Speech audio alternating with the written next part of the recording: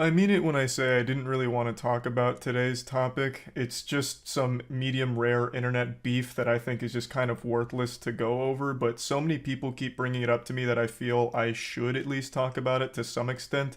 So I'll go ahead and cannonball into the septic tank and doggy paddle around for a bit. The main topic involves a banned YouTube creator that I'm sure you've all heard of before. His name is Sneako.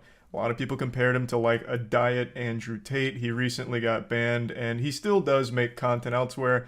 And recently, he started targeting me because I made jokes about his friends on the Fresh and Fit podcast, whom I think are beautiful clowns that do some very silly stuff that is entirely entertaining to make fun of. But Sneako didn't see it that way because he's a very sensitive guy, and he started writing their wieners to try and defend a blatantly outrageous story that one of them told about meeting a basketball player at a party, then being invited by that basketball player to a mansion, and then fucking a ton of girls at that mansion thanks to the basketball player, which sounds like something a Tumblr account would have made up, and ending with, and everybody clapped. It was such a goofy piece of fan fiction, it felt like he was begging to be humiliated and made fun of, so I started throwing some balls at the clown and dunking them in the tank. I made a video talking and joking about it, and Sneako saw this and he wasn't too happy, so he got offended on his friend's behalf, which of course is a very alpha male thing to do. I know Sneako doesn't like that nomenclature. He never calls himself an alpha male and thinks that it belittles him, but his fan base is and has been red-pilled and thinks of him as like a no-nonsense kind of guy who tells it like it is, a man's man. And yet, Sneako cries more than a 12-year-old going through puberty and has very public temper tantrums like a child who didn't get the Spider-Man toy they wanted for Christmas. So he was upset because I was making fun of them. He then makes a big rant about me, calling me a bitch, saying all kinds of things. He doesn't really make any points, he just insults my appearance a lot and makes very bold assumptions about me not going outside and shit like that, which of course has nothing to do with anything I was saying, nor does it debunk any of my points. Not that I was even really making points, I was just making jokes about a silly fucking story, and he's taking it as if I just gave a TED Talk on monogamy, because for some reason he somehow gets lost in like this Winter Soldier episode, like this delusional fantasy, where he starts making a statement on monogamy, which of course had nothing to do with the video I made. I'm not gonna say name. Someone texted me. He's in a monogamous relationship. This is his girl.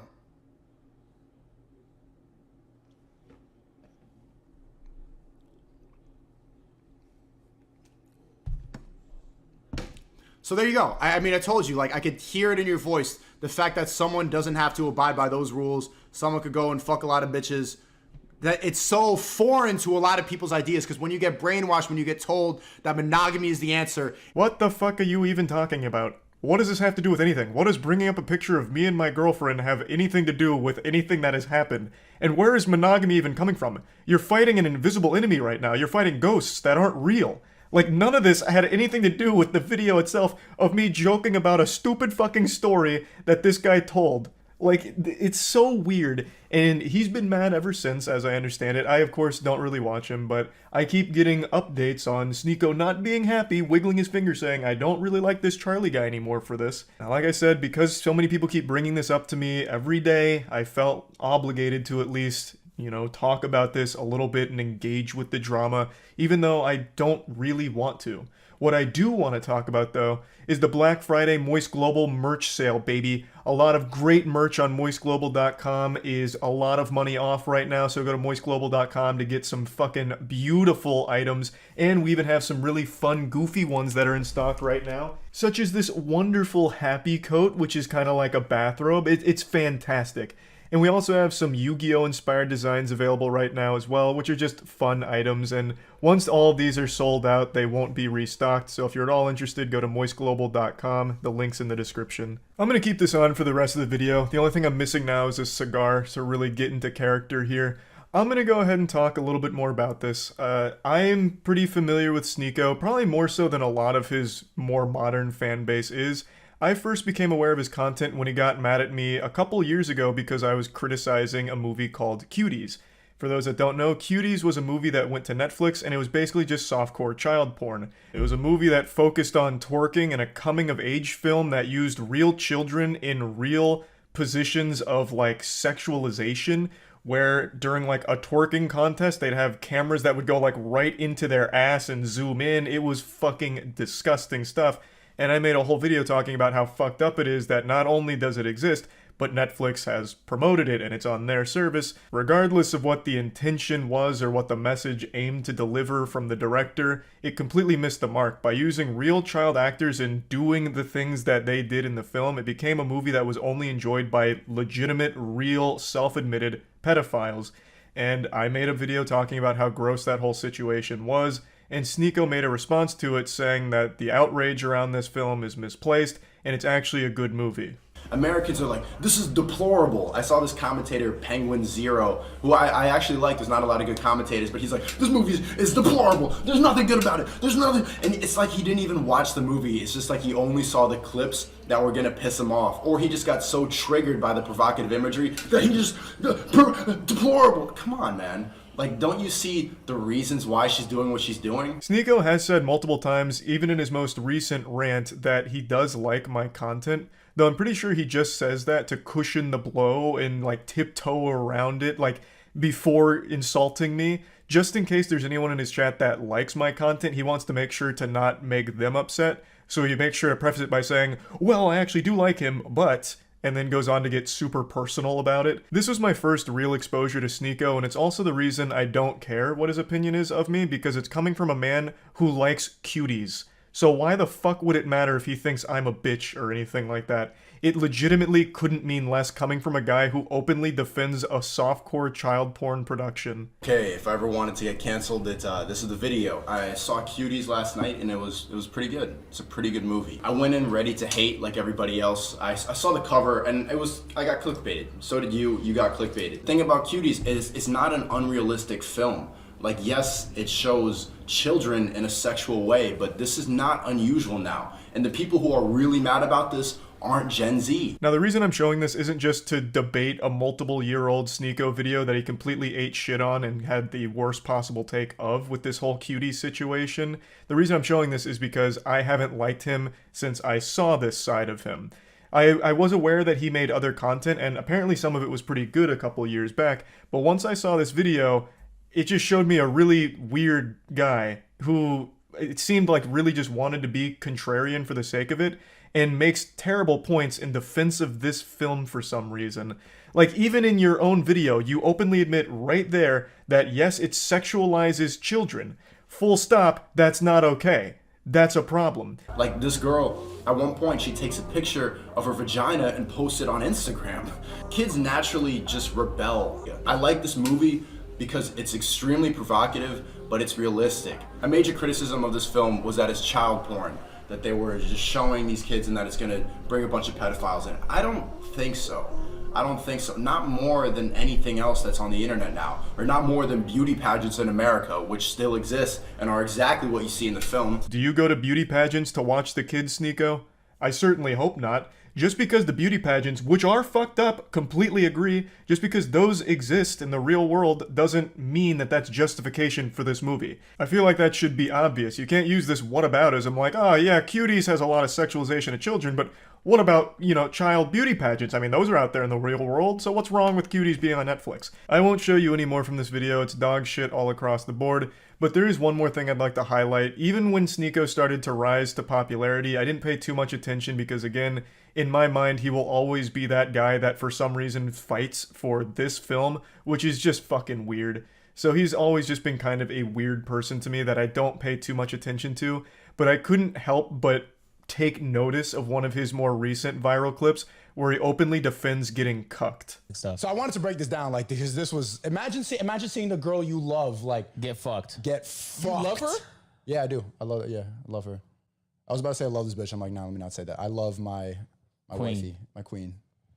And you allowed the love of your life to get fucked by another man. What happened to the other women? Why that wouldn't last? I'm crazy. The first time, as soon as I saw it, like 3 pumps in, I just got up and walked out. I'm just like, I can't do that. Like, feeling traumatic thoughts, like seeing her with another person. It's a lot. It's a lot. But I think it's something everybody should do just to test. I know. You know what? It is a legitimately super sad thing to sit there and listen to because Sneako is very clearly bothered by that whole situation, but is trying to play it off like a deeper message, like, no, this is actually a good thing. And in fact, I recommend every guy out there try letting their girl get fucked by another man. Then you'll know if it's real, if this is the person you want to spend the rest of your life with. It is fucking tragic to listen to. Now, I want to be clear, I have absolutely no problem with open relationships. I think everyone should be completely within the right to handle their relationships however they see fit and whatever makes them happiest. Contrary to what Sneako thinks about me, I have legitimately no issue with open relationships at all. But what Sneako's talking about here isn't so much an open relationship,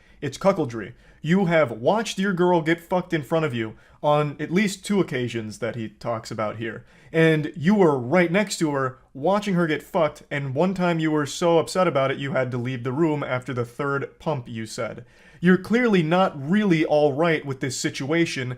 You're for some reason forcing yourself to be okay with it. Like, I'm not trying to sit here and be an armchair psychologist like you try to do against me during your rants, but it really seems like you don't like it. And yet, for some reason, you're also trying to celebrate it and promote it like a good thing. It's just super sad. Like, if you're fucking other girls and she's fucking other guys, that's one thing, but you being in the same bed that she is fucking another man in and watching her, and then even talking about how, like, upset you were about how much she was moaning and the deep eye contact she was making with the man she was fucking in front of you, like, you're not really okay with it, it sounds like. So stop trying to pretend to be, and stop trying to make it seem like this is a good, healthy thing for everyone that everyone needs to try. It's just pretty sad. So this is always in the back of my mind when he starts critiquing my relationship, or really any relationship for that matter. Like, what really gives you the right, especially when you're clearly in a very complicated situation in your own mind with your relationship? So, like I said, I didn't really want to talk about this, but he apparently keeps shitting on me and making a big hoopla about it, and people keep bringing it up to me, so I felt like I should at least address it in some capacity. So this is me talking about it, and that's about it. So yeah. Hey Sneako, does this outfit look familiar? This is the same thing I wore last time I took you over my knee and spanked your bottom with some discipline. And I'm happy to report that these are back in stock, and a lot more, at moistglobal.com. Last time I talked about you, I used you for a merchandise push as well, so might as well stick with tradition. I bet just seeing me in this attire again has just sent you on a full-blown Winter Soldier episode with your eyes rolling into the back of your skull as you're experiencing post-traumatic stress disorder, because the first video I made on you offended you to such a high degree that you have not stopped whining since. It's already been 3 months, can you believe that? How time flies. You started shit with me by insulting me and my girlfriend out of nowhere, so naturally I responded by making fun of you in return, and showcasing the reasons why I don't respect you. But unfortunately I failed to calculate just how much of a sensitive fucking loser you are, because this hurt your feelings to such a high degree it's become like an Armageddon in your brain. 3 months you have continued to melt down about this. The day after I posted my response, he went on stream and had a huge unhinged tantrum and meltdown about the whole thing, and then he sent some of his viewers over. So I was joking with them, saying like, oh, you guys must have just stopped the cuties watch party over there at Sneako's stream, right? Welcome, cucks, that kind of shit. And it got really under his skin in a big way, so he started dancing around with the gun and threatening to come shoot me. So he kept saying, oh, you're in Tampa, right? I'll come see you, waving his gun around and dancing. You wanna watch my clips? Watch my clips. Watch my clips. You want me to watch your clips? Watch my clips. These are the only clips I'm watching, you were? Now, the reason he keeps saying watch my clips while threatening me here is because during the stream, I couldn't watch him live because he just kept shouting slurs. So I said, watch my clips to see what I was saying about you. I had to communicate via Twitch clips. And I'm sorry to be that guy, this is like the grammar police of guns, but he's a fucking imbecile, you absolute buffoon. What you have there is not clips. These are mags. They're mags, not clips, you absolute fucking dummy. The same way that this is also a mag. They're all mags. Stop saying clips, you look fucking stupid here. Anyway, sorry for the gun anatomy lesson. He was very upset, so he was threatening to come shoot me, beat me up, all of that, because I hurt his feelings, and it's been festering for quite some time now. 3 fucking months. You love to bitch about how everyone's canceling you. These soy boy NPC bots are all canceling you. It's all you do. You treat the teenagers in your Discord like they're your goddamn therapist. Just going in there to complain about the invisible boogeyman canceling you again, shaking your fist at the clouds. I also love that you treat this Discord server like it's your PR team, so you have them work on your responses on Twitter because you're not witty enough to come up with anything on your own. You have no ability to banter. You can't insult anyone. Anytime you're pushed, all you fall back on is one of 3 things: soy boy, bot, or NPC, and that's it. You never deviate from this path. Which is ironic, because you're like literally a sheep. You have 3 programmed responses. You're like the absolute worst character, side character in an MMO. It's pathetic. But I'm getting sidetracked. You love to be super public about how much you hate antidepressants and you shit on anyone who takes antidepressants. But with the way you talk in your Discord server, I'm pretty convinced that you're only 2 or 3 messages away from asking your community to source antidepressants for you under the table to help with all this mental anguish you're going through. And I think that'd honestly be a good idea. It might help you. But I'm putting the cart before the horse here. How did we get to this point? Well, I made that video about Sneako, and I fully planned on that being the only time I ever talked about this asshole. I really did. All I wanted to do was highlight why I personally don't respect him. I know a lot of people criticize me for not tackling his points, and to that I say, bah humbug, this fucking goober didn't make any points. All he did was insult me and my girlfriend. He insulted me and my girlfriend because I made fun of one of his friend's blatantly fake stories. He resorted to childish name-calling like, I'm ugly, and I don't go outside. That's not making any points. Like, what am I supposed to debunk there? No, actually, my mom thinks I'm handsome, and so does my girlfriend, so you're wrong, factually wrong. There's nothing to debunk. The whole point of the video was highlighting why I don't respect him. I'll go ahead and briefly give you a previously on Dragon Ball Z lore recap to bring you up to speed on the points I was making for why I think he is a pathetic piece of shit, and his opinion holds no value in my eyes. Is because he publicly defends Cuties as one of his favorite movies. Cuties was a Netflix film that used real child actresses in sexual situations, so they sexualized real children.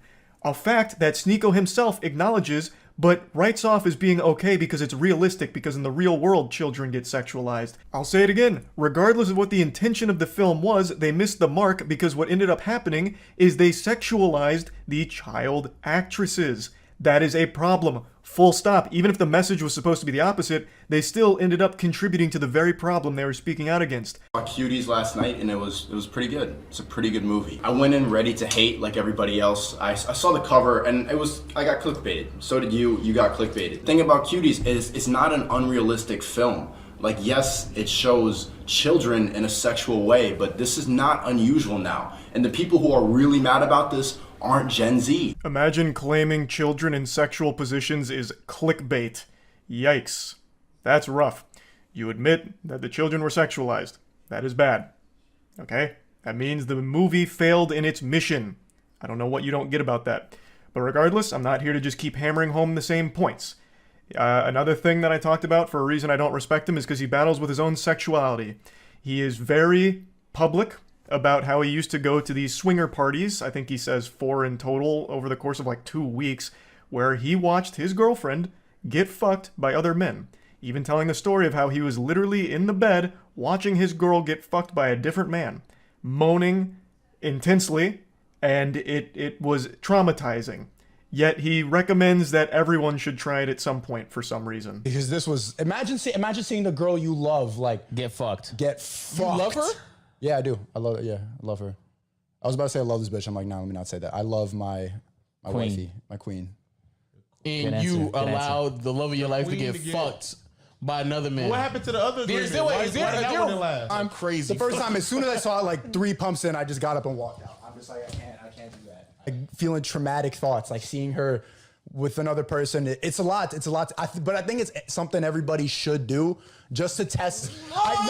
You know what? So my point with this was, why is this the guy that's lecturing everyone on their relationships, shitting on people's relationships, when he himself is in one that makes him very upset and he can't come to terms with it? Now, if he's open about being a cuck and happy and proud to be a cuck, that's fine. But he's not. It makes him mad every single time. So why the fuck is this insecure guy the one that's the moral authority on healthy relationships all of a sudden? That was the point of me bringing up that clip. Now, That was basically the whole video. I summed it up real quick. All I pointed out is I don't respect his opinion because he defends a movie I consider to be child porn. I think any film or any production that has real children being sexualized should be classified as child porn. That's how I view it. Maybe your definition's different, but that's how I personally view that kind of content. So him defending that was beyond reprehensible to me. And him being very public with his cuckoldry and how scarring it has been, it should be a lesson and an example that he himself is not great when it comes to relationships and all these things. And I posted that and it made him extremely upset and he hasn't stopped fucking crying about it for 3 months. So, fast forward to 2 days ago. I was streaming a Moist Esports tournament and I went up to go to the bathroom. I had to take a shit. It was a double flusher. So I was on the toilet for quite some time and I saw a Sneako post that he's posted quite a few times now and I thought, you know what? Fuck it. I'm not doing anything else right now on the porcelain throne. I'll play in the pig pen. So I did. For 3 months now, Sneako's had this adorable little collage that he made that looks like it's straight out of a 16-year-old girl's diary with pictures of boys from her class that she doesn't like. All about people that have hurt his feelings. This is his wall of shame for people that have insulted him online. What's even sadder about it is he purposely leaves out people that he's afraid of. So Turkey Tom, for example, made a whole video talking about Sneako and how pathetic he is. And Sneako tried to talk a big game to him, even challenged him to a debate, which Turkey Tom accepted with jubilation. He was ecstatic. And then Sneako kept ducking him, ghosting him.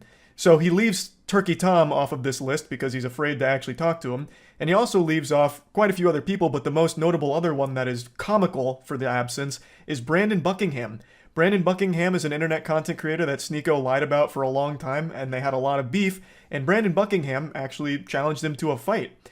And Sneako is very fearful of him. We'll get into that more in depth in a moment, but I just need to set the stage a little bit here with this collage. So after seeing this for the 100th time in the last 3 months, I finally just said, holy shit, you pathetic, sensitive, soy little worm. I made fun of you for watching your girlfriend get fucked by numerous other men and also insulted you for defending child porn. That's not cancellation. That's just spitting on you for being a pitiful, sad cuck. And this puppy really blew up on Twitter in a big way. Now, I will say it again. What I did and what I am doing right now is not canceling you, Sneako. I am insulting you. I am making fun of you. Something that you were supposed to be a huge proponent of, right? Wasn't like one of your big things like bullying needs to be brought back. So now that I'm making fun of you, what, all of a sudden now it's off limits, now it's canceling? You have become the SJWs that you criticize so much. I don't know how you don't realize that. We continue. He says, you know in your soul you would never say that to my face. To which I respond, you literally have a collage of people that hurt your feelings on the internet. You haven't stopped whining about me for months now, you goofy NPC. Even if you beat my ass in a fight, it doesn't change the truth. You're still a cuck who also defends child porn. I think this is important to talk about, and I just talked about it recently.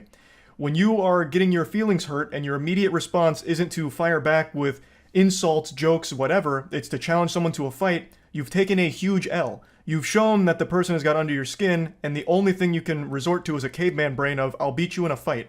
Sneako, you beating me in a fight doesn't unfuck your girlfriend from the numerous men that had sex with her in front of you. It doesn't do anything. Everything I've said still stands. Nothing changes. It doesn't even salvage your ego. All it is a pathetic fucking attempt at attention. And I don't think you believe half the things you talk about. I really think Sneako just panders as much as possible. He himself doesn't even stand by the things he talks about. I really don't think he has any beliefs of his own. He just echoes what he thinks is going to get him the biggest audience / the most money. That's what I think. So this puffing out his chest of challenging me to a fight is clearly attention. That's what it feels like. Because you don't have the same energy for Brandon Buckingham. Brandon Buckingham is more than willing to fight you any day of the week. But with him, you don't want to do that.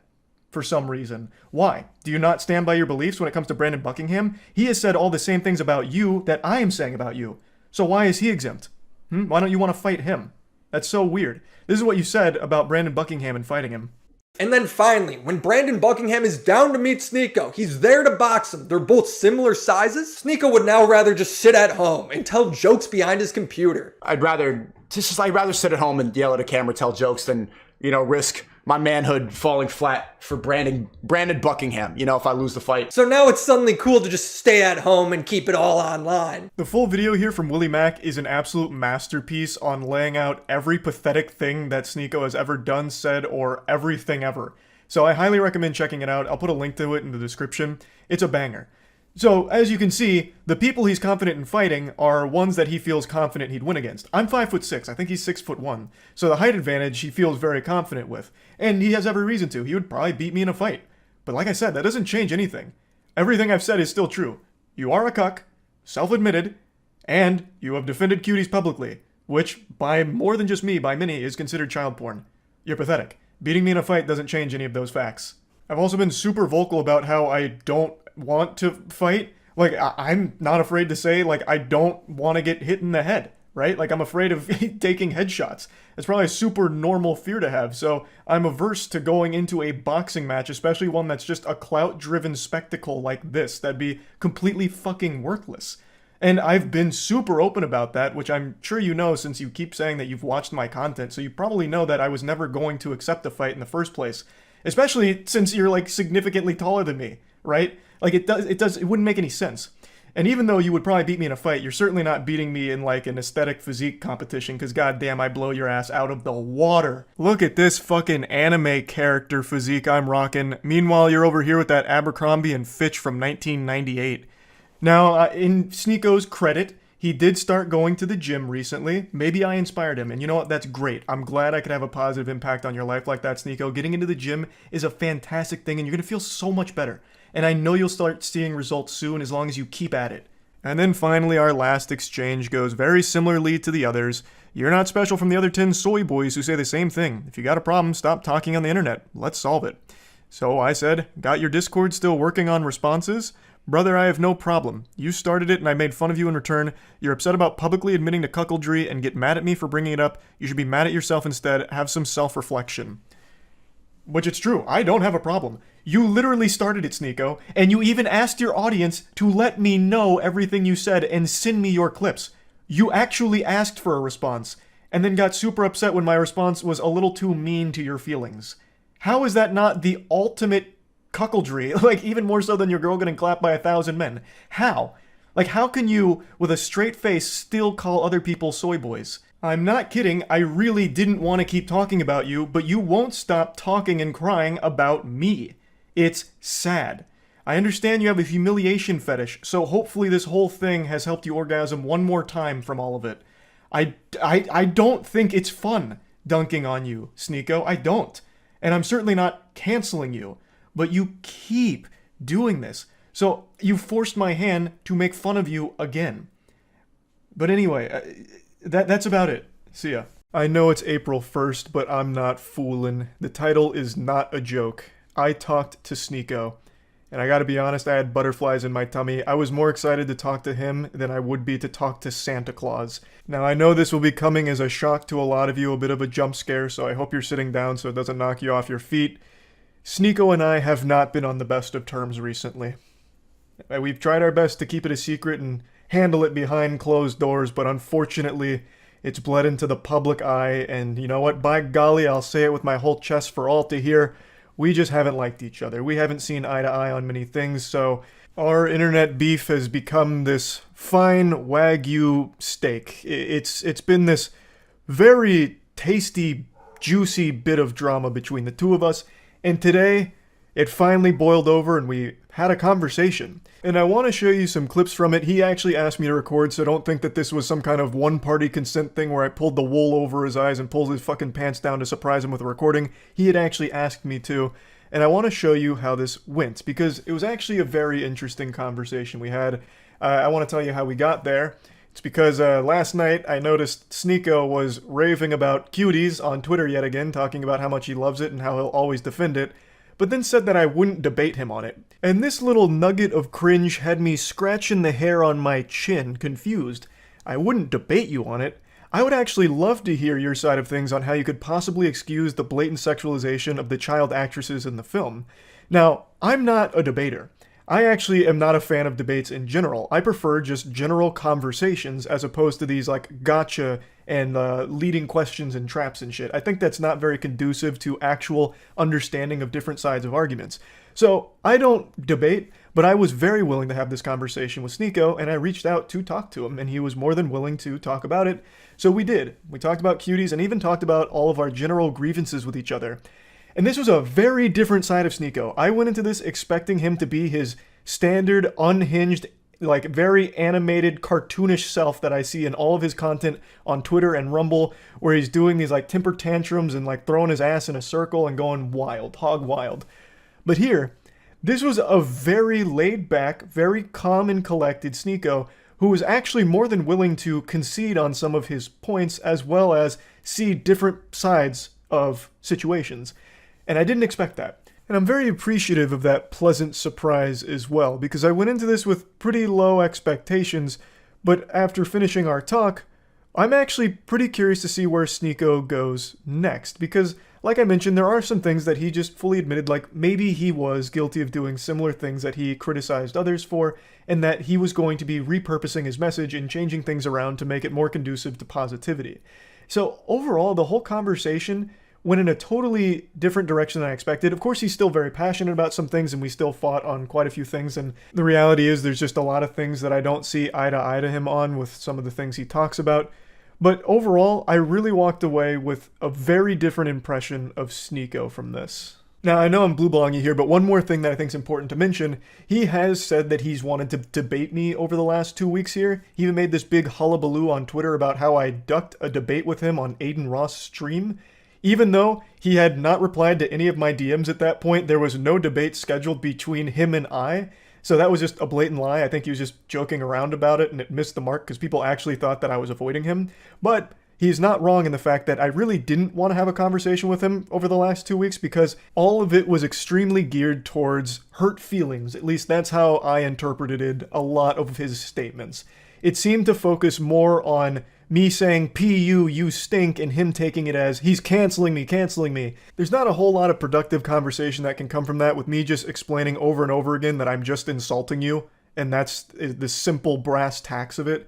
But over the last 48 hours, it really does feel like he's had this come to Jesus moment where he's recognized that I was never canceling him. I was making fun of him. He even issued an apology about bringing up my girlfriend and stuff like that, and has recognized that he has been off the mark on a lot of things recently as well. He also, apologized for being a cuck, which was a wild thing. He talked about how cuckoldry was a mistake. So it looks like he was never okay with it, even though for a time he did say everyone should try it. It looks like he's changed his perspective on that and now looks back on it with a lot of regret, which isn't surprising since those insults were not some of his favorite to keep hearing. So that's not really a discussion we had. I think and have always said, whatever happens between consenting adults in the bedroom is fine. As long as no one's getting fucking hurt, there's no, victims, it's consenting adults, you're good to do whatever makes you happiest. The reason I always talked about the cuckoldry is, one, because fucking hilarious that a lot of his beliefs now go very much against his past of being open to watching his girl get fucked in front of him by multiple men on a couple occasions. And two, it was illustrating a bit of ridiculousness with him being the moral authority on healthy relationships when he himself was in a very confusing one that he wasn't proud of, yet still preaching that people should do it anyway. That was the whole point behind it. I wasn't trying to kink shame like a lot of people started accusing me of. If you want to be a cuckold, then be a proud one and be okay with it and comfortable in your own skin about it.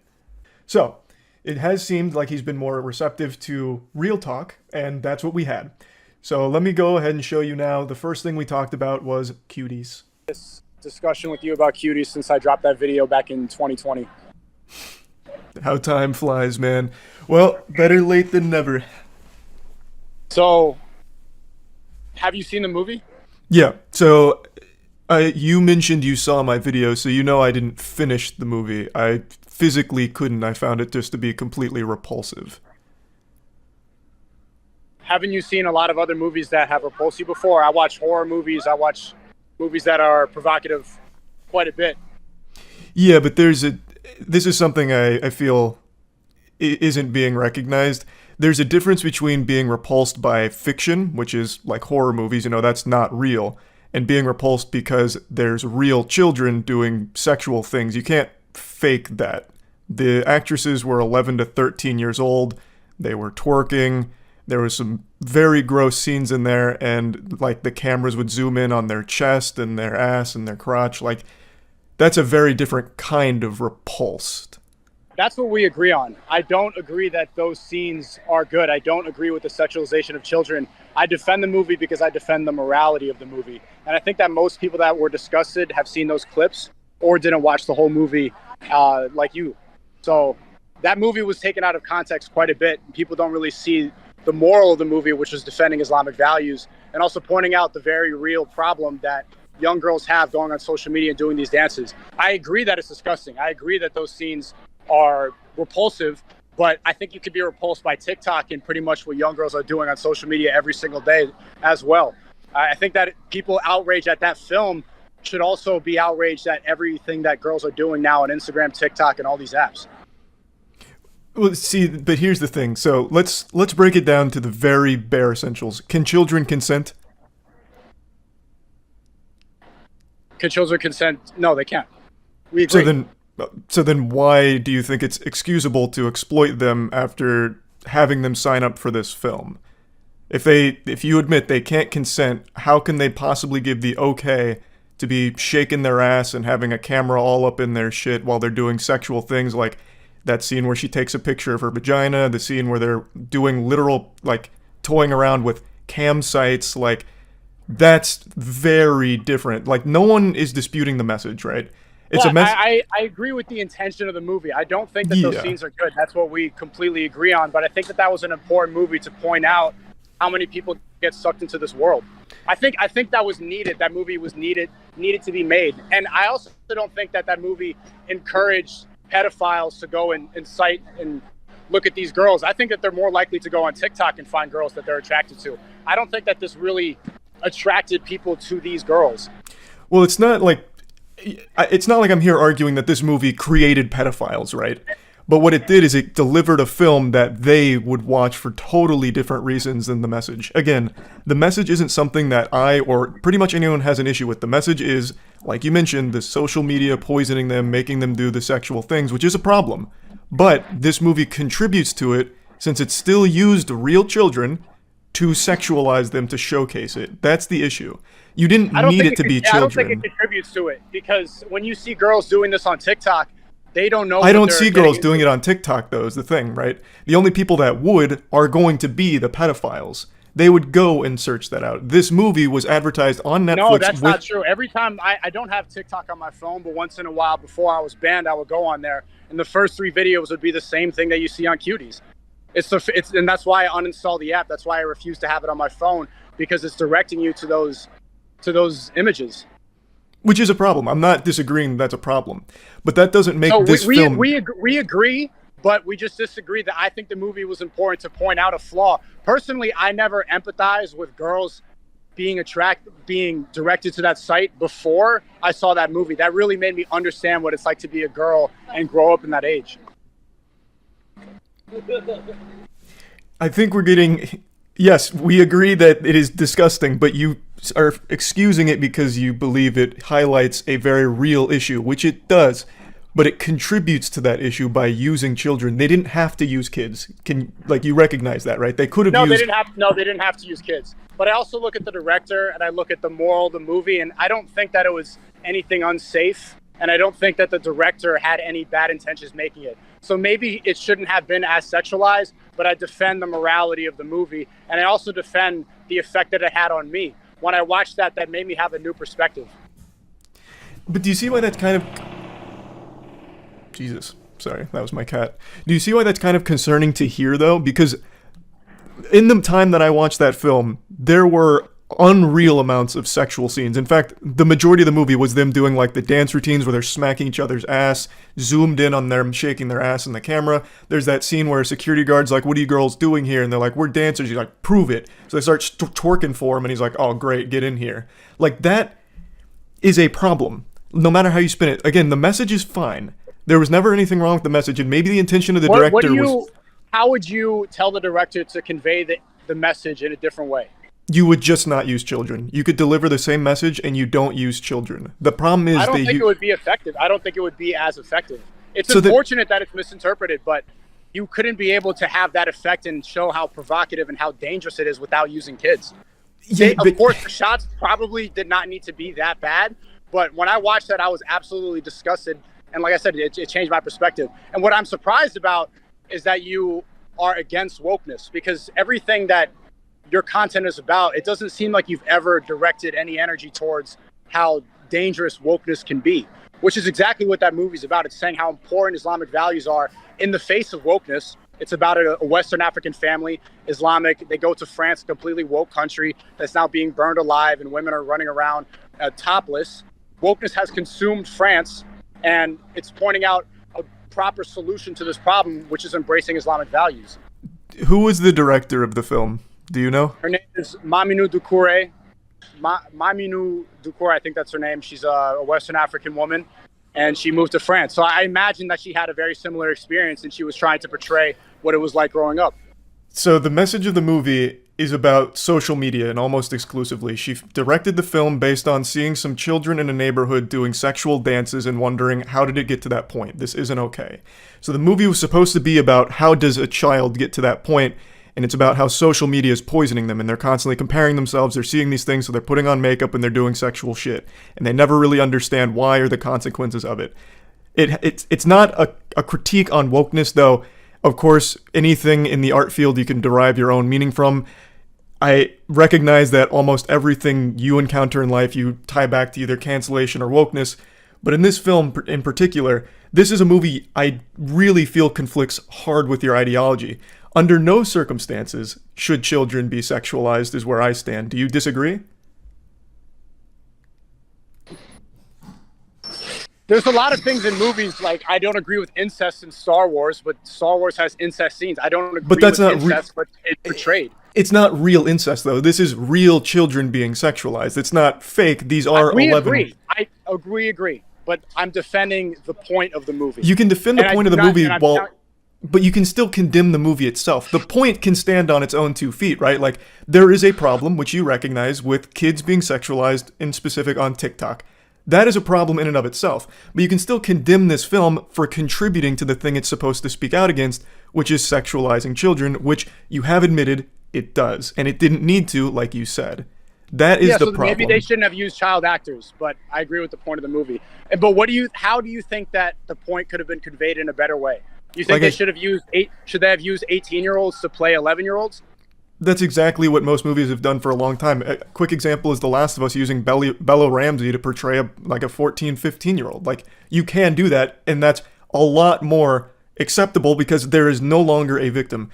Like you'd said, children can't consent. These kids could never fully consent to being sexualized in this film like this on the big screen.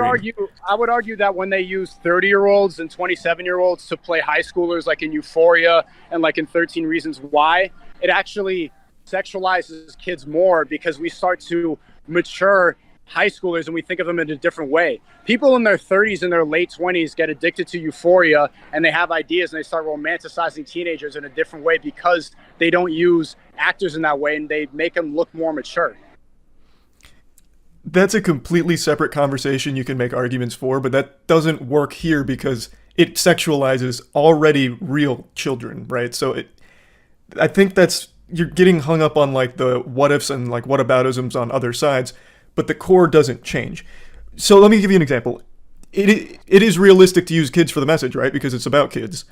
Well, what if the child was naked doing the vagina pic? If they showed the kid's vagina, is that now too far? It's still realistic. That's too far. So there's 2 ways the movie could have been changed to be more effective and that people would understand the message. 1, they could have used child actors and they should not have been sexualized in that way. Or 2, they could have been 18 plus and it could have been sexualized, but then it wouldn't have been as effective. One of the 2 should have changed. I agree. Okay. So then do you think there's like levels to sexualization of kids that is acceptable and then unacceptable? No, this is never acceptable to sexualize children, but Then we agree. So then can we then say, since this film sexualized children, I can't really champion the film. However, the message is okay. Like, I like the message. I agree completely. But the reason I defend that movie is because I think everybody just saw those scenes and looked past the message and looked past the good moral that the director had when making it.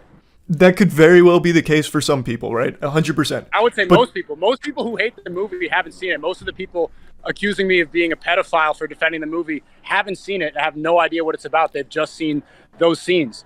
But they're also still not wrong for being upset about those scenes. Like, can you recognize that? I think they should be more upset at the problem. I think people should direct that anger instead of calling me a pedophile on the internet. They should look at the system that turns these girls into sexual objects at a young age and be more angry at that. That is the real issue. That is the bigger problem at large. They do, though. It's not mutually exclusive, like where it's one or the other. Do they? Do you? Do I what? Talk about the problem? Do you direct that anger? I see you.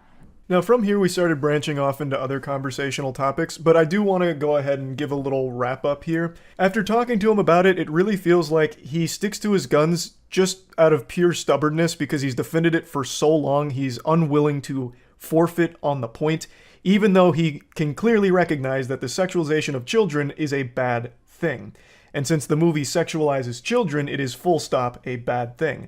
He can't separate the message and applaud the message without applauding the whole film, which is a problem. He repeatedly calls it his favorite movie and how important it is, but he's only referring to the intentions with the message, and the message is fine, but the film itself is not fine.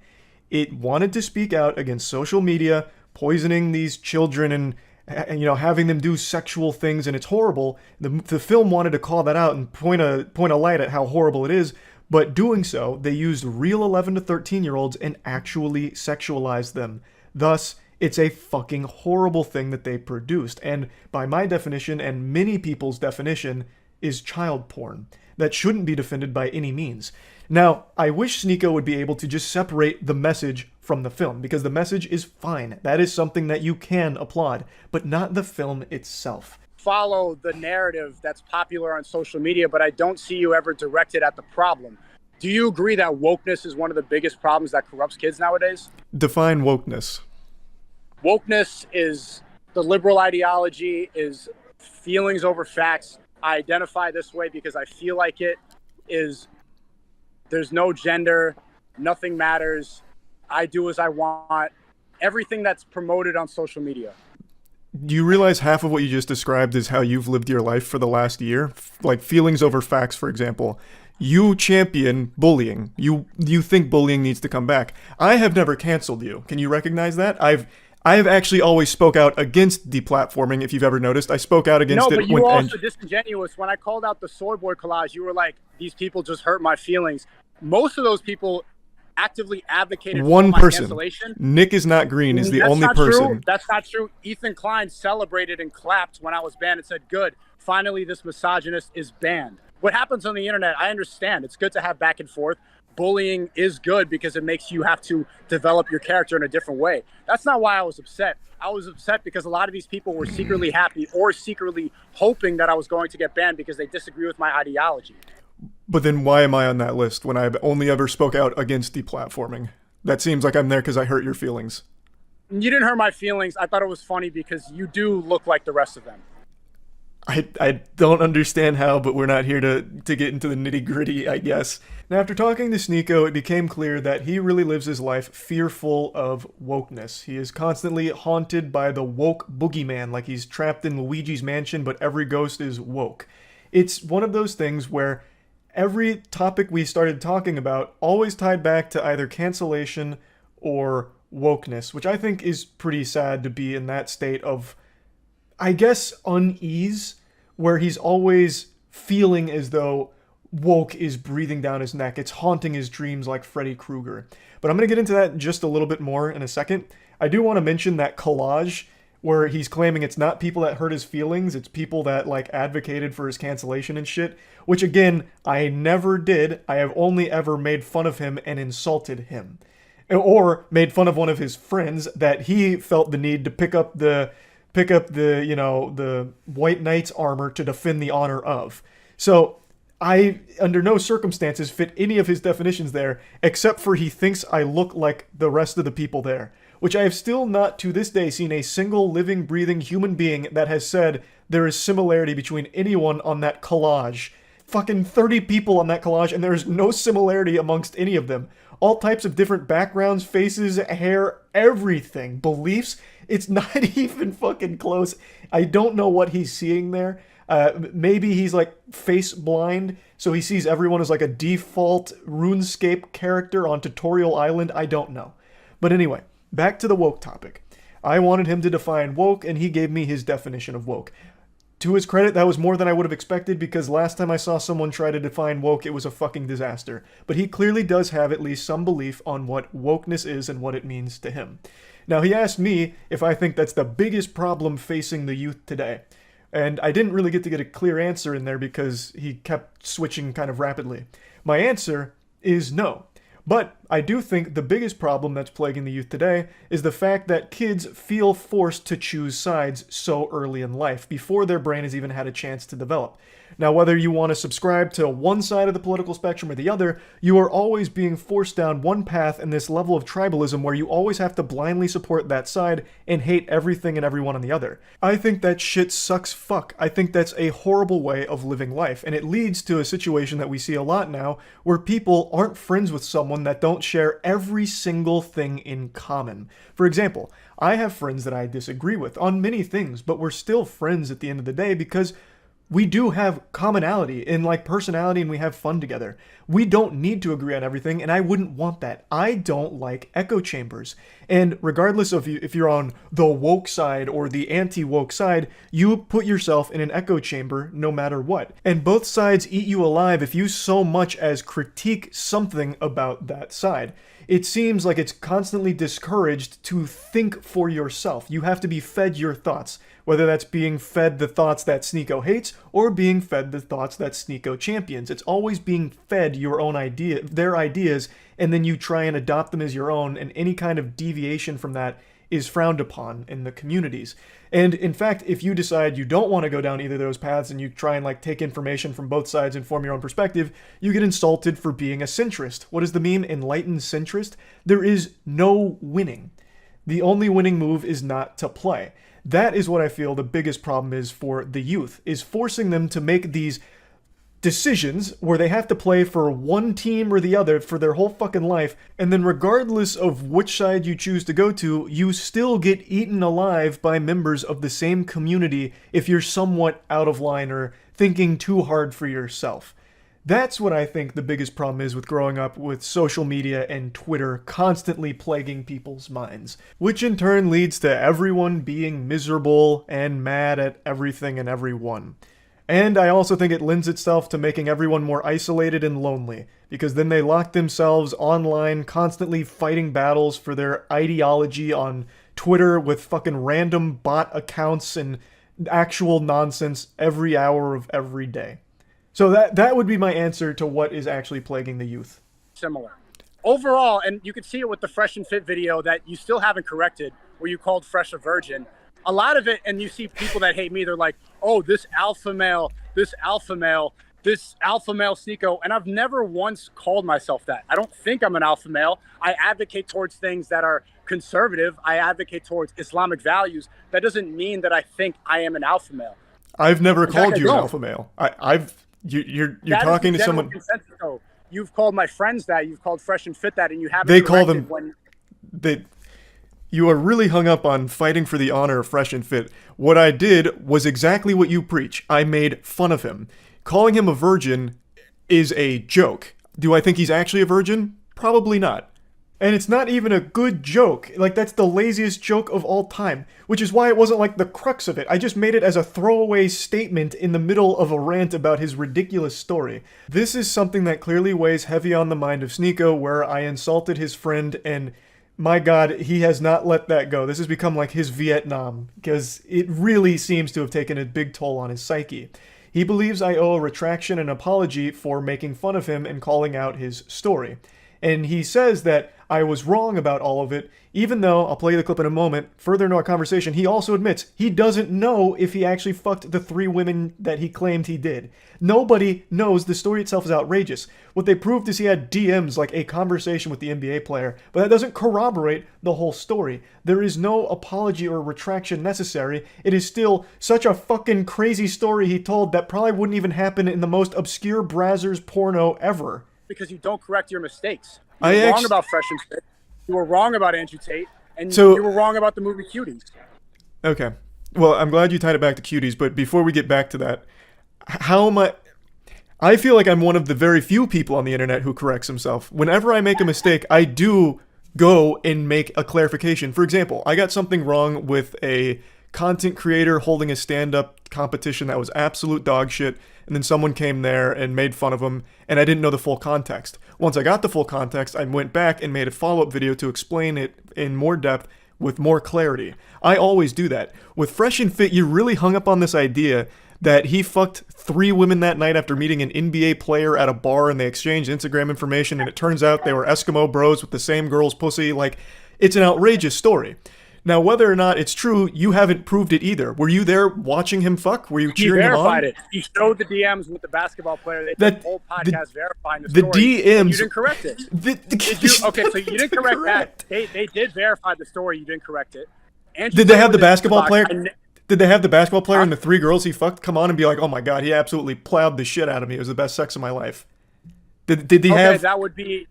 That would never happen, but he did show the DMs with the basketball player verifying the story and that he did go to the party. Whether or not you want to believe he was with 3 women, I wasn't there either. I guess we're never going to know. But exactly. He did get the DMs from the basketball player. To add on to this, if there's even small elements of that story that are somewhat true, I guarantee the whole thing is still embellished, because the story he told is a work of fucking Tumblr fan fiction. It is not exactly how it played out under no universe, especially not for him. He is an extremely sensitive guy. He would probably have started crying after the first round of sex instead of going right to the next girl. Like, it is just not something that happened, and even if there is some elements of truth to the story, the whole thing is probably still not 100% accurate, and even still, the whole core of the video is the same. I was making fun of the guy. That would still stay entirely intact. Now, I'm getting carried away with Fresh and Fit here. The conversational topic here was about not correcting things that I've got wrong. And I've actually prided myself on being willing to accept when I'm wrong. I think that's one of the most important qualities a person can have, and something that is very unfortunately absent from most people in the current day and age, where everyone has this complete reluctance and this like, ooh, yuckiness, I can't be wrong, I have to be perfect all the time attitude. I am more than willing to embrace and accept when I get things wrong, which is why I've made so many videos saying, I was wrong about this, got this wrong, this one was off, and adding more clarity to situations that I've covered when more information came out, or if something turned out to be fraudulent. I have done that for years, and I always have. In the case of Fresh and Fit, there is nothing to fucking correct. Now, I'm going a little out of order of our conversation because we kept bouncing back and forth between certain things, fucking pinballing around, but I'm trying to connect all the points together. So we're going to talk about the Andrew Tate thing in a moment. That's something we talked about for a little bit because Tate is very clearly someone that is a heavy influence in Sneako's life. But before then, I do want to focus on a couple other things we talked about, and that's him victimizing himself constantly. This is something I've called out, and I wanted to hear his perspective on it. A lot of the things you critique the woke for are ones that you actively partake in. Victimization, that's a big thing with the woke, right? Constantly playing the victim. Do you recognize how often you play the victim in terms of like, I'm being canceled, everyone's against me, you go on your Discord to talk more about it, even this morning talking and naming and shaming people that you think have slighted you as like a cancellation. You do the exact same things. Like, you are also an SJW. That's not victimizing. That's actively pointing out that literally every streamer, the entire internet, all of YouTube reacted to your video. I drop a response where I even apologize for going out of character and getting emotional. And then people...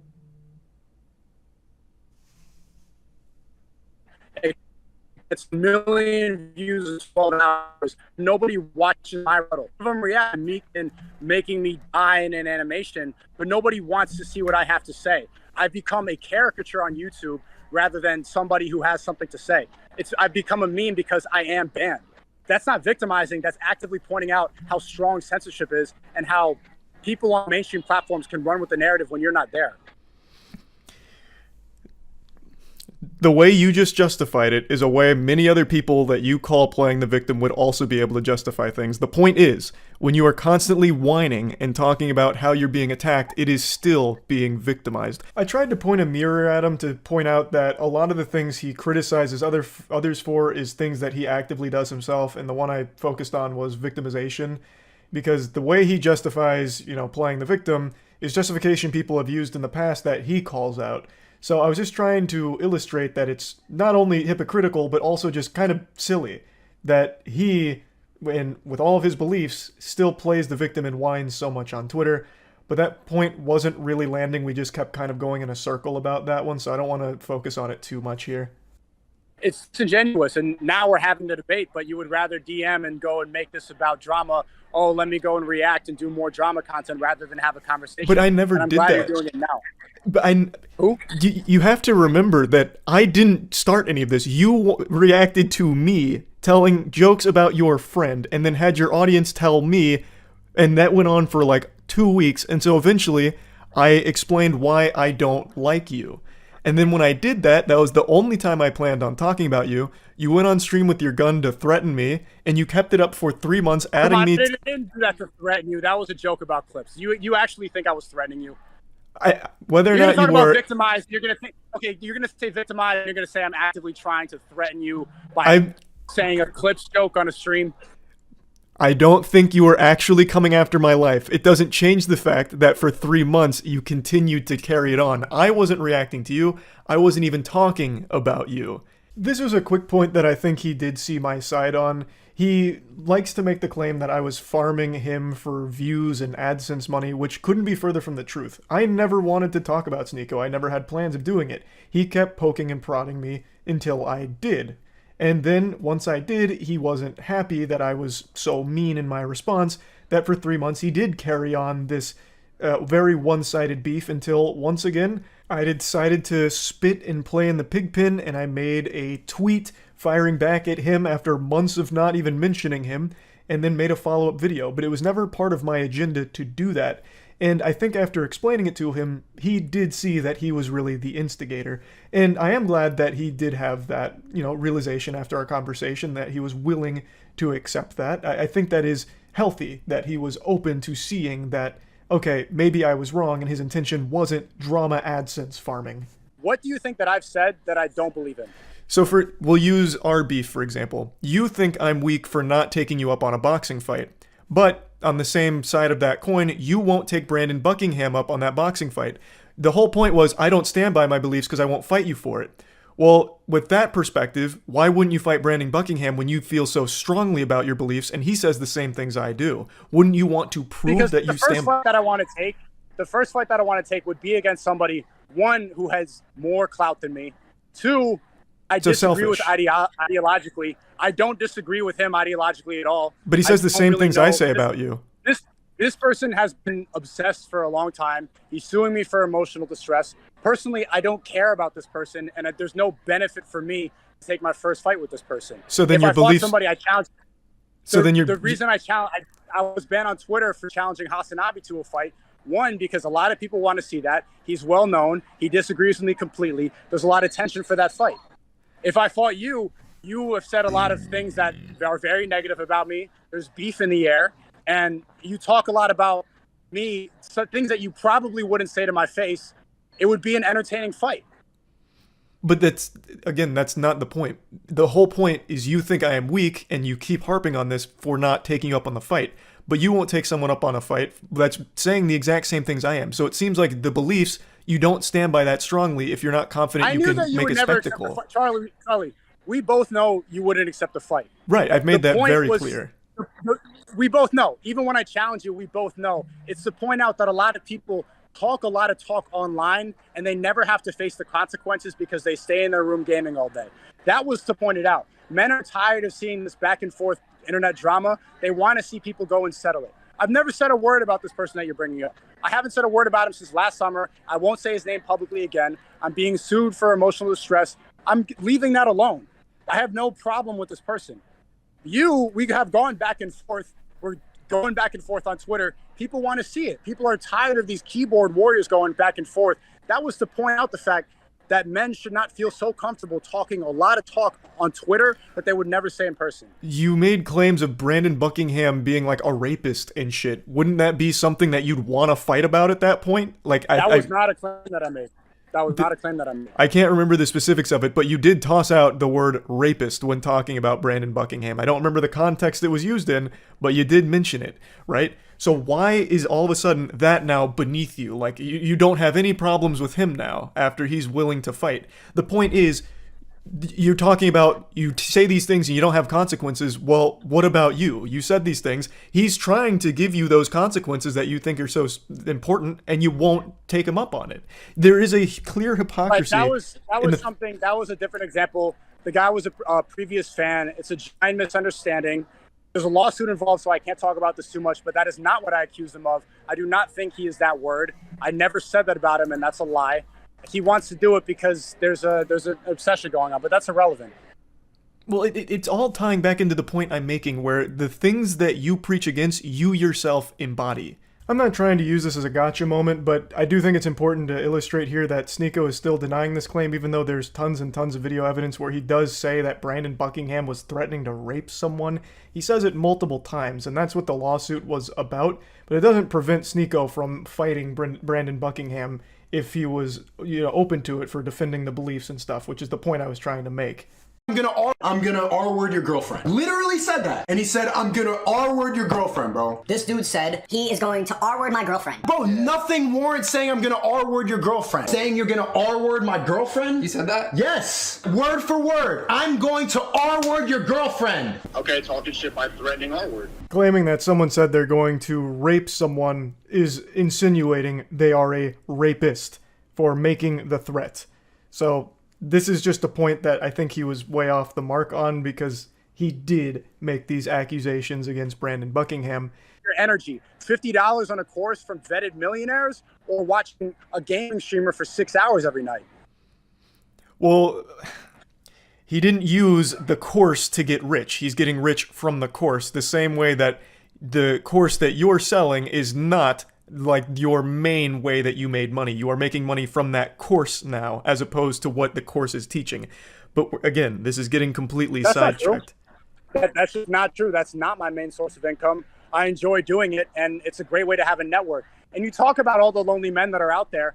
What are you doing to go and help these people? We understand that there's a problem with loneliness of men. People get in there, they ask me questions about how do I network better? How do I find people who are like-minded? You give them advice, and you can see them transform their life. I'm curious as to what you think is a better alternative, because you stream gaming for 6 hours. Is that a better solution to men who are lonely watching you play video games, or giving advice to men who don't know how to find a community of like-minded people who don't know how to make money online and want to live a lifestyle where, look, I'm in Japan.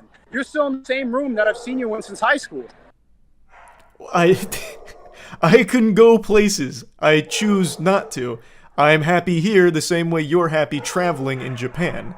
Like, these are non-arguments that you're making. It's the same argument I've of... never seen you outside of your room. And I don't know how many years I've seen you on YouTube. I've never seen you out of your room. I've seen you with dildos in your room, throwing it at each other and your friends. I've never seen you travel. I've never seen you network with other people. I've never seen you show your audience what's possible if they make money as well. I've seen you play video games since like 2016. In one of the clips you showed of me, I am outside at Gasparilla with my girlfriend. What are you talking about? We got into a little bit more of a heated argument about this point. I do still take great issue with gurus charging for courses, much like Sneako does with the Creativity Kit, and it's something he actually pitched a lot during our conversation, so it seems something that he strongly believes in. I don't know if that's because of the monetary gain he experiences from it, or if he truly believes it is something that's changing lives, but he did pitch it multiple times because I pointed out that I don't like that kind of shit. It feels exploitative to people that are desperate and looking for anything, whether it's a sense of community or a sense of, here's how to get successful like me. When really the success is built upon the people that pay for it, not what you're preaching. At least the majority of the time that's the case. And then he made the false claim about, you don't showcase what's possible because you stay in your room a lot. Which I do stay in my room a lot, but there is so much content on my channel where I'm outside of my room, it's baffling that he'd even try and make that claim with a straight face. And even in the number one thing he showed for me, which is the picture of me and my girlfriend, we were literally outside at a party. So I don't understand why he keeps making that claim that I don't leave my room or I'm only in the house. But it is something that I fought him on, and he did clearly see he was incorrect on, so another thing he was willing to concede. But still maintaining that courses like $50 a month isn't a lot of money, especially for the value he believes people get out of it. And maybe I can only speak for everything I've ever seen, but I've never read or met someone who is successful because they bought a online guru's course. I only ever see or hear about the people who've lost so much more money than they ever had to spend because they're chasing this fucking hopium that's being peddled their way with these courses and guides. Now again, Sneako's might not be that. I haven't read it, I'm not 100% sure, but the vast majority of these guru courses are completely worthless scams. You're talking about things that are agreeable, and this is what I've said about Andrew Tate. He doesn't always say silly, dumb shit, but he does, and he couples it with good, real things, like you mentioned, porn addiction is a problem. Like, no one's gonna disagree with that, but everything that you're sprinkling in outside of it is totally fucking irrelevant to the rest of it, man. You going and flexing on your audience isn't showing them what's possible, it's showing what's possible when they're paying for your lifestyle. The advice you give, you thrive off them staying miserable. Right? The second they get happy, the second they get money, No, the second I definitely don't. they will not be paying for don't. your course If anymore. If my audience does not get value from my content, they're going to leave. The reality is that streamers and content creators like you, the audience always grows up. They watch a little of the gaming content, then they grow up. They're not learning anything, and so they go to another content creator. They go to somebody else who's popular or trendy. You need to add value to the audience, or else they are going to grow out of it. And the value from pressure of that. the value of most things is entertainment. What you used to do was humor interlaced with your stuff. Now it's just preaching to the choir of people that already subscribe to your hive mind. You're still doing the same thing. That's what you see on Twitter because that's the only mainstream platform that I'm still allowed to be on. If you watch my stream, I have haven't watched streamed your in a couple streams. weeks. When I watch my stream for 4 hours, it's not preaching. A lot of it's humor. My motto is seek truth through funny. Which I you've look at abandoned. what's going on in the world. It seems you have completely abandoned that. I have watched your streams. I have. A lot of it devolves into just talking again about the same things you always mention. Soy boys, bots, woke mind virus, and then dancing around. And then always trying to defend and find the other side of something controversial. It's the same formula over and over again because that's how you found to keep your audience hooked. It's no different than That's people not true. that... I go on Omegle and I'm joking around for an hour, 2 hours. I bring on my viewers and we joke to each other. I bring on people, real life people, they sit next to me and we joke around. I have different podcasts. I have different guests. The jokes I just did a podcast with Ryan Dawson uncovering Epstein and uncovering the truth about 9/11, which I really recommend that you go see, to an alternative platform that's labeled as an alt-right conspiracy website and still maintain the same audience. You can't do that by repeating the same things every day. You have to add some value. But you can. That's the number one grift right now. As long as you are contributing to an echo chamber, the people will not leave you. You form a reliance where they're constantly suckling your tit for validation that their point of view is the right one. And the more that you claim the victim, the more that solidifies and cements them that belief is the correct one because people are attacking That's absolutely not true at all. I've been talking about the woke mind virus for a long time, and now my audience wants to get into know the truth, so I've been interviewing different people. I did a whole podcast uncovering Epstein and who's actually on the client list because that's one big conspiracy theory that people want to know more about. I did an entire podcast uncovering 9/11 and the Iraq War and what happened and why war is created by deception. I'm getting into more things because if you get repetitive, they're going to leave. Admittedly, I do feel bad doing one thing that I hate when other people do, which is, like he mentions, box him into categories. Because it is very possible, outside of all the content I've watched from him, that he does other things. Now, I have seen a lot of him. I've watched quite a few streams now, out of curiosity, since his big meltdown with the whole dancing with the gun thing about our beef. So I went on there and I did watch some of his streams from that point forward, but they always went the same way. But I do think it was unfair of me to try and box it in and say he's always doing the same thing when it is entirely possible that it's just my exposure to it and what I've seen so far. So I do completely concede that it is possible he does more and talk about more than just what I see on Twitter and the streams that I've seen. But it is worth mentioning later into this discussion, he boxes me in and says all I do is sit in my room playing video games on stream for 7 hours a day. So he is still guilty of the same thing he's accusing others of, which is a point I like to make, but he doesn't fully realize when I say it to him. But hopefully, after our conversation, he does take a step back and recognize, like, okay, I am guilty of a lot of the things I'm accusing others of. But anyway, that was a point that was kind of branching off from the core topic at this moment of the discussion, which was courses. I have no respect for people that are selling courses on, like, here's how you make money. The number one way to make money, guaranteed success. You're gonna, make it with this one. Give me this amount of money every month for my book. I always find that to be exploitative, shitty, scummy, and completely useless. Those kind of creators, those kind of people, they rely on desperation. So let's think about this logically. Why would someone who's selling courses on happiness and how not to be lonely, how to get laid, or how to make money, why would they actually want you to succeed? Because then they lose you as a customer. It is far more in their interest to keep you miserable to keep buying the product.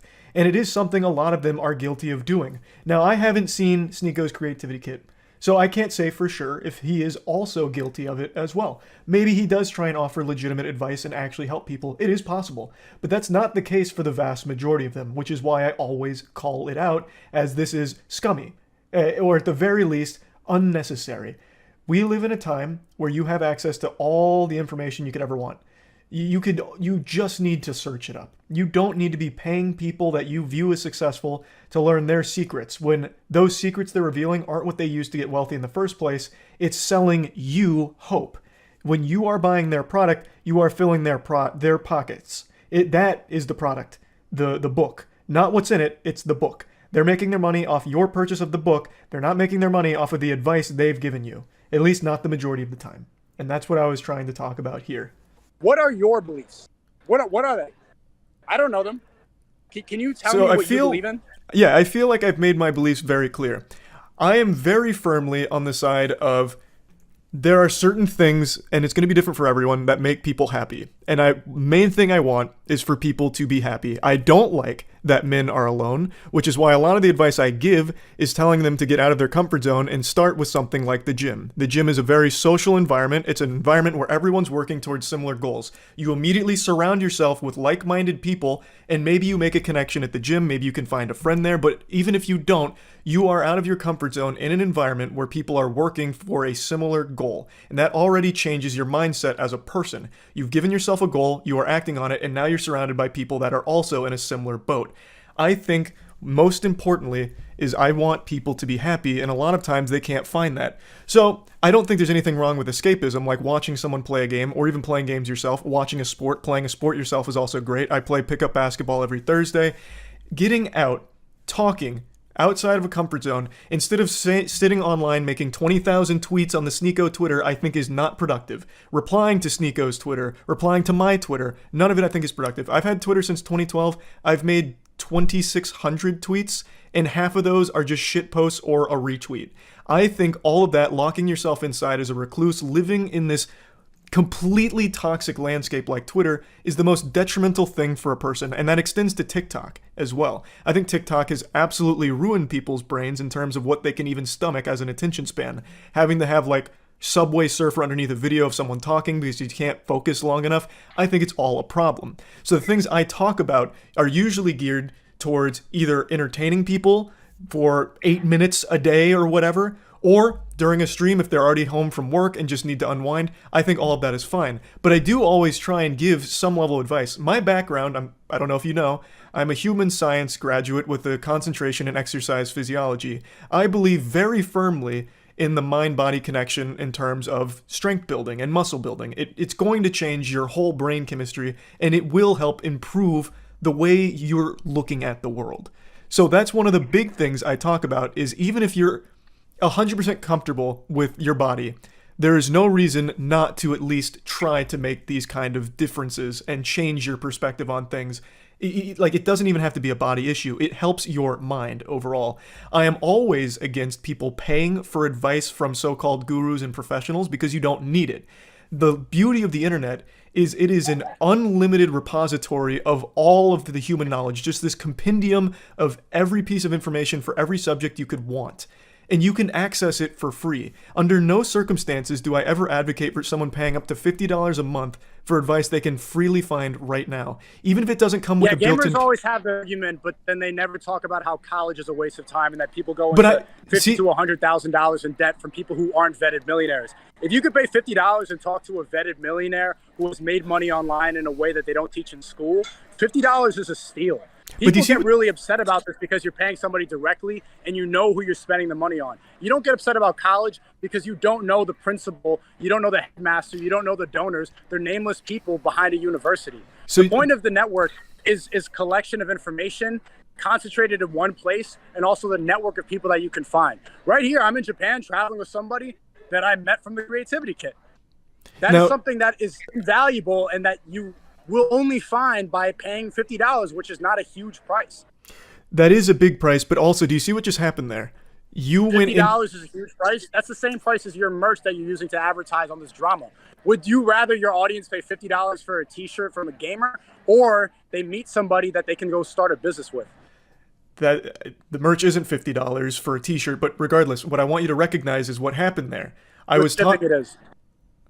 Okay. It's still not, but with what just happened there is I was talking about something and you went into PR speak and salesman mode to talk about your course, and you attributed something to me that I actually talk against. I actually have spoken many times about why college just isn't right for everybody. It's not. It simply isn't. I think college provides an invaluable social experience where for the first time in your life you're on your own, so you learn how to fend for yourself, you learn how to interact with roommates, strangers, so you get social skills, but college is not going to be a great fit for everyone, especially when it comes to certain academia positions, especially like in some art fields. I actually talk a lot about that, but you keep lumping me in with this perception of a gamer and these beliefs that you don't know anything about me on, and yet you still put me in there. Then you should probably make them more clear. I do. I've been personally watching your videos for years, and I had no idea about any of this. I've seen you gaming. I've seen you react to drama content. I didn't know that that was your method to make people happy, which I think is a narrow way of answering that question about what you believe in and what your belief system is. I was still but that's going. fine. But I'm glad that you said that, and I think that you should reiterate that more in your video to add more value to your audience. So you said you've watched for a long time. These aren't secrets. I made a video 6 years ago. I just double checked. I uploaded a video 6 years ago called "You're Getting Fucked by College Textbooks." The entire video is about how college textbooks in particular are a massive scam and a very predatory system that universities are using. I do talk about these things. You are just not seeing them and then still putting words in my mouth. My beliefs, I think, are very clear to the people that watch. They're not a secret. They're not hidden. I make them very obvious. It was after this brief discussion here that the entire landscape of our conversation changed, and it became very clear Sneako never knew anything about me to begin with. He keeps calling me a gamer. Gamer, using the hard G on me. Gamer. And I think that might be because that's the only content he ever watched, but I really don't think I've ever made a secret what my beliefs are. I talk about them on stream, I talk about them in videos, I've never been fearful of it. And yet Sneako either pretends he never saw them, or maybe he just legitimately never saw them. But after explaining to him, he really seemed to change his whole tone about me as a person.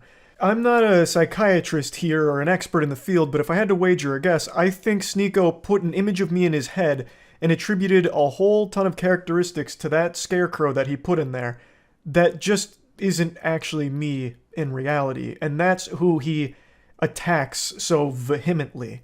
Whereas I do know a lot about Sneako, because there is a big difference between us in terms of our belief. It's all the fuck he talks about. It's the only thing that ever leaves his mouth is always preaching about something or trying to make a big statement about their beliefs or their politics, whereas that's not me. The main thing I focus on is just entertainment. My videos are made purely for fun. It's just because I thought it'd be entertaining, it's a silly topic, it's something fun, and that's it. There's never really anything too much deeper, unless it's a topic I'm covering that I'm passionate about or I have something more I want to add on to it about my own personal beliefs, then I do. I'm never afraid to. But it's not all I talk about, whereas for Sneako and a lot of people in his circle, their main content is talking about what they believe, whereas my main thing is just making entertaining shit. So maybe that's a core misunderstanding here, because he clearly didn't really know much about me, Whereas I do know a lot about him since he is so open with everything. He wears his fucking heart on his sleeve. And I just disagree with a lot of it. But a big difference is I don't hate people that I disagree with on things. In fact, there is nobody in the world, not even my best friends, that I agree with on every issue every time and see eye to eye on everything. I don't like that anyway. I wouldn't want to have someone I agree with on everything. I think it's important to have different perspectives and different opinions. It's how you grow and it's how you learn as well. So I don't get mad when people disagree with me or have different things that I don't agree with. That doesn't piss me off. But for Sneako, it clearly has, and he really didn't even know anything about me to begin with here until after our conversation. Now, I know I'm cutting up our conversation quite a bit here, but I'm just trying to focus on like the big chunk topics that we tackled. One of them that we did touch on quite a bit and got pretty passionate about is gaming. And like Sneako firmly believes that people that are gaming or watching sports are wasting their time. Completely valueless. Entertainment like that has no value whatsoever. And I kept trying to point out that there's nothing wrong with entertainment, like watching sports, watching movies, watching streams, playing games. All of that's fine in moderation. But Sneako only views it through one lens, which is excess, obsession, addiction, where all they do is watch sports, play games, do this and that. And then, of course, it is very detrimental and it is bad for overall health. I'm not going to bother showing clips from that because that one just really went in circles. I think there's just a fundamental disagreement there where Sneako believes anything that's entertainment driven is just not worth it and time could always be spent better doing anything else. But then he puts his content on a pedestal that's an exception to his rule where, no, this content that I make is the one that's valuable. Everything else is worthless. This is the value. This, 4 hours, 5 hours of Rumble streaming and, whatever's going on over there, that's a good use of time. And all the other streams like gaming and all that's terrible. So that got really muddy and messy, and there wasn't really any way we met somewhere and like had a perspective that made sense to each other, because his stream is just as much guilty of being a waste of time by his definition as my stream playing a game. It's still a form of entertainment and escapism, no matter how you spin it. I don't see how your message is somehow bolstered by spamming slurs, for example, like during that stream with the gun. I couldn't listen to you because you kept saying slurs. How is that necessarily helping make people happy or positive in any way, shape, or form? What does that do to contribute to your overall goal? Because it's not humor either, so it's not seeking truth through funny. It's literally just spamming slurs because you were mad at me. It is. The reason that it's funny is because I'm on a platform that has free speech and you're not bound by wokeness where you can't say certain words and you're labeled racist or homophobic or transphobic, where you can say things even if you don't mean them because we're not trapped with words. But why say something you don't? Why say something you don't mean though? What does that do? Wouldn't that go against your ideology where you're like faking it? That's not a word. A word doesn't encourage. A word doesn't encompass a whole belief system. A word can be funny. The word faggot is funny. That was the funniest thing you said this whole debate. How is that? I don't. You're laughing now. See? Well, that's because it's just an outrageous claim. Yeah, it's like exactly. talking to a child. Outrageous. Well, You're proving my point. It's outrageous. It's funny. Your defense of it. This is the first time we laughed this whole time. Time we laughed this whole thing. This is because of one little word. Yes, because it's such a silly defense of it. It's like a child who hears fuck for the first time and he's like, woohoo, daddy said fuck. Like, things started to go a little goofy mode here, a little wacko style. So the slurs is something I've mentioned. I couldn't watch him on stream because he just kept saying the F slur. And my point here was, why? It doesn't really accomplish anything for his goals or anything like that. He's just spamming slurs, which makes it sound like he's just mad at me and trying to choose the worst words he can think of. Now, looking back on it, I do regret not pushing a bit more on this point because there was a lot I wanted to say on it, but I just got so thrown off and blown away by his explanation of all of it that I totally forgot to expand. Because he really only says the F slur, the homophobic slur. And he says it doesn't encompass a whole belief system. Okay, well then why is it only that slur? I don't think I've ever heard him start spamming the N-word, hard R, or anything like that. And he's very open about how much he appreciates the Islamic faith. I've never heard him use any slurs against Muslims or anything like that. So if you feel so strongly that words don't necessarily indicate your actual beliefs, then why aren't you using more slurs? Why don't you drop more racist slurs during your stream? Why is the only one you use the F slur? If this is really how you feel about those words, then why aren't you using all of the other slurs? If they don't mean anything, and you feel so comfortable with Rumble allowing you to use the F slur so loosey-goosey, why is it only that one? Why not every slur? I'm just curious if there's like a tier list of slurs for you. I would have liked to ask more on that, but I guess I'll do it now in post. Which it seems like you can recognize. Do you believe that Andrew and Tristan Tate are innocent? That I don't know. They could be, and I've said that from the start. You don't have a belief on that? Well, because I don't have the evidence. They've been charged twice with the human trafficking, but none of the evidence is public. You didn't look at all the victims and their allegations and how everything was exposed on WhatsApp, how they plan to make a Netflix movie out of this. All of that was online. I think. But then, if you cover current events, this is something you jump onto the pizza box, but you don't take the time to go and look at all the evidence that was debunked. That's not true, though, because why do you spend the narrative laughing at somebody falsely in prison, but you can't go and just look at a couple screenshots and see that as garbage? You're laughing at the pizza box putting 2 people in jail because of what you saw on Twitter. When I say the word faggot or I say a slur, it's just a funny word to say. There's no consequences for that. Nobody goes to jail falsely. I have looked at the evidence from both sides. I always do. I don't just go to these tribes and just assume everything on my side is right and everything on that side is wrong. I take information from all angles in order to find where I personally sit on this perspective, on this situation. So, for the Tate brothers, being charged twice with human trafficking, while there is some shady shit from the victims, there is still real merit to some of the things that people were talking about, such as something you talked about as well, the taking of the passports from some of the women and getting there under the guise that they would be able to date them. Those are very odd, very peculiar things. So it's not like it's just, all of that's wrong and we have to disregard all of it because this is here. There is, on both sides here, evidence that makes it a very complicated case, which is why it's gone on for so long, right? It's not one where I know the answer. They could be innocent, they could be guilty. I do think it's weird they've now been charged twice.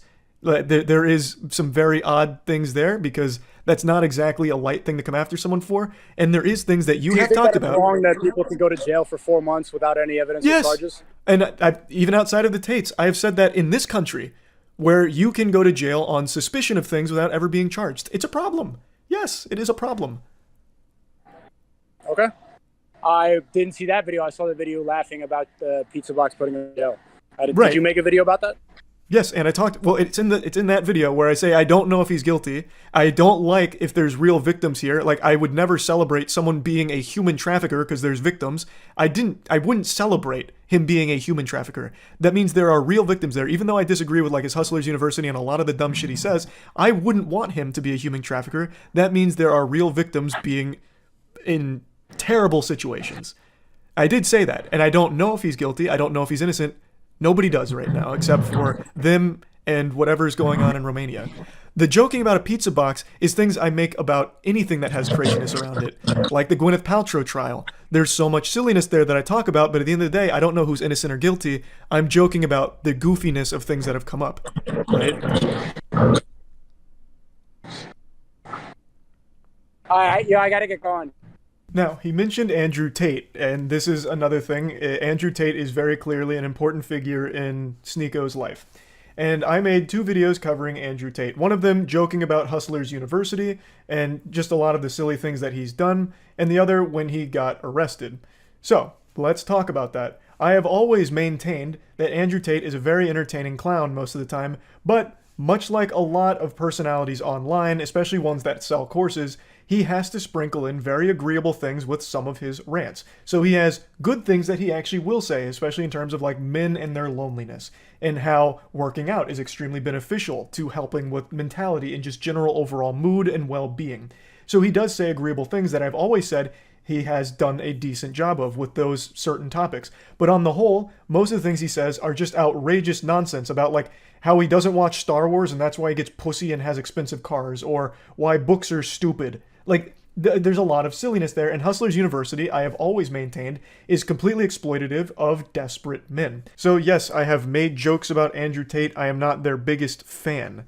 Now, when I did cover the arrest, I did mention the pizza box theory. At the time, that was reported by multiple outlets as a very real possibility that led to his arrest. So at the time I did report on it, I did say it seems, talking about like this being the speculation as to why they finally pursued him now. But yes, I do understand that that was heavily disputed after the fact, a couple days later. But I did talk about it and joke about the pizza box thing, which made Sneako in particular very upset, thinking that I was laughing at two men falsely imprisoned, which I've never laughed about. I've laughed about the idea of Andrew Tate and Tristan Tate being thrown in jail because of pizza boxes. I have also laughed and made jokes about some of the tweets that Andrew has made while in jail, such as talking about practicing his dragon karate fist that would break through every known metal on Earth to fucking shatter tungsten or whatever. And yeah, I've joked about the tweet where he's talking about like ghosts that he's killed, making himself sound like the goddamn paranormal firing squad out there, keeping the halls of the prison safe from ghouls and spirits. And while I made jokes at the idea of a pizza box leading to prison time, it wasn't the actual core idea of two innocent men potentially being in jail that gave me a big hearty belly laugh or anything like that. It was the outrageous circumstances surrounding it. I don't know if they're guilty. As I said in the video, I don't know if they are. I do find it weird that they've been charged with the same thing twice with multiple raids now, but at the end of the day, if they're innocent, I don't want to see them in jail. The reasoning for keeping them in jail was like a potential flight risk, like leaving the country, so I guess that was the explanation for it. But I have talked in the past about being imprisoned with no charges as being something I don't fucking agree with, which isn't a controversial take. So all of these things that Sneako attributed to me were things that I didn't actually believe or, in my opinion, do. Talking about the pizza box thing the day that it happened wasn't outlandish. It wasn't until a couple days later where that was more debunked and heavily scrutinized. But even then, I still talked about it more of like a silly idea if this was the case. And the jokes I made about Andrew Tate were mainly about the response to Andrew Tate going to jail, like some of the unhinged tweets about how, well, if it's true, human trafficking's not really that big of a deal anyway, so it's still bullshit. It's not that big of a charge, which is still a crazy thing to say. The whole thing was never really about whether or not he truly was guilty or innocent, because I don't know. I still don't know. Nobody still knows because it's still an ongoing investigation. So we did talk about that. He did see where I was coming from, and I was appreciative that he was willing to hear my explanation for where I stand on all of that. And I do think that we came to understand each other's perspective on it. Getting towards the end of our conversation, we started talking once again about one of the things that I really tried to drive home and hope to have some kind of breakthrough on the way that he perceives jokes and insults, like in trying to find what his line was. Because he calls a lot of things hit pieces, like when Willie Mack makes a video breaking down like a lot of Sneako's most baffling moments or like really big L's, Willie Mack will point them out and make jokes about it. That's not cancellation to me, but to Sneako it is. And I kept trying to get to the bottom of that, and we did have more discussion on it, but I don't think we ever really reached a ground where I like agreed with him on his definition of like what canceling is versus what joking is. So like Meat Canyon, he mentions he had no problem with it, he had a good sense of humor about it and found them to be enjoyable. Like, that's great. But then why doesn't that same thing extend to someone who also still makes jokes about it like Willie Mack did? When I really just feel like it's the same thing. There is deplatforming, advocating for deplatforming, and then there's just insulting someone. And I haven't seen a ton of people advocating for Sneako to be deplatformed, aside from a couple of very rare instances of that. The rest I see as people just dunking on him, the same way that he dunks on people he doesn't like. So we did just keep going in circles around that for like another 20 minutes, so I don't really think there's any reason to show too much of that. But I would like to get you to our closing statements, and then something crazy happened at the very end. Look at the way that people who are telling the truth get painted as. They get painted as these incel, virgin, loser, racist, misogynist. They've tried to box you in instead of tell the truth about you, because I think that they don't like what you're talking about. But I would like for us to have another conversation in the future. I like that you have a good message about how people should be happy. I like that you're advocating for the gym and you're playing basketball and you're telling people to get out of their comfort zone. I think that those are all really good things. And I do think that you're funny. I can't deny about that. Like, it's a little monotone, but you're a funny guy. I do appreciate the conversation. After our conversation, there really wasn't a ton of hostility left. I really feel like Sneako built me up very differently in his head to paint me as a villain in his own mind. And the reality is I just didn't match that description. Now, for me, I did know a lot about Sneako, but after talking to him, I feel like a large part of that is a persona that he's putting on. The way he conducted himself in this conversation, I was actually really surprised with. He was much more calm. Like, he is still very passionate, clearly, but he's not having a fucking conniption and a meltdown like I've seen him do so many times in the past. So I do feel like it was a productive conversation, and there are just things that I will always disagree with him on. I'm not seeing eye to eye with a lot of the things he talks about, and that's just the reality of it. And it's that way with a lot of people. Like I said, there's no one in the world I see eye to eye on with everything. But there are very big disagreements between us in terms of things that we feel and things that we believe. And after talking to him, it really seems like he himself got lost in his own sauce. And he did talk about like trying to change his approach to things to deliver a more positive message. And that makes me pretty interested to see where he takes that. Like, if he truly does have a positive message he wants to spread, he did recognize that he hadn't been doing a super effective job of it as of the time of this conversation, and wanted to work on ways of rectifying that. I'm very curious to see how he goes about it, and if he truly was being genuine. So the conversation, I do think, was a pretty fascinating and important one to have. And one thing that happened that I still can't believe is real is during our conversation, people came up to him to talk to him, and me as well, during this. It comes from a place of cope and of jealousy because they see people who are living a lifestyle opposite of them, and instead of admitting that there's a different path or admitting that they could have a good point, they try to bring down their character. That's the common theme I see with these people. So the intentions that I see from these people in the collage, they're not pure, they're not good. It's jealousy and it's hate. And again, that is still something they could say about you as well. That's just one of the things I was fair. really... That's fair, and that's why you made me realize that I need to, this whole hate brigade on Sneako in the recent weeks, I'm going to repurpose my message now. I'm not going to... What up, man? Yo, do you know Moist Critical? Hey, say what's up to him right now. We're saying hi. Really? Yeah. Hey, look. I follow you on Twitter. It's so interesting. Yeah. Hey. Just traveling the world right now. Cool, man. See Moist Canyon's video? Yeah, we saw Meat. What did you think of the Meat Canyon video? I thought it was pretty funny. Yeah. Hey, Charlie, what's up, man? It was Hey, funny. how's it going, man? About it. Cool. Hey, Yeah. Charlie. We squashed the beef. Oh, that's awesome, dude. Yeah. I've been That's awesome. actually wanting to talk to you more. It's funny. I think that's a good way to end it on. Hope we could talk again in the future. I don't think we should have beef. And yeah, you did.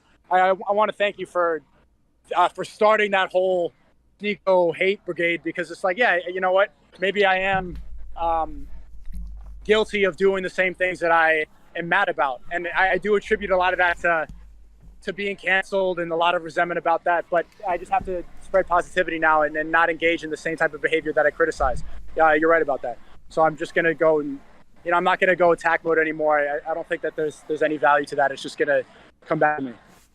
Well, I actually really appreciate the conversation, man. It's nice to hear like a more human side of you outside of like, what I see on Twitter or Rumble.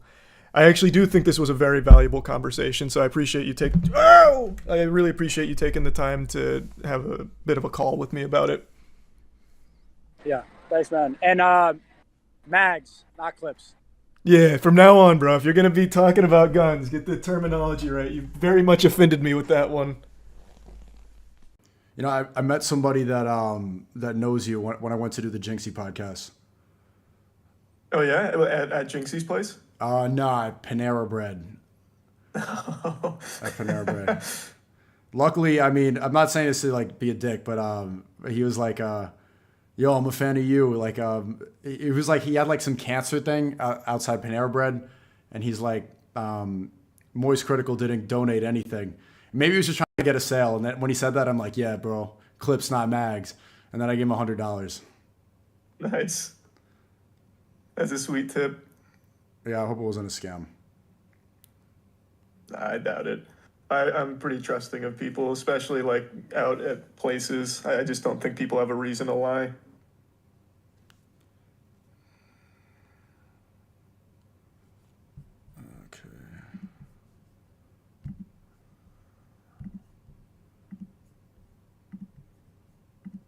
Okay. This is the most scuffed setup I've had in a long time. It's whatever, bro.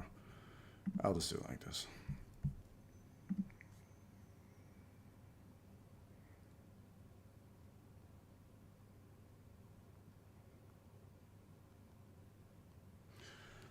All right.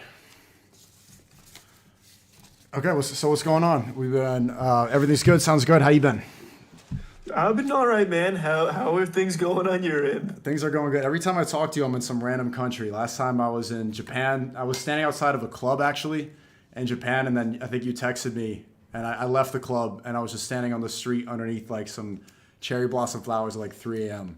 And now I'm in Turkey. Yeah, it was actually a pretty serene landscape, actually. That was very cinematic. It was the nice flowers, and I think people had this idea that I was an angry person, or maybe that's how you painted me. And then seeing me like walk around like with the nice flowers, like, oh, okay, this guy's he's not that red pill rage. Hey man, I don't try and paint you as aggressive or anything, but your clips, you go ballistic. Because man, that's most people's impression. I'm all clips, not mags, but things do get clipped out of context. You know, it's funny because people say like this is the biggest YouTube beef is us, and I haven't been on YouTube for the whole beef. Yeah, that's true. For the whole but time. like even outside of YouTube, you still have a massive platform. So like it's more internet beef, I suppose, that people mean to say. Yeah, I know. Just some of that stuff bothers me. Like when Jinxie's like, this is the biggest YouTube beef. It's like I haven't been on YouTube for the whole time. It is frustrating not being on platforms. Since then, I've lost more. Like I'm in Turkey. People are like, what's your Instagram? I'm like, I have to explain like, oh, the Zionists banned me. They called me dangerous. This stuff I'm not allowed on these platforms. And then I have to imagine explaining to a Turkish guy what Rumble is. Well, I mean, you just explain it's a streaming platform. I feel like that most people know what that is. They're like, what's your YouTube? And they're like searching it up for kids, and they have to download the app, and then they try to watch my video, and they got to sign in. But it's I do like the challenge, but yeah. So let's talk about what we came to talk about. Yeah, man. So with all of what's going on here, why are you so insistent on like the age of consent being like unreasonable? Or at least that's the impression I and most people gather from the way you speak about it. That's a valid question, and I want to first ask like, what's your issue with my opinion on the age of consent, age of marriage? Because I feel like age of consent should just be an accepted number, and I think the accepted one is 18. Like regardless of where you talk about in the world, I feel like once you start talking about someone under 18, you're basically just talking like a predator. Like I feel like 18 is a pretty well-established number for most sensible people. At 18, you're going to college, you're living your own life now, you're outside of your family nest. Anything under that, you're still a kid. Okay. It's not 18 in most of the United States where we both live, right? Yeah, but that refers to like Romeo and Juliet laws where if you're like 19 and with a 16-year-old, it's not technically illegal, but you're not a 19-year-old, right? So why would you be arguing for like a 16, you know? First off, I'm not arguing to lower the age of consent. I don't believe in the age of consent. We can get there. I want to establish some terms first. Okay. But yeah, I mean, it's not even just with Romeo and Juliet laws. There's a lot of states where it's 16 regardless of Romeo and Juliet. And then you go to Europe, most countries are 16. Japan, I think they just changed it. It was like 13 or 14, and now it's 16. Brazil, it's 14. I saw that from a Nelk Boys video. They were joking around about how they should, like, when in Rome, they're in Brazil, so they might as well sleep with a 14-year-old, right? Or across the world, 18. I want to see, like, why do you think 18 is the age of consent? Because that right now is the one that makes the most sense. I guess to piggyback off what you're saying, so if you're traveling right now, if you go to Europe, are you going to be comfortable like hooking up with a 16-year-old? Like just because it's legal there, would that make you feel comfortable? No, I don't hook up anymore. I'm not saying that you do, but I'm saying if you were, single and looking for someone, would you feel comfortable with it being a 16-year-old if it's in Europe versus US? I wouldn't do that. Like I would not have sex before. I think sex like out of wedlock altogether is something that we should not encourage anymore. And having the age of consent, having that idea encourages people to have premarital sex, right? Just that term age of consent means you're consenting to something that we shouldn't be doing. So no, I wouldn't feel comfortable doing that. Okay, so then instead of let's take it away from like premarital sex. would you feel comfortable marrying a 16-year-old? Like, would you meet a 16-year-old with romantic intent if you're in Europe and maybe marry a 16-year-old? Nothing wouldn't. sexual. I probably wouldn't personally, because I don't think that I'd be on the same mental playing field. I like to have intellectual conversations. I like to be with women that are around my same age, because then I can have conversations. I like to relate to them. You know, I think there'd be too much of a gap. But other people, like, if they're able to get along, then I don't see why that's so much of a problem. But why don't you see that as a problem? So for you, you're recognizing, like, this person's much younger than me. It is a kid. Like, you are talking to. Okay, so let's define these terms. Let's in high school. Before we even get into, let's define these terms before we even get into this conversation. What is a child? I would use the age of consent. Under 18 would be a kid in my eyes. So a 17-year-old who's 364 days, that's a kid? Yep, I'm gonna use very hard set terms. If it is under 18, even if it's 17, 364, that's still a kid. That's a kid. Okay, now I think it's important to have these hard lines in the sand where it doesn't have this kind of wiggle room. Okay, why does that define kid? As I said earlier, at 18, at that point, you're going out of high school, you're going to college, you're living on your own, you're no longer, a child under your parents' roof, for the most part, extenuating circumstances, of course, but at that age, you are starting to become independent. You are no longer just in your parents' household a kid. You are now going off into the world on your own. You do admit that varies for most people. Right? A lot of people don't move out of their parents' homes until they're 25, 26, 27. A lot of people don't. There's nothing wrong with that. A lot of people graduate high school 16. A lot of people graduate high school 20. It's a huge variable. So to set that in stone as that this is when you're a kid and this is you're an adult, that doesn't apply to most people. So why would you define a kid and an adult if it doesn't apply to most people? Because it needs to be defined. Otherwise, you can get into this really gray area where you, like a lot of the things you say, can be misconstrued as you wanting to have sex with a 15, 16-year-old. Who construed that? A lot of people, because I don't think anybody clips that I played in the video, you were saying way. like the age of maturity, the age of development, and then you use 16 and 17 in that clip. So for the age of marriage. The definition of an adult is 18 years old. Yeah, I think that's a pretty fine establishment right there. Anything under 18 would classify as a kid. I think that's important. Okay, but you're getting that from what? From personal experience, from the government, from the law? Because that's legally in America, that's when you become an adult, correct? Yeah, legally. So you're following the government's definition of an adult. I think there needs to be a definition, and that one's been around for a long time, and I think that's the one most people accept as the closest to, like, yeah, this is when you become an adult. It actually hasn't, right? 200 years ago in the 1800s in America, the age of marriage... Yeah, we can't live like that. We're so much more advanced than that. Why would we play by those rules? Because at that point, are you going to start arguing that we should be able to start wedding 12-year-olds? Like, is 12 too young? That's not the point. I'm saying, you're saying that the U.S. defined adult as 18. Well, I'm saying 200 years ago, the age of marriage in America was 10 and the UK was 7.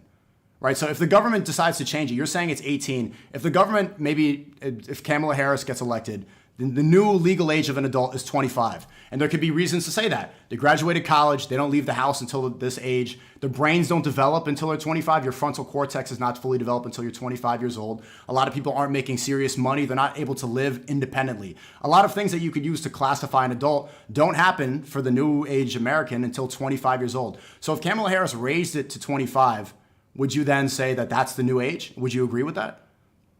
I think that'd be totally understandable. Like, right, I think that's fine. So then does that make anybody who sleeps with an under 25-year-old, does that now make them a pedophile? No, I don't think necessarily that makes them a retroactive pedophile. So then what's a pedophile? But it's an accepted definition of 18 for a long time. Is not for that long. Not for that long, and not through most states, and not through most countries across the world. Do you see why this is like a weird take to have though? Like I don't think you're coming at this from a place of you wanting to fuck a 15-year-old, are you? Like, to go back to that question, is 12 too young? Do you think 12 is too young? I think 12 is too young for me. Yes. Well, for you, do you think 12 is too young in general? I feel like that should be an easy answer. 12 is too young in general, correct? Because, okay. Yes. And I don't think you're coming at this from that angle. But what you're saying, your definition of adult is not even the actual definition. Do you know what the definition of child is? Like, anybody watching this can Google it. You can Google it too. The definition of child is somebody who has not reached puberty yet. That's the definition.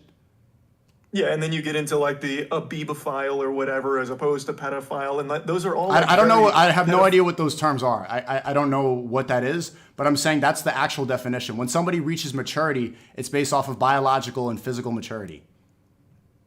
Okay. Yeah. Right. Yeah. So it varies for everybody. Adulthood is not something that you can set in stone because it's different for the entire world. Right? I moved out when I was 14. A lot of people don't move out until they're 25. I went through puberty when I was 17. A lot of people went through puberty when they were 13, 14, 15. It changes for everybody. So for you to say that this is the set in stone age and say you're a pedophile if it's under 18, and then if you're over 18, you're fine. Well, then that's a weird line that doesn't make sense. So you're going to say this person is a terrible person if they're 17 years old, 364 days, and right after that, they're good to go. Well, it changes for everybody. So we have to have something, a definition. We have to be realistic with everybody. Well, we don't. But you're saying but that's not even the case in the country we live in.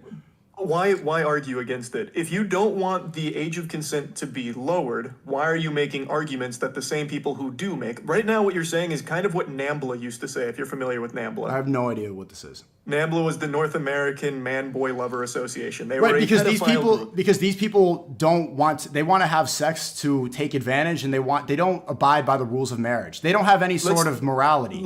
They just want to have. I'm arguing for this because I believe in marriage. Sex should only be within wedlock. That's why I'm talking about this. Why, if you're arguing, we can take sex out of it. Why, when you're arguing for marriage, do you want it to drop? Like, okay. 16. When did I say?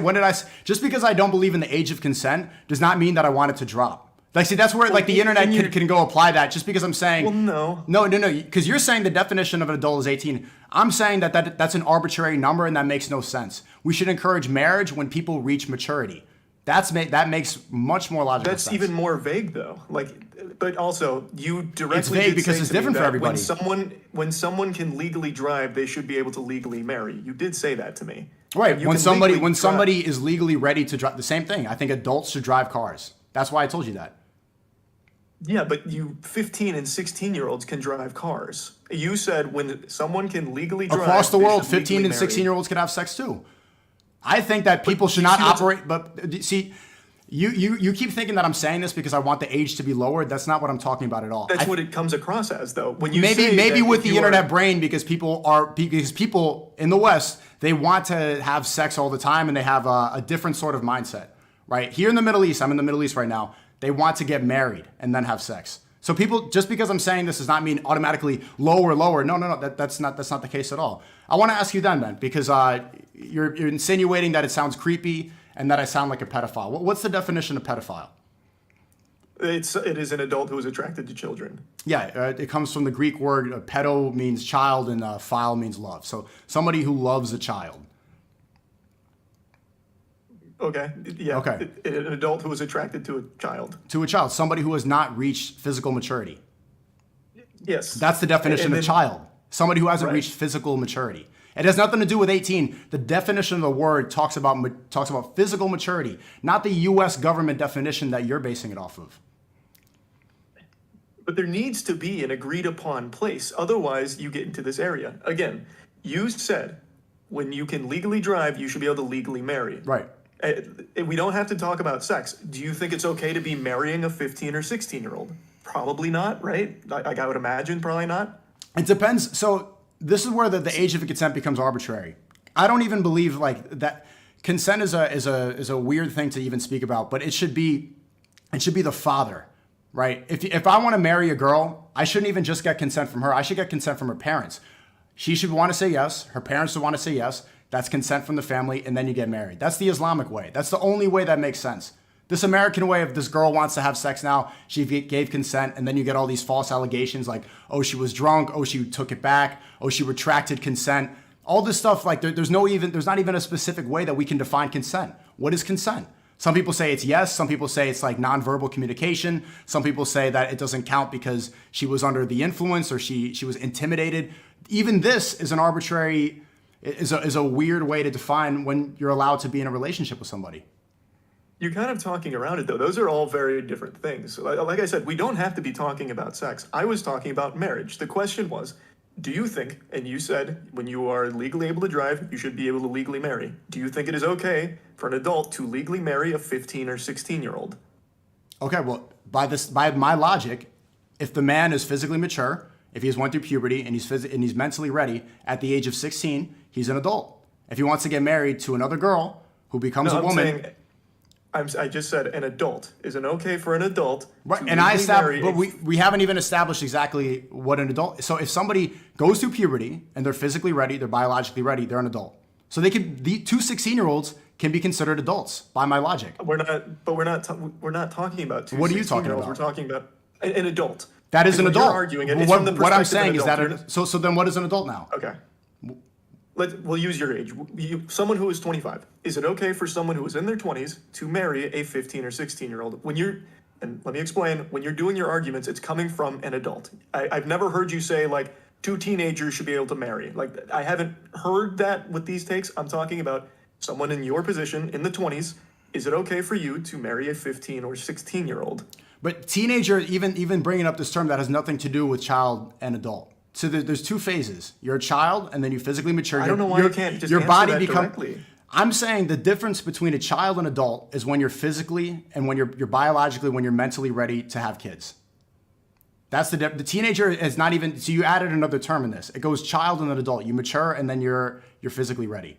Well, I didn't add it. You brought in two 16-year-olds. We were talking about an adult and a 15 or 16-year-old. I was not the one that brought this into the equation. Right. If it's illegal, if it's illegal, because we believe in Islam, we believe that we should obey the law of the land. If that's illegal, okay. if that's not permissible, then we don't do it. We don't break the law. But we're not. I'm talking about your personal beliefs. Do you think someone in their 20s should be able to marry a 15 or 16-year-old?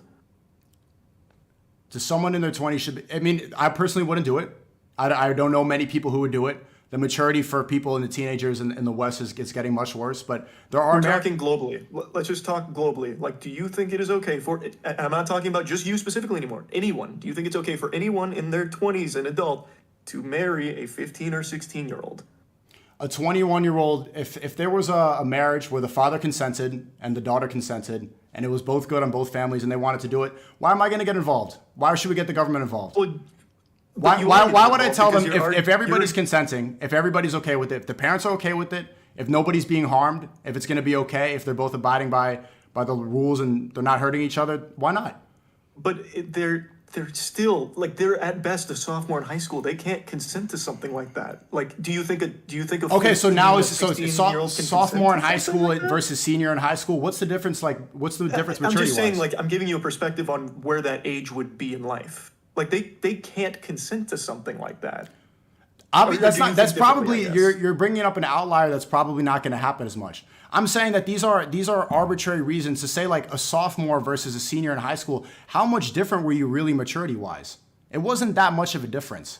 The reason that you keep saying 18 is because in California, where they post Hollywood movies, it's 18. And so everybody across the world, this is the standard that we believe in. This is the correct age, exactly on the dot. And if it's anything under that, are you going to say here that if a 21-year-old got married to a 17-year-old who was almost 18, is that 21-year-old a pedophile? I would say that is a morally bad thing to do for sure. Not morally bad. Not morally bad. I wouldn't call them a pedophile. So when does somebody become a pedophile? I would say when you have this position, you're not answering the question. I'm explaining it. Okay. When you are in your 20s and you start preying upon someone who is still a child, a 15, 16, 14, anything under 18, a 21 and a 17-year-old. But you still haven't specifically defined what a child is. I did. So then why? Okay, there you go. So if pedophile is love of children, and your definition of adult starts at 18, if the 21-year-old marries a 17-year-old who's turning 18 tomorrow, he is a pedophile based off your definition. As I said, if he would wait, he would not be. Then not wait. Based off your definition, that person's in that position. There is no reason to not wait for the legally established, agreed upon definition of when you stop being a child. Okay, so now we get into the question of whether the pedophile thing, is that a moral answer or a legal answer? Because it seems like morally, it's pretty much, okay, it's almost there. That morally, that's not a pedophile. Legally, it is. But those are two different things. But they don't need to be. They can coexist. You recognize that, right? No. Then that's when you muddy up morality with the law. Now you're allowing the government to determine morality, and that's where things get muddied up, because if they changed it with like they did before, like 200 years ago in the 1800s when it was age of 10, that was fine. Legally back then, they were not a pedophile. Today, legally, they are a pedophile. There's no consistency there. But You we can't have- allow there the is- we- you we can't have allow the grown. government to determine morality because it changes all the time. Tomorrow, if the US government legalized bestiality, if the government legalized incest, based off your logic, there'd be no reason why that's wrong. Can I ask you, Moise, do you think that incest is wrong? Yes. Why is incest wrong? There is under no circumstances any excuse for anyone of the same bloodline to be romantic like that. By no means at all. Why? I really think it should be pretty obvious why. I don't know why. I'm asking you. Even, I know where you're going with this because I've heard this argument from another streamer before about like the ethics of incest. If they don't have a kid and thus don't pass down like bad genes that lead to a bad child. I've heard this before. But I want to hear your answer, because are we going with legal or are we going to follow some sort of morality, It is some both. sort of consistent morality? Why is incest wrong? Incest is wrong because I believe that no family dynamic should ever include a sexual relation. Why? I don't think that, because it is not healthy. It is a bad thing to do. It Why- is oh, a you're horrible going- thing to subject someone to. But why is it horrible? Because who told you that? It's what I believe. And also, if you do have a child with your own kin, the child suffers. Okay, but say it's two brothers, two gay brothers, Chris Tyson and other Chris Tyson and Chris. If they're two brothers and they decide to be in a no, genuine question. It's what you believe in. I want to figure out where your beliefs come from. You personally believe that. My beliefs come from a place of what I believe to be moral, where I don't believe that anyone in the same family has any position to be romantic with one another. I don't think So that that's a your healthy morality dynamic. comes from yourself? My morality comes from like the world around me. I don't have. Okay, so brothers or if sisters the or anything morality like comes that. from the So- world around you, then by your logic, if you lived in America in the 1800s where the age of 10 was okay and where the age of 7 was okay in England just 200 years ago, if you followed the world around you, that would be okay. That was fine. And it's not now because we've evolved past them. Like Right. we are significantly further along to recognize this was a bad thing. People evolve. Like people like here we'll go even stupider with this. So your morality, Like the Targaryen- morality is ever changing. It changes with Yes, the people. morality is changing. Like you are not born and then stay the same the entire time. As you take in more information, Okay. as you grow, so does your understanding Okay, of the world. so, That's how it so should let's be. let's see where this Opinions goes. change, Let's see where this. perspectives change. Okay, let's say we continue this, and morality is ever changing. And then you, Moist Critical, you're living in America, and now everyone around you now believes incest is okay, as long as you don't have a child that's going to come out deformed. You have Then I would disagree with it. so your morality does not come from those around you. It comes from somewhere. If your morality comes from around you, you would agree with everybody that's there. You would agree with the government. it's- You would agree with the law it's- of the land. Where would you Because get? Everyone if has you- their own individuality. Individuality has nothing to do with morals. Your personal It does, because your morals are formed from your personal experiences No, and from what you take in around you from the people around you. Okay, so but if you take it in from the people around you, then incest would be okay if everybody was No, doing it it. wouldn't. If you personally didn't agree with it, it wouldn't be. Like if you want, like I don't know why you're doing the argument a little incorrectly, but I know where you're trying to go. But the point is, like the fact of the matter is, people will always have their own perspectives on things, unless of course you just follow what you are told 100% of the time. Like for you, you're pushing back against the age of consent because you don't like being told that this is what it is based on this. You believe that, well, actually, there's a couple other extenuating circumstances in these cases. That's not what I believe in. My belief comes from something that's consistent. It comes from the Islamic way. It is. It comes from the Islamic way because nothing else makes sense. The Western way is always adapting, and now we allow people to change their genders, something that was admonishable only 10 years ago. See, you're following the ever-changing morality. Only 10 years ago, a man becoming a woman was a mental illness. It was something that was shamed upon. 10 years ago, if Chris Tyson was going on a Mr. Beast video and he was there dressed up like a girl, and he was saying that I'm taking puberty blockers, hormone blockers, everybody would admonish him. In a lot of places, he would be excommunicated. He would say, absolutely, I do not want kids to take hormone blockers and change themselves forever. But today, that's allowed. Today, that's pushed. Today, that's okay. And then everybody else kind of falls into suit. There are a small minority of people in the West, people that believe in God, they say that this is absolutely wrong, and then they get banned for it. You can't follow the people that are around you, the ever-changing morality. You can't follow a line of questioning. You keep going off onto these tangents. Look, at the end of the day, man, it's not a tangent. You can believe whatever it's you want to believe, but the point is, people are always going. No. You cannot believe just whatever you want to believe. You cannot. You are doing. If you believe bestiality is wrong, you should not be in society. If you believe incest is okay, you should not be within the community. You should be excommunicated. These are things that there's some certain morality that should supersede the government. That should supersede something. The government should not. The age of consent for you? It's not the age of consent. It's you should stay on topic here. Because I'm staying on topic. What you are doing is you are deflecting to other topics. You have still not directly said that you think it is a bad thing for an adult to marry a child. Like, you are still unable to say that. Now, but you haven't even defined child. I have. My definition is anything under 18. If you're under that's 18, exactly what a child is. Yeah, I think that is a great line in the sand. If you are under 18, you are a child. It's not a great line in the sand. But that's not even the definition of child. You're who going cares? off of your Who own cares, definition. Though? Who cares? Who cares? Like, who cares? Yes. Why? If 18 is the established point, you are out of high school going to college. If that is the point where everyone has agreed you are an adult past this point, why argue against it? Why argue? Because if the government decides to push the age of high school, if they try to lower it, if they said that you can vote at a different age, then your morality changes based off of the law. And I'm saying that you need to have a consistent morality that does not change with the government and that does not change with the people that live in your country. It has to supersede that. You can't just say because of high school, because of college, this is the set in stone age forever.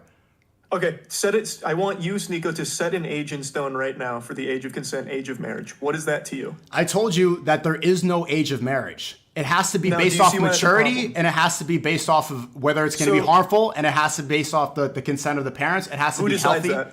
If I want to marry a girl, I have to first ask her father. I have to ask her brother. And the father's perfect. The father knows what's best for the child at all times. And I have to ask her mother, and the daughter has to consent. If all three parties are consenting, and then my family's consenting, that's fine. That's what a marriage should be based upon. Okay.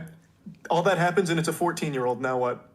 If the 14-year-old is mature and I'm 16, say I went through puberty as well, you're not 16, and I'm 17 or I'm 18. See, the problem with this is that you have a specific idea of where the age is. But if I'm 17 and I'm mature and I meet a 14, a 15-year-old and I'm okay, I'm mature, my family's okay. I asked the daughter, I asked the daughter's father for the hand of marriage.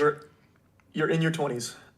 I went on this already. I went on this already. Does it change? Your scenario earlier was if a 16 and a 21-year-old. If both parties were consent, if the father was okay with it, the mother was okay with it, why not? Give me a reason why that's. Tell me a reason why that's wrong. Because you're one getting is a child, one is not a child. That's the point. So the 14-year-old, all of those criteria we just checked. You're in your 20s. The definition that we just agreed upon, that's not true. Child is somebody that is not physically mature yet. It has nothing to do with 18. That's not what we agreed upon. We agreed upon 18. You agreed. We didn't agree with that. Agreed at 18. That's not true. That's not true across the whole world. Sensible people, even your own community has agreed upon 18 for the most part.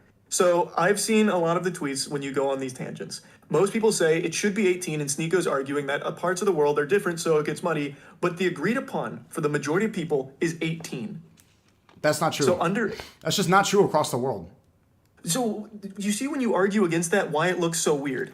Do you understand that? Yeah, I understand because people have been brainwashed with this. Let me ask you this: people in Europe, brainwashing is concerning. Okay, so the majority of Europe is 16. Is everybody in Europe who abides by that, who abides by the law, are they pedophiles? Yeah, in my eyes, 100%. And in European society, too. Fine. If you have someone in their 20s that is fucking and marrying a 16-year-old, they, too, are excommunicated. No, not excommunicated. Are they pedophiles? Yeah, I would say yes. They're pedophiles? Okay, so the majority of people that follow the law in Europe are pedophiles according to Moist Critical.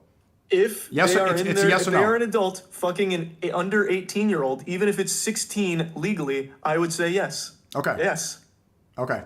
In America, the majority of the states, it's 16. Are those people who follow the law of the land, are they pedophiles for following the... So the majority... You keep saying the law of the land. That's what it is. The majority of states, it's 16. So I want you right now, Sneako. If you go to any of those states where it's 16 and you fuck a 16-year-old, it's statutory rape.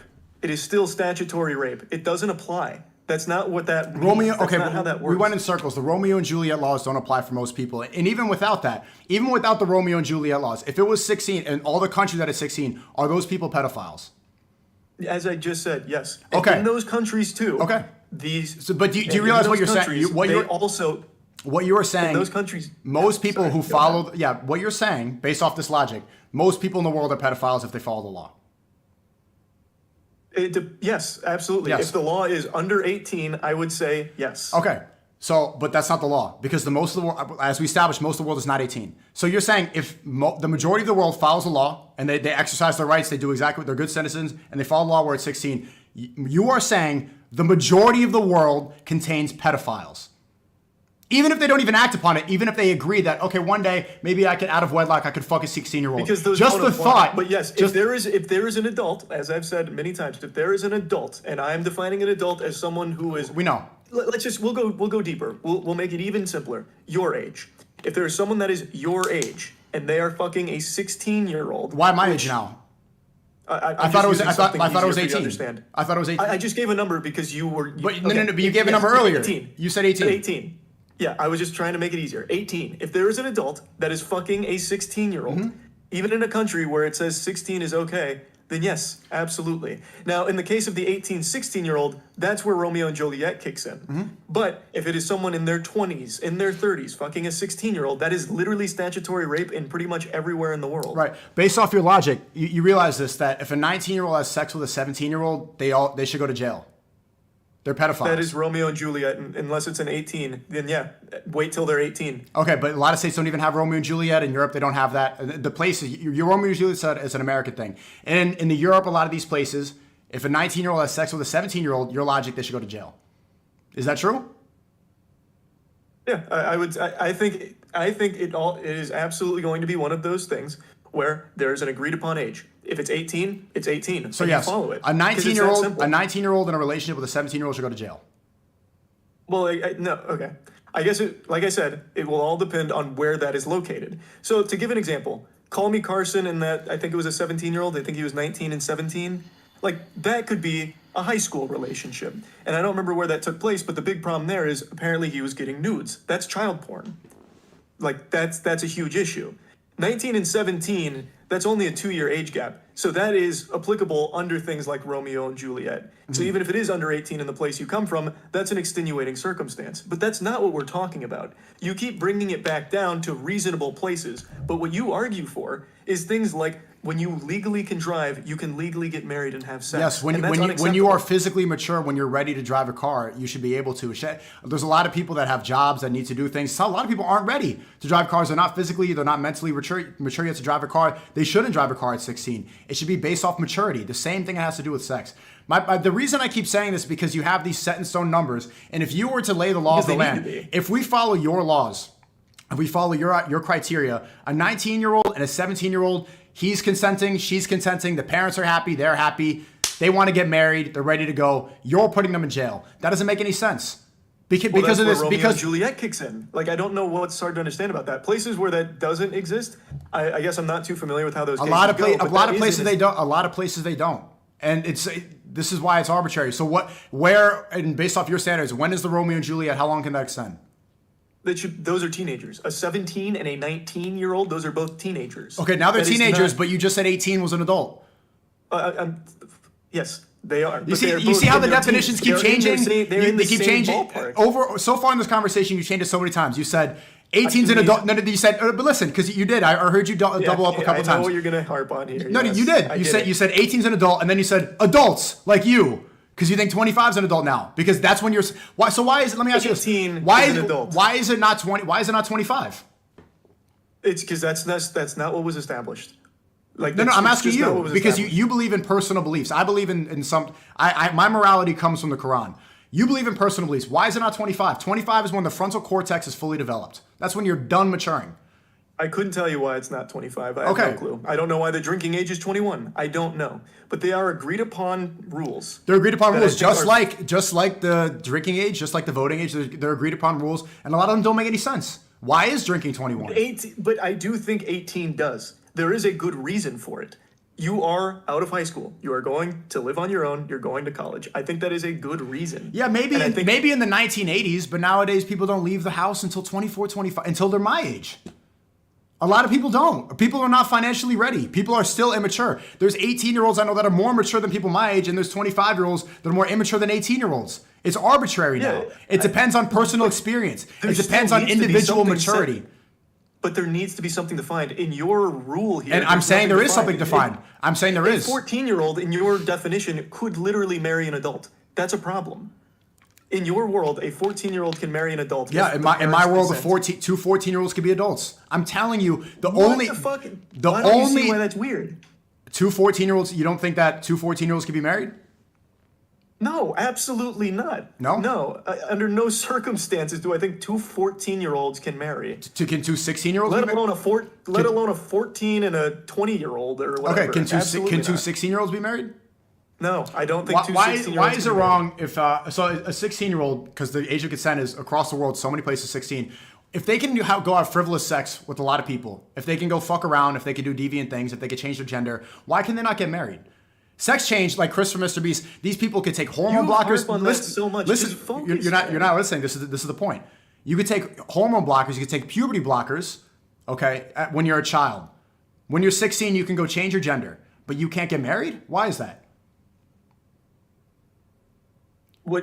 That's I don't know. I feel like that's a pretty obvious question. No, it's not. It's not. See, if you cut your penis off, like Chris from Mr. Beast, if you cut your penis off, that is a life-altering decision. You can't glue it back on. You can get divorced if you get married. This is a commitment that you're taking. A child, based off the liberal point of view that you believe in, they can have gender surgery. They can change forever.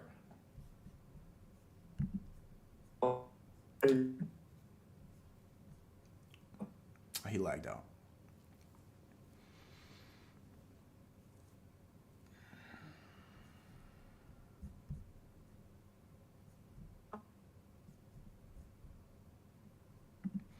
One sec.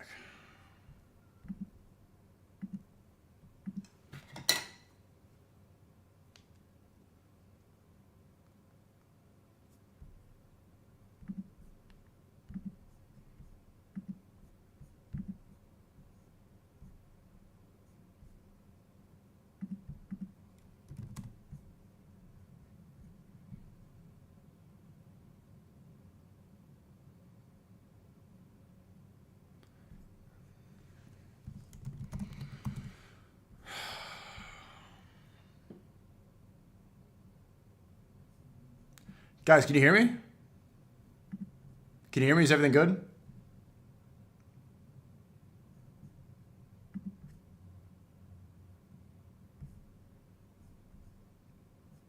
Hello? Hey, you back? Yep. Okay. I don't want to miss this line of questions. Are you good? Can you turn your camera on and off? Oh no, you're good. You're good. Okay. Wait. Okay. Yeah. Okay, you're good. If somebody can have, do you believe that somebody can go through hormone therapy? Can they change their gender if they're a child? I think that's totally fine as long as everyone is consenting, as you agree with. Okay, so as long as everyone, if your parents are okay with it and you are okay with it, I think that's totally a familial decision to make. Yeah. Okay, so a child can cut their penis off and take hormone blockers and change their biology forever, but they can't get married? Well, that's a decision that now extends beyond the family because now you're bringing in a different party. So if you have someone that's your age coming in saying, I want to marry that child, I don't think that can happen under any circumstance. No. But it's still a personal decision. You're still deciding. Because there's take the other party out of the equation. It's a personal decision. If I'm 16 and I personally want to marry this girl, she's beautiful. She's 21 years old. Her family wants to do it. My family wants to do it. You're saying I can't do that. We're both consenting. I'm ready to go. I'm physically mature, but I'm not allowed to marry because Moy says that woman's a pedophile. But if then the next day I leave it, I'm depressed, I want to cut my penis off, I can go right into the clinic, snip it off, and start taking HRT like Chris Tyson. That's a society that makes sense to you? It is. I believe okay. everyone has complete. Yep, I believe everyone has the right to do with their body what they want to do. Okay, 100%. but so everyone has the right to do with their body, but not when it comes to a sacred marriage where they have kids, where they add to society. That's no longer just you. That is your body. Bringing someone in. Okay, you're still bringing in the doctor to use the scissors to snip off your penis. He's not there for the rest of your life. He's not constantly there at your fucking house monitoring you. You don't need to be there. You're not glued to your wife. You're not there like Siamese twins.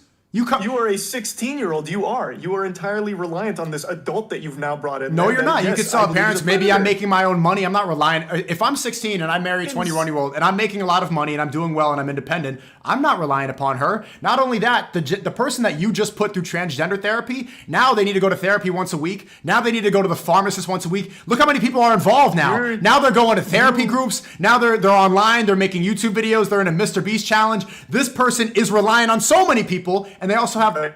You're cutting out again. You're cutting out. Chad, is it me or him?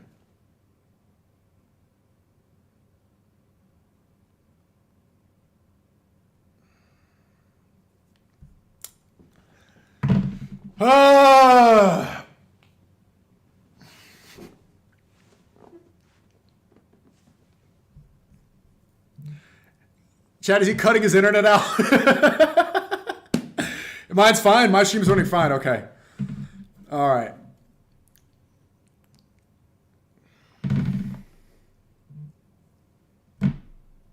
I'm not lagging at all. I don't know, man. Moist! Let me call him back.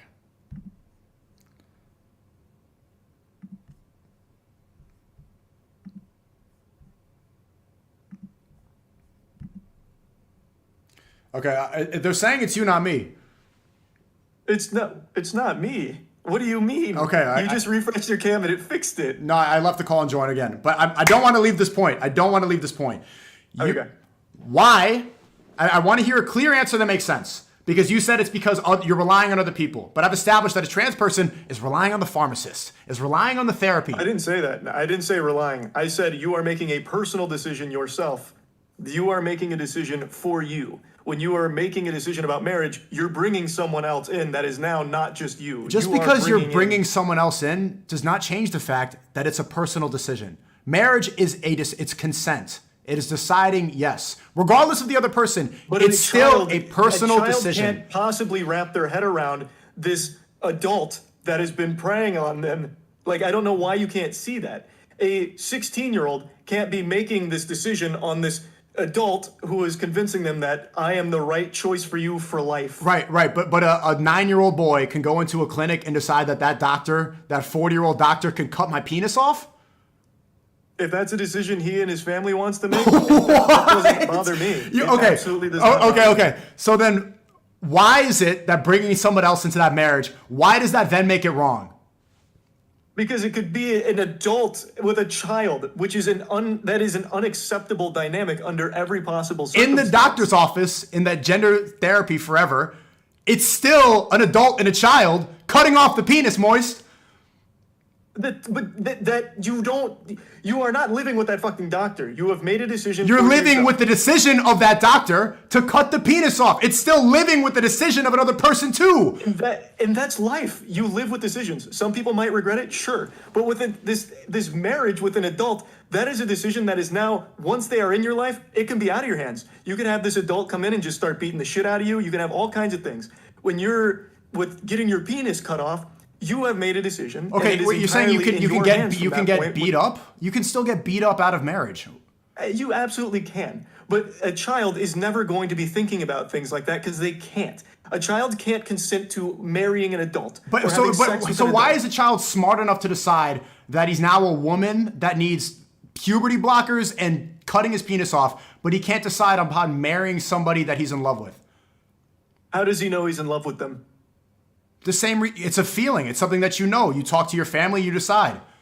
How does a child being in love with an adult? Yes, I think a sensible family. Yes, would probably turn I'm that 16. Down. I meet a 21-year-old woman. I say, "Mom, Dad, I'm in love with this girl. I want to marry her. I feel like I'm in love. She's the right person for me. I want to do it." She's like, "Yes, yes, yes." Everyone's good. But a 9-year-old could say, "Mom, Dad, I want to cut my penis off," and you're gonna say that's good. But a 16-year-old who feels in love, who's ready to commit, who's financially independent, that person cannot get married. A 16-year-old will never be financially independent, A, and B. Or you should see my whole team. Yes, do you know how many people that I work with that are financially ready? You work with a lot of 16-year-olds? Yes, that are I do. Financially ready? I work with the person who runs my Telegram. I have clippers. I have a lot of teenagers who are making more than my professors. They are ready. They're mentally, these people are mature. They're boxing every single day. They are more mature than a lot of the 24-year-olds I know that I went to school with that are still in their hometown doing nothing, eating popcorn every day, and cutting their dick off like you believe. These people are ready to go because maturity changes for different people. For you to decide that a kid could cut his penis off but he can't get married makes absolutely no sense, and that's a society that crumbles. That's a society that allows next year incest. The society that flourishes is the one where a 14-year-old can marry someone in their 20s, Sneako. Yeah, that makes a lot more sense. Marriage is how society progresses because you need to create more life. Marriage, children should only be within a marriage. They should only be conceived within a marriage where they're not going around sleeping with different people, where they're not confused, where they're not a part of the community that has the highest suicide rate. They should not be a part of that. I want to be in a society full of happy married people that are ready to have children, that are God-fearing. And those happy married people are sometimes, in your world, 14, 15, 16 years old. Absolutely. If they are ready, that's so fucked if they are up, ready Why to get married but see, you're so hung up on the fact that it could be an older person. Okay, if a 16-year-old is fine, what if a 16-year-old Moise meets another 16-year-old in a place? We've already gone over that. Okay, if 16 in a place where the age of consent is 16, which is most of the country, right? Let's go off that. There's no Romeo and Juliet laws. Two 16-year-olds meet, they want to fuck. Can they do that? In a place where the age of consent is 16, if it's two 16-year-olds, yeah, absolutely. Can they get married? That's never what we've been talking about. Can they get married? If it's legal for them to marry at 16, sure they can. No, it's not. That's In fine. America, you have to be 18 to get married. Then wait. Then they should wait. Okay, yeah. so they're both pedophiles? What the fuck? No, there's no adult in that situation. They're both the same age. The point that, see, this is where it goes back. The point I'm making is that you cannot follow the law. You cannot rely upon the government or these arbitrary numbers. The reason you believe in 18 is because you live in America right now where the age is 18. If you lived but you do too, though. No, I don't. You just said it. You wouldn't. So you don't believe it's 18. So you're gonna go fuck a 15. This is not my personal preference, Moise. That has nothing to do with my personal preference. Well, answer that question. You just said you don't. Are you gonna go fuck a 15-year-old in a place where you can? That is not my. I don't want to have. Just say yes or no. Just say no, yes or no. I do not have sex out of wedlock. I've repeated this before. My point is, had plenty of sex out of wedlock. When you were sexually active, would you have gone and fucked a 15-year-old? Absolutely not. Okay, so then you two also still abide by because it. we believe in abiding the laws of we don't break the law, but you're applying the law of the land to morality, and that's where things get confused because morality is not defined based off the government. If we followed morality, we followed morality defined based off the government, then we would say that the war that's happening in Israel and Palestine is justified because the government is sending billions of dollars there. You cannot rely on the government upon that because the government can be flawed. Morality does not come from these people that are elected. Morality comes from God. That's the only place that it can come from. Because if you were around, if you follow your logic, if you were around people, all of them, that thought incest was okay, that thought bestiality was okay, you would follow it because you follow the people that are around. That's the only reason you believe 18. Because that's what you see in Hollywood movies. Because that's what the government told you as an adult. Not because it's something a personal... It is the agreed upon age. But you keep saying that it's not even agreed. That's not even... Never go down. That's not true. Well, it's not even... It shouldn't go down. It's not even agreed upon. And nowhere... It is, though. Most people, if you right now, have you had sex with a 16-year-old as an adult, Sneako? No, I have not. Okay, if you did, how do you think people would respond to it, even in your own community, if you said that you had sex with a 16-year-old? They would be completely disgusted. Exactly, because most people agree at a certain level needs to be established, and that level is 18. So under no circumstances should a 14, 15, 16-year-old be getting married and having sex with an adult. Okay, let's go to the Dr. Disrespect situation because there was a lot of hypocrisy, right? He messaged a 17-year-old. That's not true.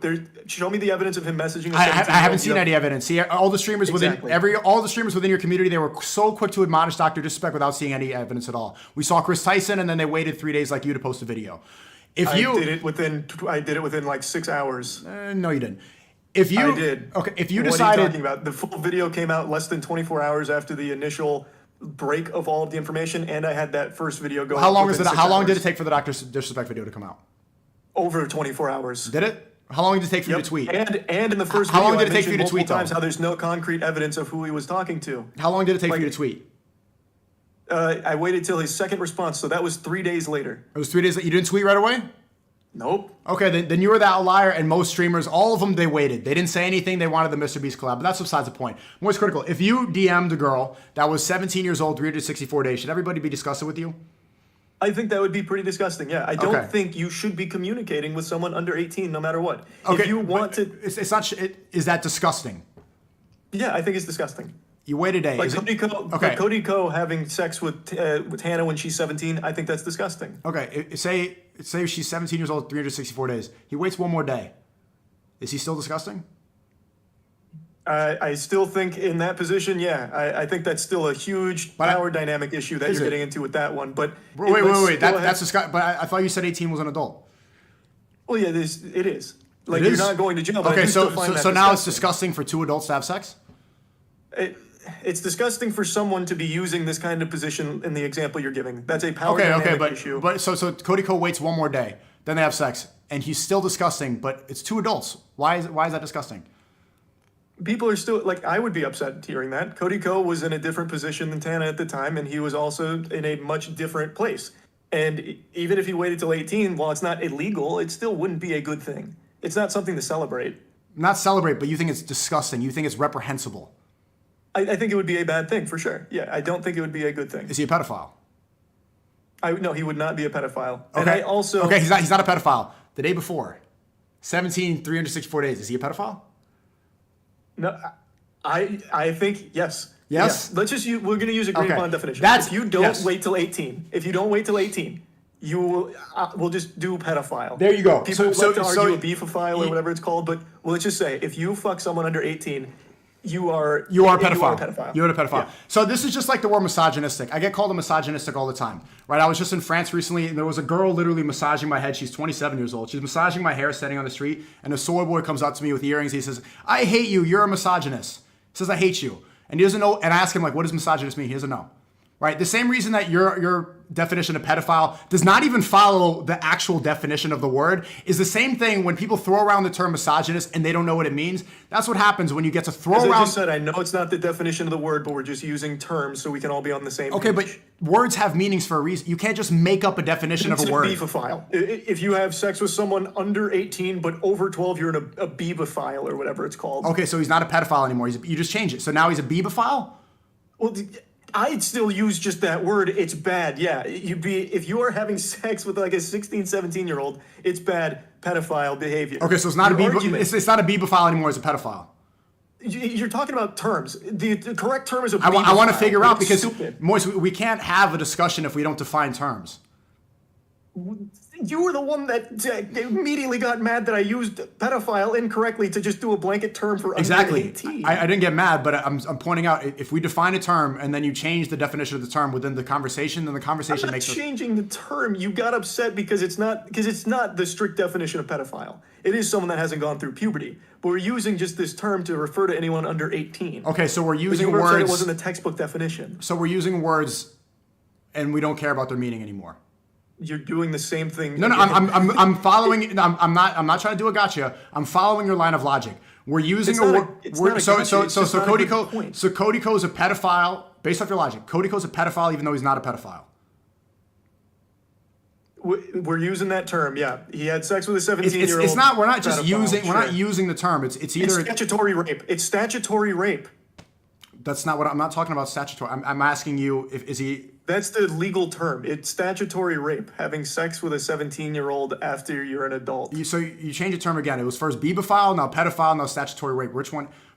See, the reason that I'm having this discussion with you is you can't use arbitrary words that have no meaning to apply to somebody because that's how you cancel somebody. That's how you just say things around and that's how you get to shame somebody, ruin their reputation. And that's when words lose all meaning. And if we lose the meaning of words, then society makes no sense. Then nothing makes any sense. Then kids can cut their dicks off. You're not understanding what I'm saying. Words need to have meanings. Or else everything crumbles. Or else the very fabric of society does not make sense if we're using words that don't have meaning. We are. Age of consent has meaning. It's 18, and you are the one that's trying to redefine it. You're going back. You just said that he's a pedophile, but he's not a pedophile. It's statutory rape, and he's a you're pedophile. dodging what I'm saying. But I'm not dodging. I'm not dodging. You're calling it. You're calling him a pedophile because it fits, but he's not, because it's a bad word, because it's morally bad. But he's not a pedophile because it's this day. No, the words you're using do not make sense. You talk in circles. I'm not talking in circles. You wanted one term to encompass what I believe under 18. And since I used pedophile and it's not the textbook definition, I said the textbook won't be in a beebophile, or statutory rape is the charge of what it would be. It's a crime. Okay. Do words need to have definitions? Yes, and so does the age of consent. Mm-hmm. When we use the English language, should the words that we use match the definition of the word? Yes. Yes? You're not doing that. You don't what? Statutory rape, then. We won't use colloquialism. There you go. It's So rape. within this conversation, you changed. Statutory rape. Cody Ko is no longer a pedophile. He's a statutory rapist. Is that correct? Yeah. Is he a beebophile still, or just a statutory rapist? Statutory rape. Okay, so he's not a beebophile. No, we won't use that term. It's not we won't. You're saying we won't use because you're operating within a bubble of cancel culture. No, it's not cancel culture. It's just, it's a 17. Do you think him fucking a 17-year-old's a big deal? No, I don't. I think it's bad. I don't think he should have sex out of wedlock. I don't think that's something to be, I don't think that's like incredible. I don't think that's but do I think that like she was, I think she was physically mature. I don't think that she was like traumatized from it. I think she's clout chasing going on every single podcast. Do I think that he's a pedophile? No. She looked like she was mature. She looked like she definitely went through puberty, definitely wasn't the first person she had sex with, and maybe it was in a state where the age was 16. So legally, based off the definition, no. Morally, based off the definition, no. It was in Florida, so isn't it, what is the age there, 17? 18. You sure? I'm almost positive. See, you don't even know. So now you're trying to think, wait, is he a pedophile or not? It's either she's a child or she's not. These are very simple definitions that we need to follow. And if we follow, you're Googling it, if we follow your line of thinking, that's when things get crazy. That's when kids can cut their penises off. That's when I'm a woman right now. Kids can marry at 14 and 15 in your ideal world. You know what's so silly about the situation is when you talked about Chris Tyson, did you see the number one viral clip I saw? And I know you saw it. Did you see it? Which one? People were getting angry at you that you misgendered Chris Tyson.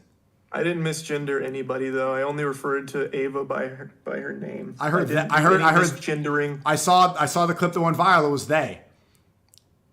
Well, yeah, I used they, but I only used her name, and I used they when referring to most people in general. I say they a lot. And when I was at the Mr. Beast thing, Ava was referred to by they, by one of the staff, so I just played it safe and said Ava. And I didn't want to offend anybody because I am not transphobic.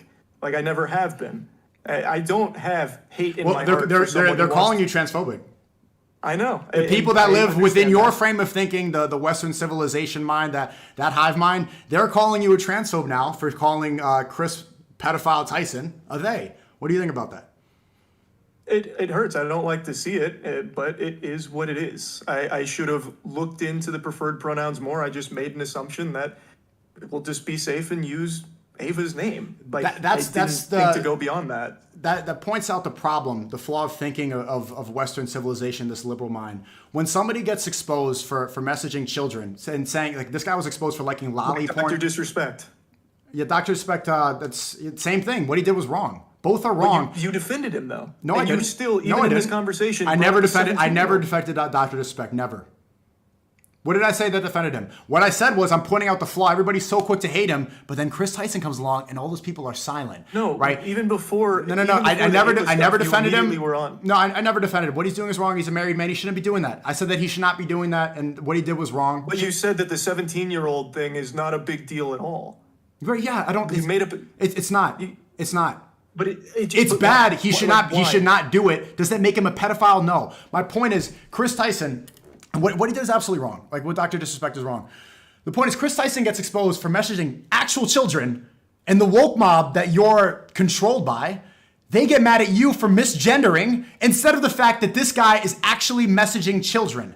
This is the world that we live in now. You do a video condemning a pedophile, an actual pedophile, and instead of talking about that, they focus, and the clip that goes viral is Moist Critical misgenders Chris Tyson the pedophile. Insanity world. You can't follow the ever-changing morality of the West, because then it's misgendering is going to be canceled. And it's, on Twitch, you can't even misgender. You can't say there's two genders on Twitch on the platform you're on. That's the reason you're not streaming right now. This is the problem. No, you need to have consistent morality. I just wanted to have a conversation with you again. That's all. I wasn't going to stream it or anything. I know, but I'm saying this conversation. If you well, have you this, just said that's why I wasn't. But well, if you have this conversation on Twitch, you would get in trouble. The point is, if the ever-changing rules of this Western thing where they keep adapting, love is love versus gays, then it's LGBT, then it's LGBTQIA, and then it's just accept them, and then it's cut their penises off, and then it's take hormones, and then it's kids can take hormones, and then it's kids can cut their dicks off, and then they're parading through the streets, and then they're waving their dicks out in the park in public. We can do this same song and dance with your ideal world too. You're not setting anything defined. Your age of maturity is not a number. You haven't put a number on it. That leads to the same thing. Well, all of a sudden, it's okay for a 14-year-old to marry a 16-year-old. Well, why is it okay for that, but not a 12-year-old to marry a 16-year-old? Like, you can keep doing I am drawing a line, but what you're not understanding is What's the line? What's the line? What's the number? Maturity. It's not a number. It's not a number. What is the number? What is the number? I just there needs to be a number, or else you can do the same thing. I just told you there's not a number. Do you see why that's a problem? No. If there's no defined... So why can't a 12-year-old marry an 18-year-old? Because most 12-year-olds haven't gone through puberty yet. And most 12-year-olds... What if as you just said, it changes. What if a 12-year-old went through puberty early, the parents consent, the 18-year-old and the parents consent? Can they do it? Most likely that's not going to happen. You know why? Because Islamically, if we're not talking most likely. Just say it. Can they do it? If there's harm involved, then it's not going to happen. How do you know there's harm involved? You wouldn't know until it happens. If the family's not going to... If it's not good for the child, if the child's not mentally ready yet, if the child's not mature... The kid is consented? If the families have consented, the kid is mature, the kid is ready... Why should I stop it? At 12 years old. At 12 years old. If the kid if the kid is physically mature, the parents consent, both parties are happy. A 12-year-old being physically mature. If that's the only line that actually makes sense. We've just established how yours doesn't make any sense. We just established how yours makes no sense, right? Because you change your definitions 50 times. I'm saying there is no consistent line. People mature at different ages. Neither Who am I to is tell your you? definition of maturity. You keep saying how it fluctuates. Yes. Like you are admitting it fluctuates. Do you agree that people? Okay. Do people mature at different ages? People mature at all kinds of different ages. Exactly. But there needs to be a set one. Like 18. 18 being an agreed upon one makes it very set in stone with what is and is not acceptable. In your world, you just said a 12-year-old can be physically mature enough to marry an 18-year-old. That's a problem. That's a problem. That's a huge. Yes. I don't encourage. I don't encourage this, but I would much rather live in a society that allows a physically ready, whatever age, if 14 something, if they're physically ready, the parents consent. I'd much rather live in a society that encourages marriage instead of cutting your penis off. That's the issue. You can't have this. Do you see why that's creepy though? So then we'll extend it to you. Let's say again, all of this is going through the Sneako utopias here. You got 14-year-olds marrying, all of this. Are you going to play by those rules now? Are you going to start looking at 14-year-olds that might be physically mature? You've asked me this question 3-4 times, and I've given you the same answer. That's not my personal taste. That's not what I like. I want somebody that's around. I want a girl that's younger than me. I'm 25. I'd rather. Do you know that peak fertility happens when, after you go through puberty? Like when a girl's 16, that's peak fertility. So you want a peak fertility 16? I don't. I'd rather a girl. My ideal wife person. If you're gonna ask personal question, my ideal wife is probably 20, 21 years old. When I'm 26, 27, that's the ideal. If she's 24, if she's 23, that's fine. There's an age gap, okay?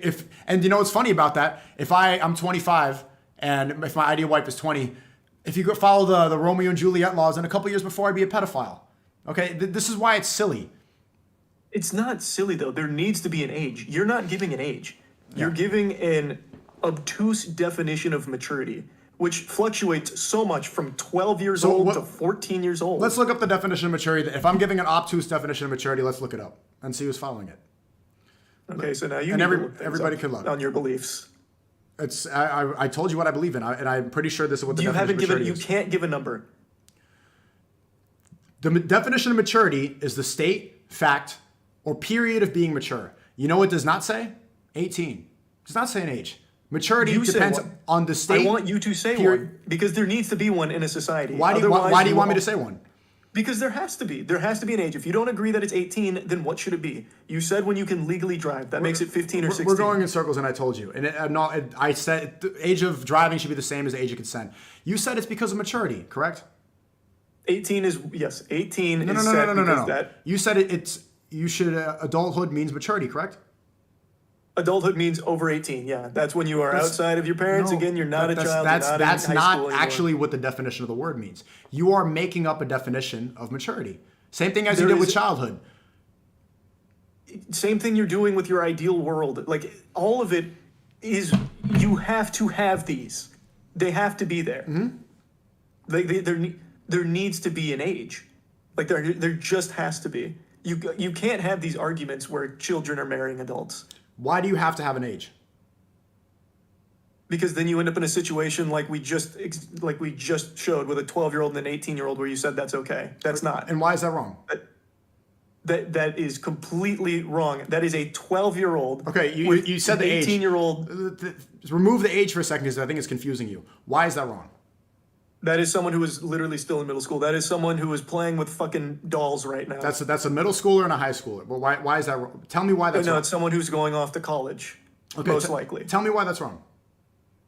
The person going off to college is driving. The person going off to college is working. The person going off to college is in a totally different state than someone who is literally still playing with dolls. Like, that is not okay under any circumstances at all. So you're saying it's because there are different stages in life? It's a child versus an adult. I guess to even get back a little bit, do you think there's not a problem with a child being with an adult? Okay. We haven't even agreed upon what a child and an adult is. You keep saying that it's 18. Under 18 is child. And I'm telling you, that's not even the definition of the word. You're having a conversation. You don't care about definitions most of the time, though. Like, you're not even using a definition for maturity that has an age attached to it that needs to be in place. Because that's not the definition of maturity, right? We can't have this conversation if we don't set in stone what these words mean. Child means somebody that is not physically mature. Adult means somebody that's physically mature. That's what those words mean. You are making up, based off of numbers, what defines these words, and that's not even what the words mean. So you can call it bibophile, you can call it statutory rape, you can call that what that is, but that's not what those words mean. And I'll concede to that. If you want to call it those words that actually mean what they say, then fine. But based off child and an adult, you're wrong. Okay. So then I guess we just won't see eye to eye on it. So but you do think it's not even seeing eye to eye. Why can't you accept the definition of these words? Is the dictionary wrong? No, like I said, the definitions are fine of these words like maturity and all that. But that does but not even that. The definition of child is somebody who's not physically mature yet. Are you okay with the definition? Right, simple question. Are you okay with the definition of child?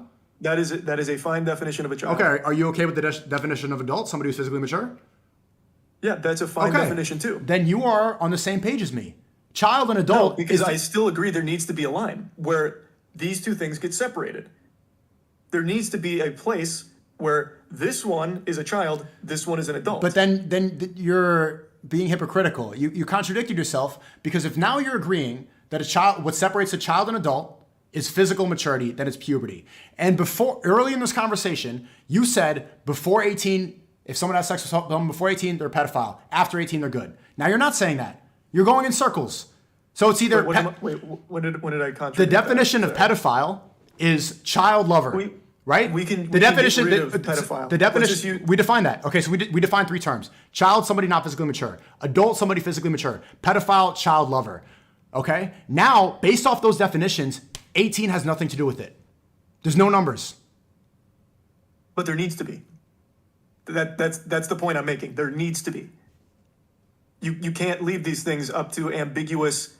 Well, this person and their family consented to marrying this 13-year-old and their family consented, so it's fine. Because it's not. It can't be. Do you concede that you've changed your definition of all these words in this conversation? Probably. This has been so all over the place. I don't know where we're at. So there's a very good chance. Well, you started off by saying, and you said it so many times in this conversation, that 18 means an adult and before 18 is child. Now you're saying it's physical maturity. No, I've still stood strong. 18, adult, under 18 child. Is anybody You can else hearing classify this? it like that. You just changed your opinion in the span of 10 seconds. I've never faltered In the span on of that. I just 10 said that seconds, if you wanted to I define child just as maturity defined I and just development- defined these and you agreed. I said Yeah, those definitions are child fine. is not physically mature. Adult is physically mature. Pedophile is child lover. You agreed. Then I Those brought are up fine. 18 and then you changed it. Now That's not 18 is mutually adult. exclusive. That's not mutually. Those definitions are fine, but that you still need to classify in society what is and is not an adult, where that maturity is on a number. Okay. You have to do that. The number has nothing to do with physical maturity, the definition but that it you just does. agreed upon. It 100% does in terms of this relationship between a child and a fucking adult. It does. I don't even know what you think a child is anymore. Is it somebody physically mature or somebody under 18? In society. But if you want to define child as puberty, that's fine, because that is the textbook definition of a child. Okay, and you agreed that's what the definition is. Yes, that is a fine definition. But you can still fall under 18 and Okay. be a child. Okay. That is the point. Fair. You are under 18, you are a child, you fall into that. I understand what you're saying, and now I can understand your difference between Okay. legal and morality, right? That there's a difference between legal and morals, right? Is Dr. Disrespect messaging, I don't know if he messaged a 17-year-old, it's fine. Let's use this hypothetical. He messages a 17-year-old. Is he a pedophile? As we've gone in circles. I would say it's a bad thing, and if we're going to You're not answering the question. No. It's a simple Yes, question. I would say you are going to a child. You're not making You're sense. going to a child. You don't know what this person is. You just said it's somebody physically mature. It's a minor. He said it's a minor. You keep so we know it's a minor. You've changed the words. I've heard so many different words for you. It's a legal minor, but is he a pedophile? Yes, it's talking to a child. Yeah. We're going to simplify it even further. Yes, he's talking to a child, pedophile, sure. Your morality Yes. is arbitrary. It depends on nothing that So makes is your it. perspective. It doesn't Your make physical perspective- sense because you just said it based on maturity and now it has to do with age. Those are two separate things. I never said based on there's no maturity. consistency. I said there always needs to be a line. You can define a child based on puberty and adult based on maturity, that's fine, but there needs to be a line where this line, over it is adult, under it is child. That's a But crucial that's not component. even what you believe in How is that not what I believe in? because you just said it's maturity. What do you mean? You just said it's physical maturity. Why are you following something that you don't believe in? What are you talking about? The definition of child and adult is fine, but there needs to be a line in society where over here you go into this category, under here you go into this category. It's crucial. Okay. Otherwise, we have what you had, where 15 and 16-year-olds are marrying adults. And that's a Leave problem. the legal thing out of it. Dr. Disrespect is messaging a physically mature 17-year-old who's I fit. don't believe there's such a thing. I don't believe there's such a thing. You just said there was. No, it's under a child. Under 18, you fall into the child category. You had puberty probably, or maybe not, as you said, but you fell into the child category under 18. It's just, to me, it's that black and white. I don't think there's a huge argument. I don't know why that's so hard to understand, brother. Last time, because we're going in circles. I know. An adult is someone who's physically mature, correct? The definition of an adult, maturity, yep, and over 18. Not the definite. We need to agree upon a definition. Brother, the definition's fine. That definition doesn't bother me. So That's fine. it's not about you. Do you agree the definition of a child is somebody not physically mature? Yeah, that's 100%. Yes. That's fine. A child is somebody not physically mature, correct? Hold that thought. Okay, not physically mature. Yes. Dr. Disrespect message a physically mature 17-year-old. No such thing. You can't prove it. How's the 17-year-old physically mature? They're not. So in my eyes, 18. Do you understand what a hypothetical? hypothetical? Do you understand what a hypothetical is? Oh, gotcha. Sorry. Okay. Sorry. I thought you were. It's a physically mature 17-year-old. Okay. Based off your definition, an adult. Uh-huh. An adult 17-year-old, correct? Nope. No such thing as an adult 17-year-old. There's no such thing as an adult 17-year-old. Somebody. That doesn't exist. It doesn't exist. You just said it exists. I never said a 17-year-old could be an adult. When does someone become an adult? When? Okay, based off. I can't believe I'm hearing this right now. I genuinely can't. Okay. It's super simple. 18 is when the maturity starts to kick in, and that's when you become the adult. That's what we've established. Anything under that, you're still a child. You could have gone through puberty. Are you afraid of getting canceled or something? Like this is. It's like this doesn't make any sense. No, it's what I believe. Like it's just that simple. But it's literally not what you believe. How is it not what I believe? You just said an adult is somebody physically mature. Right. And I don't think you can be physically mature under 18. What? I don't think you can be physically mature under 18. Puberty has nothing to do with age. What does that have to do with anything? I'm missing that. If I'm a man, I go through puberty at 17. I physically become an adult, right? It has nothing to do with 18. Do you understand this? Now I'm an adult because I'm physically mature. Are you 18? All right, you really don't want to get canceled. This is no, it's just the truth. You need that there. This is incredible. I think that's where the distinction goes. I think it's super simple. Mm-hmm. All right. I hope everybody listening can see where the consistency, because I don't think I'm going to get through to you. It's you're looping, but I hope you're able to see. Maybe you are too, but I think that you're just afraid of like losing a platform or something, or getting angry, getting your audience angry with you. But do you see how arbitrary this is to define pedophile based off of a specific number, even though it doesn't physically even make sense? No, I don't see why that's silly. I think that's entirely necessary. Okay. Because you need that number. Otherwise, you're going to have 14 and 15-year-olds marrying adults, like you said is okay. Okay. Yeah. Just incredible. Where does your morality? I want to leave on this. I know you touched on it a little bit earlier, but I do want to touch on this before I go. Where does your morality come from? We already went over this, right? Personal experience and everything I take in from the world and process up in here. Okay. 10 years ago, did you believe that a child can go through transgender therapy? Can they cut their penis off? 10 years ago, I didn't know anything about it. I wasn't unaware of it. And then when I learned about it, I formed my own morality on it based on everything I saw, read, came to my own conclusions. Okay. If I told you when you were a kid that it was okay legally and morally to cut your dick off, would you agree? Like what do you mean? Would I do it, or would I say that that's okay? Would you say that that's okay? I'd have no idea on how to even process something like that. I'm a fucking child. How old are you now? 29. Okay. When you were 10 years ago, like, and you had heard about it, because this was still bubbling. There was, I think Caitlyn Jenner was first popping up. This was like the talk of the town. If I told you 10 years ago, try to remember that Trump was running for president, 2014. What's happened? Like, Obama's still in office, right? I tell you it's okay to cut kids' penises off. You saying that's cool? So 10 years ago? Yeah. I'd say let me look into it, and probably if it's a decision they came to with professionals and their family, I'd say yeah. I'd say you have the entire. I'd say you have the right to make that decision for yourself. Yeah. Can you? I don't even know how to get through to like people like you sometimes. Why? Because why is it okay? Why? Okay, I'm not trying to be. Why do you think a kid can consent to that, but they can't consent to marriage?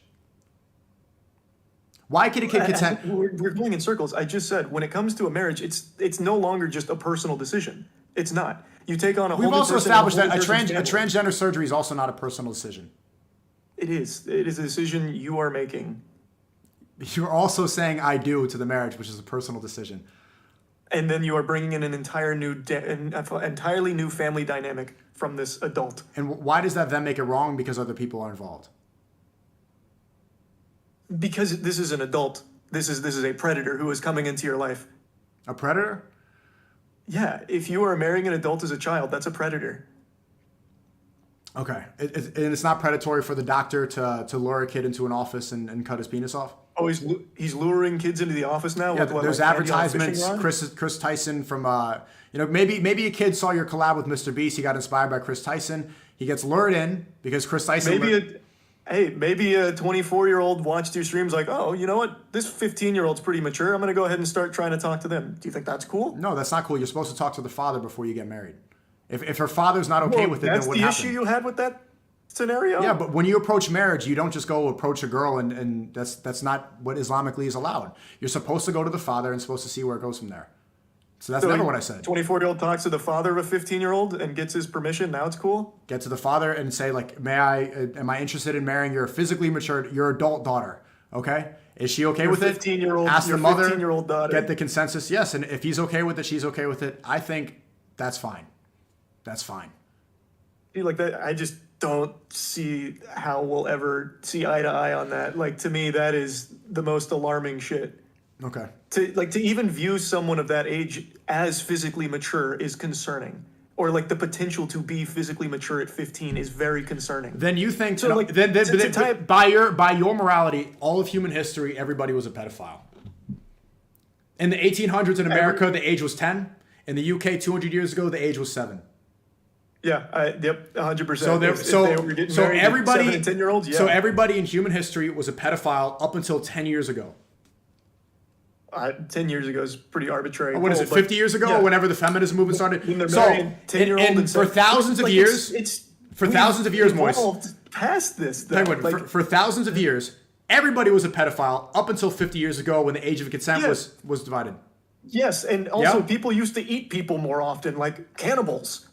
What, you're gonna go on like cannibals? Like, it's not like things were great back then. It's not like we had it all figured out back then. Yeah, there was a lot of bad shit. But in successful societies, like the UK is was a Christian country in the 1800s. The United States was a Christian country in the 1800s, and all societies in Greece and the Roman Empire, successful societies that colonized, that thrived, that had lots of families, that invented things. These people, all those people were pedophiles. Brother, yeah, if they're having sex with 7 and 10-year-olds, 100%, yes. Okay, but not even if they were enacting upon it, if they believed in it, because it's the belief too. So everybody in human history was a pedophile up until 50 years ago. If they subscribed to the belief that it was okay to do that, yeah. Which they did. People evolved to recognize how bad that is. They did. Yes. Like if you look back on it retroactively, that is a horrible thing. So everybody look back on like everybody in the UK is a bad thing, and incest is a bad thing. Like we would look back on these things and be like, hey, that was bad. Like we know that's bad now. Yeah, the next step for people evolve. I want to point this out and for you to remember this, because the next step for this thing where they cut off penises and take puberty blockers, the next step is normalizing incest. The next step is normalizing bestiality. People like Chris are already dressing up like wolves, already dressing up like dogs. They're walking around in public. They go to gay pride parades with these cat ears. They meow, they bark, they do these things. They believe they're dogs. A lot of these people, they accept them. They call them she-wolves, she-this, all this stuff. They identify as a wolf. Because if you can believe and identify that I'm a woman now, if I believe it, why can I not be a wolf? That's the next step, is bestiality. Then the next step is incest. These things should not be allowed. We should hold down something. There should be something that's consistent. The only thing that's consistent throughout history that makes sense is God. It has to go back to something consistent, something real, or else it's ever adapting and ever changing.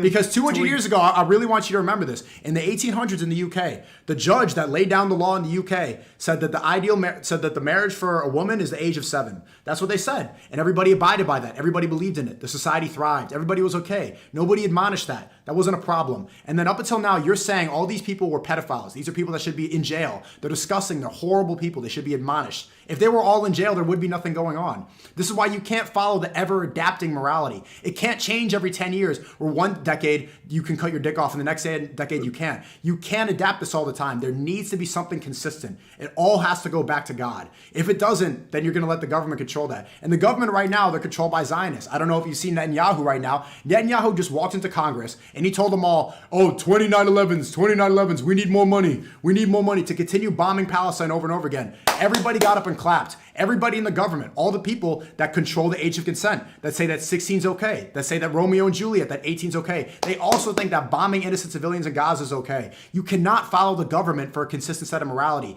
They are only followed by greed. All they believe in is money. All they believe in is personal gain. These are corrupt people who don't have their best interests, because all humans are flawed. I'm flawed. You're flawed. We've seen our flaws. We all know them. The only thing that's not flawed is God. God is the perfect being, the perfect supreme being that we have to follow. Nothing else can give us morality. There was a lot in there. Again, we can follow God, but there needs to be an agreed upon consistency. which you don't provide. I am. Which was the whole The subject. agreed here. upon consistency is physical maturity. That's not a number, though. Like, you can't actually calculate physical I don't think maturity. I'm going to get through to you that. But what you don't understand is that something that's consistent is how do you then, physical maturity is consistent. That's something that's consistent. What does it look like? What does it look like? Post puberty. That's it. What does that look like? What does that look like? What does an adult look like? Looks like me. Looks like you. Yeah. We've went through puberty. I know you're an adult because you've went through puberty. I know I'm an adult because I went through puberty. I see a child. I know that's a child. That's a child has not went through puberty yet. That's a kid. I'm very aware. It's very simple. But you said like a 12-year-old could be physically mature. Like you they're said, a 15-year-old. they're mostly not. They're mostly not. And even a child that's now become an adult at 13, 12, 13, something like that, would I think that they're mentally ready?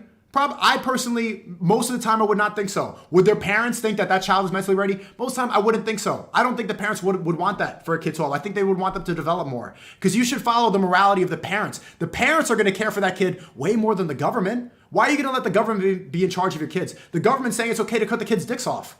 The parents just say, no, this is going to harm it. You're not going to do it. Clearly, it's going to be harmed. The parents are the one that are going to care about the kid way more than anybody in charge. All these Zionists that get in front of the Congress. But that's neither here nor there. Again, who should take care of a child? The parents or the government?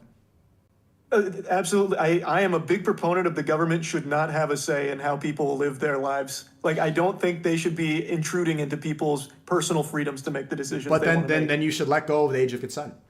No, because that one is more than the government. That is a societal agreed upon standard. It's not societal agreed upon. We've established that already. For the majority of sensible people, it is. For sensible people, well, not in any states. Not the majority of the United States, not the majority of Europe, not the majority of the world. You're making that up. The sensible people that you're talking about that are afraid to talk about precisely those people. Are you going to go fuck a 16-year-old?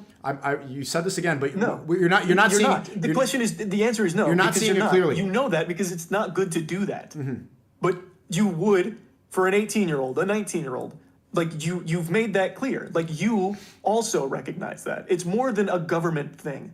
You also abide by it. Okay. Because it is an agreed upon standard. If you don't, but what you're not seeing is that if you don't think that the government should intrude, that the parents should be the ones leading the child, that we should have like God-fearing people. It sounds like you agree with that. If we should have married couples, if we want to have more children to procreate and develop a better society and have healthy children who are not harmed, then the government should not be involved. They should not say that these two people cannot get married because of the age of 18. Because that's what they're doing right now. We're going to have situations like we did hundreds of years ago with 7 and 10-year-olds getting married. And do you think that's a problem? That then that wasn't even the major problem. There were more, like. Do you think it's a problem? There were much more during that time. It was not a problem. Do you think it's a problem now? If we go back to that, now it's a problem. You know how much longer it takes for people to go through puberty and physically mature now because of what the fluoride they put in the water, because of the media that we consume, because of the TikTok brain people. People are maturing a lot later than they used to. Back then, people used to die at 33. People used to die in their early 30s in biblical times, and in the times of the Quran. Life was over quickly. Now it's delayed. People live longer. We have more medicine. We have longer things. People live longer, and they mature much later because they're putting goy slop all the time. People are sitting inside chronically. They don't have the same maturity level. So at that time, it was normal. Who am I to say that everybody then were terrible people? That makes no sense. They were living fine. They continued society. They colonized. They created things. They invented things. They were thriving at that time. For me to say, like, all these people are terrible, cancel the past. You don't have cancel to the Roman Empire. You can say that it was a terrible thing. You can say it's a bad thing, which you just did. It is a bad thing. We recognize that it's a bad thing. Based off of today's standards created by the government, yes. Based off of mine, it's based on what we know and how much we know now. It is a bad thing for a child to be with an adult. I agree. Right. Again, you get it. You know what's funny? This all brings me back to our cuties debate from last year. Is it still your favorite movie? No, it was never my favorite movie. That was clickbait. But the reason that we debated about it is because you didn't finish the movie, right? The girls started off in your world, in the world where people can cut their penises off, where girls are on TikTok at a young age, where they're doing disgusting things, where liberalism flourishes. At the end of the movie, the girls return to Islam. They find God. That same girl who's doing degenerate acts, who probably believed in transgenderism, this disgusting thing, she put on a hijab, she put her head to the floor, and she prayed. And then we saw actual resolution. We saw the only way that she was going to find peace and prosperity, the only way she was going to be in a world that makes sense, is under a God-fearing world. And then she changed. That's why I like the movie. You never understood the problem. It was never the message of the movie. No, I understand your problem. Literal, actual children. I understand your problem. I understand the problem. I agree with, and I agreed with you then. I agree with you now. But that's what I see is the only solution to this degeneracy in the West. Because everybody that's going to watch the debate, they're going to agree with the part that you thinking a child could cut his dick off is absolutely disgusting. You're going to see the response to that, and then you might change your opinion on it as well. You can't have this ever-developing morality because then you get this thing. I think you're going to see the same thing when you made an argument that in an extenuating circumstance, a 12-year-old can be physically mature and marry an adult. Like, I think you're going to see a response to that that's not the one you're expecting, because that's not an okay thing. There's never going to be a physically mature 12-year-old, a physically mature 15-year-old. But there were, for all of human history, there were. And not even that long ago. They weren't. I read to you UK law. The UK juror, William Blackwell, said a woman can get married at the age of 7, sign it into law. We can't be using these old laws because there was also old laws where you could beat the shit out of your wife and face no repercussion because she's your property. What law Do you was agree that? with that? What law was that? I'm giving an example. Like you could do that. Mm-hmm. Your wife was your property. Exactly. Slavery had We're laws. agreeing that laws can be wrong. Exactly. Yeah, those laws can be wrong. 100%. That's why you need to follow God's law. That's the only consistent law. And that's what I follow, and that's what the people that follow this, that's what most people follow. That's what people should, not most people in the West anymore. That's what most sensible people that believe in 2 genders, that you can't cut your, this is what people believe. They follow God's law. And they would agree, it should not be the age of consent. It should be the age of marriage. People should not be having frivolous sex. They should not be sleeping around doing degenerate things. They should not be messaging boys when they're in marriage. They shouldn't do any of this stuff. They should get married, have kids, and make a better society. So then, just to put a bow on the whole thing, age of marriage, how do you determine that? So someone in your position, age of marriage is now the law. Who does he start talking to? The parents of what age? When is it physically mature? Physically mature, again, it depends on the person. That's just you see why that's such an. I don't know why I don't see the way that's such an issue. Like Predators that Chris Hansen sat down with said the same thing. Right, this 13-year-old is physically mature. But you see, this issue in my worldview, this is eradicated because pedophiles, predators, they only exist in a society that allows the age of consent, that encourages people to have sex out of wedlock. In a society, in a world where you're only supposed to pursue people in search of marriage, that's eradicated. Because these people, these predators, you're saying that. Not. Yes, it is. What? A predatory thing is you're using a girl and you're throwing her away.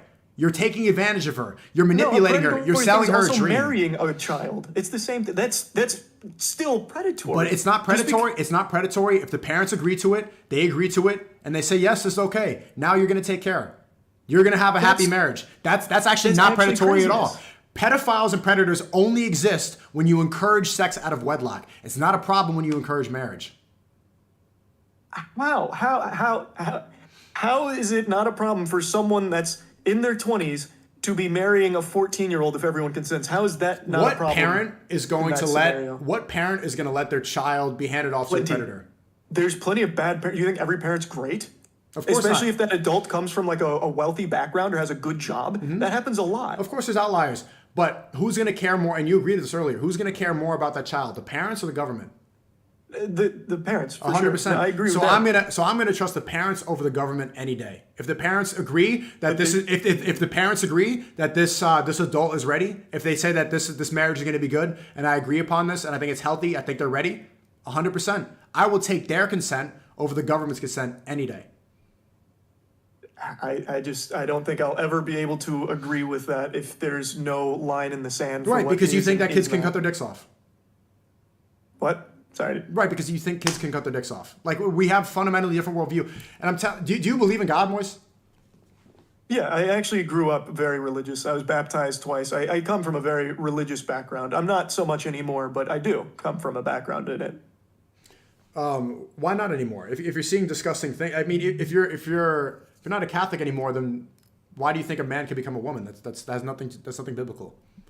I was a Baptist, not a Catholic, but it's because I believe that a lot of the old worldview is outdated and ever-changing. And I believe that all spirituality preaches love and tolerance. One of your big things is love speech, but most of what you spew is hatred towards other people. I don't spew any hatred.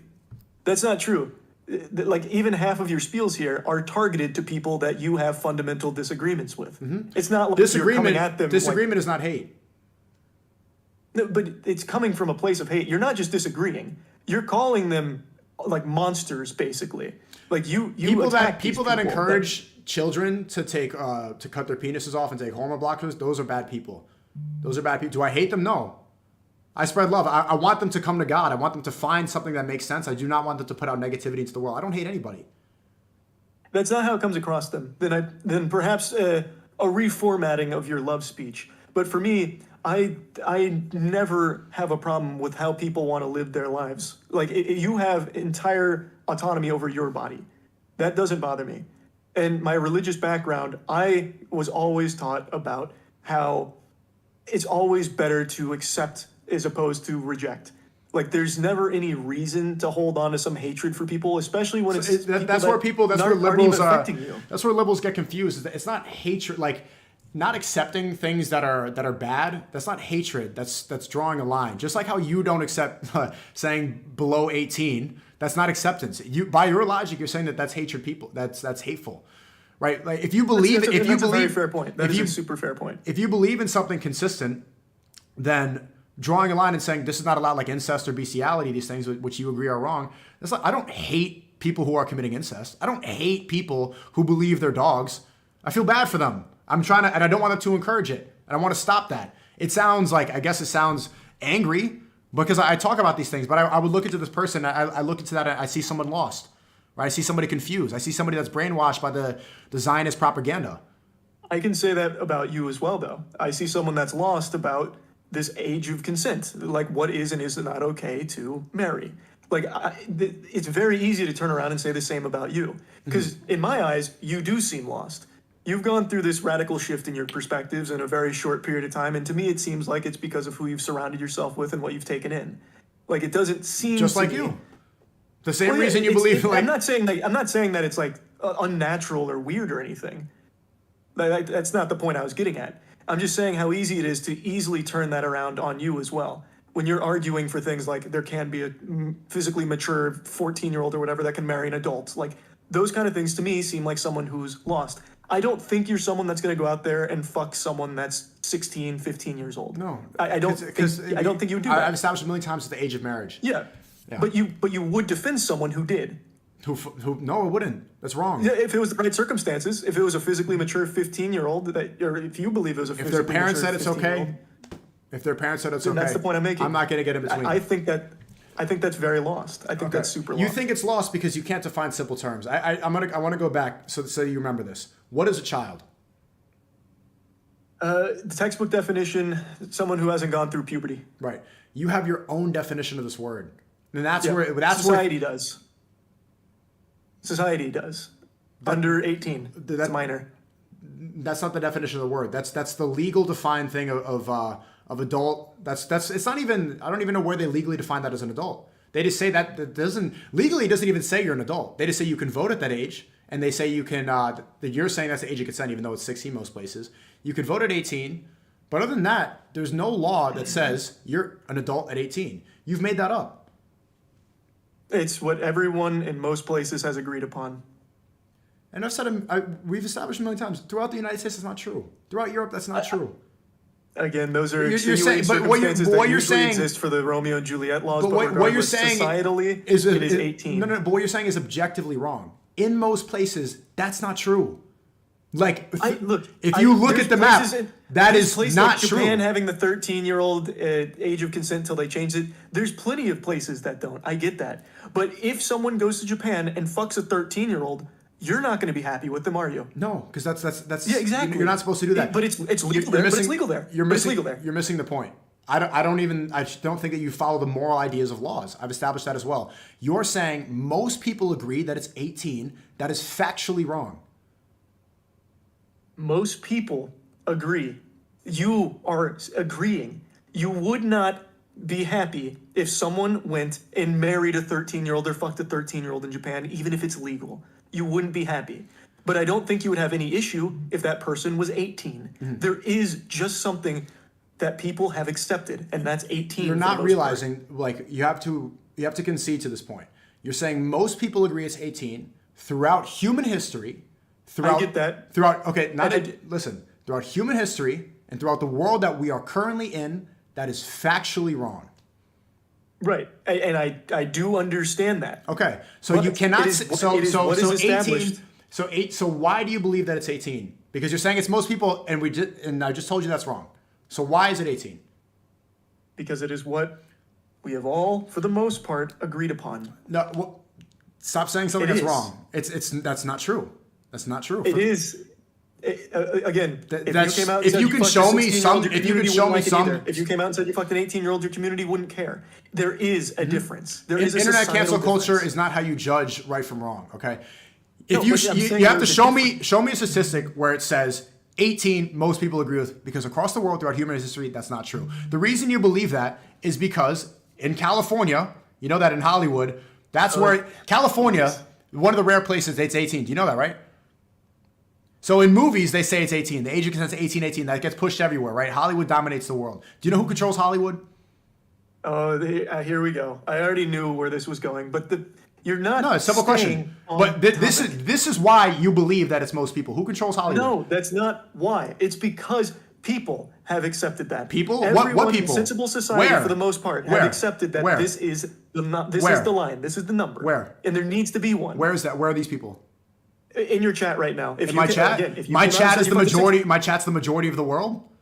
I'm just giving an example. You can see it. Okay. You can see it On the internet. There is statutory on the rape internet? associated, and you go to jail Fair. for having sex with under 18 as an like an adult. Get it. On the internet. No, and in society. Where in society? Statutory rape. Where in society? Literally everywhere. Statutory Nope. rape. An adult having sex with a child. Nope.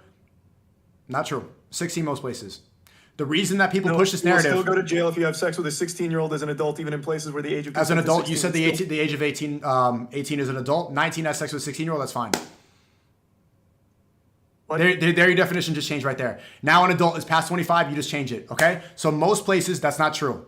Okay. 18 is not the agreed upon age anywhere. The reason is because of Hollywood. Hollywood movies say that. Holy shit. Do you know who controls Hollywood? Moist Critical? Oh my God! It has nothing to do with Hollywood, brother. It is. It is. It That's doesn't. the reason Western Americans, liberalized Americans, believe that is because of Hollywood. Because if you said that across the world in Europe, they'd be like 18. That's not true. I'm in Europe right now. They don't think that across from like liberal Westerners like you. You're the only people that push that, and you got to get out of your internet bubble because that's not true. It's just not true. It's not true. You see I this just happen in told other you. parts of the world too, like in Europe. If you have an adult that is having sex with a 16-year-old, it is frowned upon as well. It is still a problem. It is still an issue. Like it is still everywhere. Like it doesn't matter really where. Like there are parts in the world where I'm sure it's not, but that's not parts where people are celebrating. Again, what you're saying is wrong because you change your definition of adult again. You said adult was somebody physically mature, now it's not. Right? And if if it follows the age of consent in Europe it's 16, then why would it be wrong? Based off your thing. Okay. It is still. I think that people, it's almost impossible to get through what you're saying in looping. Can you tell me, do you know who controls Hollywood, who pushed this narrative? I know where you're going with it. You're going to say it's all controlled by the Zionists, right? Do you think that's wrong? I do think it's wrong, yeah. Why is that wrong? Because I don't think there's a secret Zionist agenda that controls the entire world. It's actually not secret at all. They boast about it.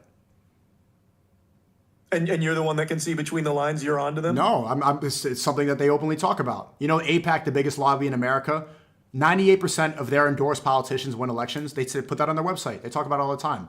Zionists, they openly talk about how they control. It's not a secret. Why do you think that they do that? Okay, so follow my line of questioning. Why do you think the Zionists that boast about it, that control Hollywood as well, if you look at the list of these people, the directors, the producers, all these people, it always goes back to the same place. That's why Harvey Weinstein got accepted for having sexual blackmail things. That's why the Epstein Island thing, they had connections to all these Hollywood directors and all these people. They blackmail these people sexually to push a certain... So why is that? It's all just general corruption. Corruption exists in all of its forms, man. True. There's not some kind True, of but it's predominant. But it's predominantly just Zionist. Corruption. It's literally corruption, which is prevalent everywhere. And you should know, like corruption. Yeah. Mm-hmm. Why? Okay, so Zionists do predominantly control Hollywood. That's just a fact.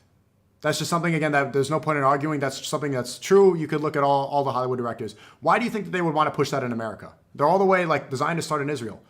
Why would Israel care about America's age of consent? I have no idea. Couldn't tell you.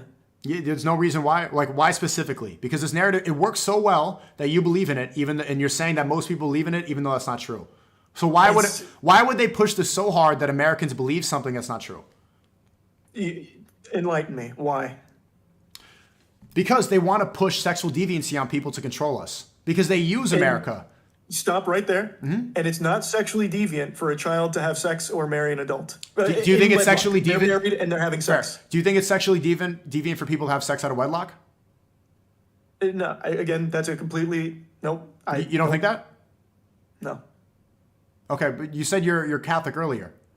No, I didn't say that. Okay. I said Baptist. Based off the Catholic belief and most religious beliefs, sex out of marriage, that's wrong. You're not supposed to do that. It's not encouraged. No, it is a sin. It is a sin. It is a sin. And not even if it's just sin. Let me just ask you, do you think that people should have sex out of a long-term relationship like marriage? Should people have frivolous sex?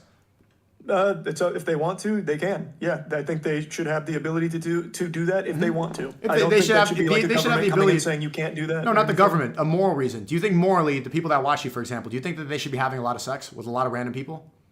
That's entirely up to them. I'm not in the position to say what they should or should not do. What would you advise them? And I wouldn't push that morality onto them. Well, you're pushing the morality of 18 on them. Yeah, that's significantly different. No, it's not.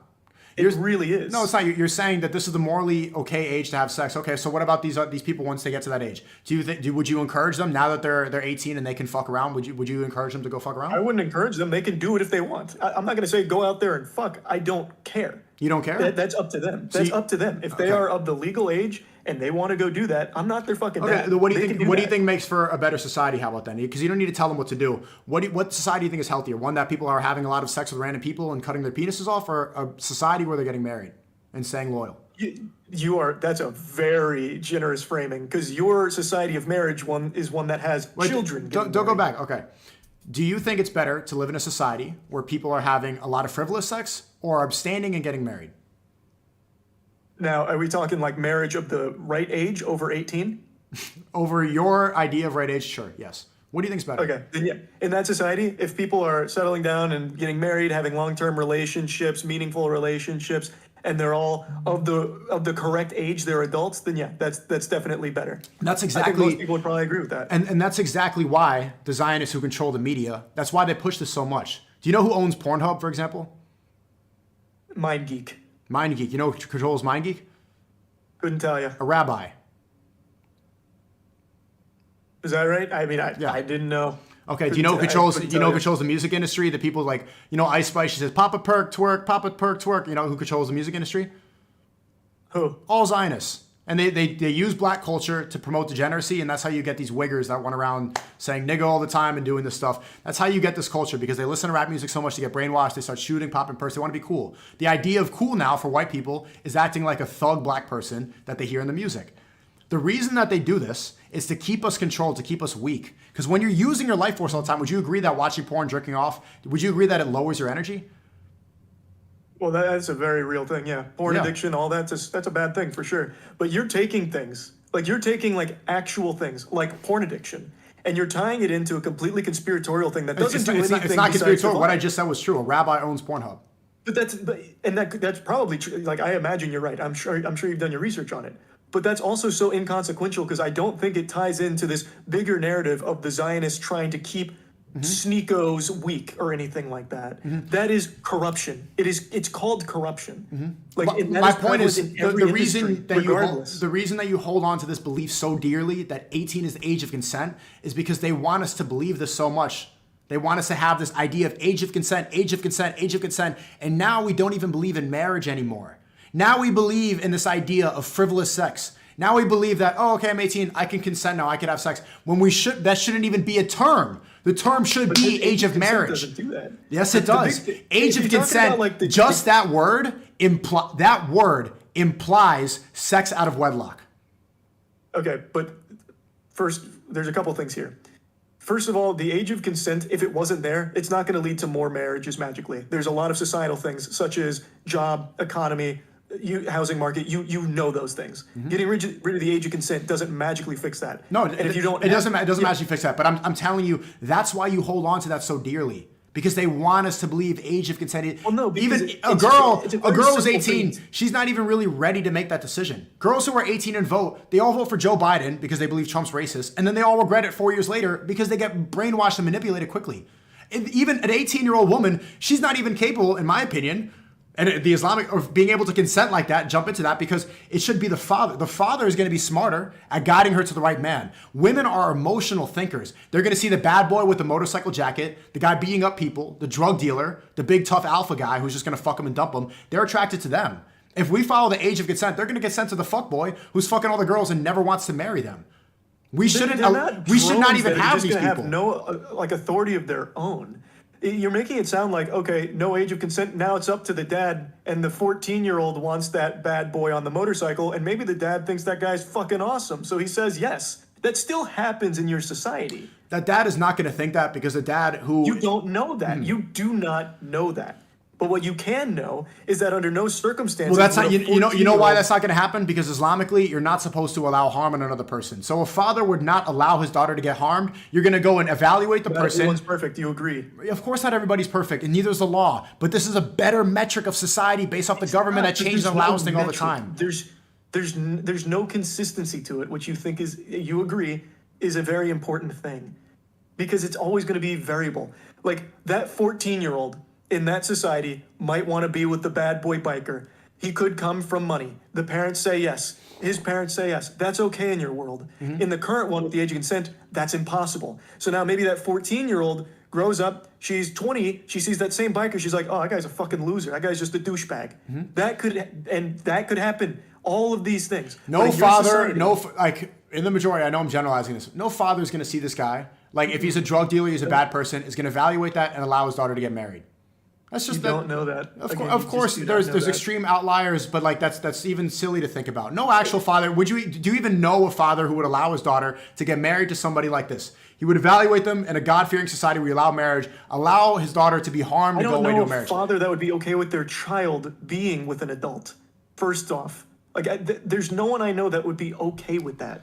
Because even just right there, it should be a full stop. Not even analyzing. You keep saying child. Analyzing their child. Okay, child is what?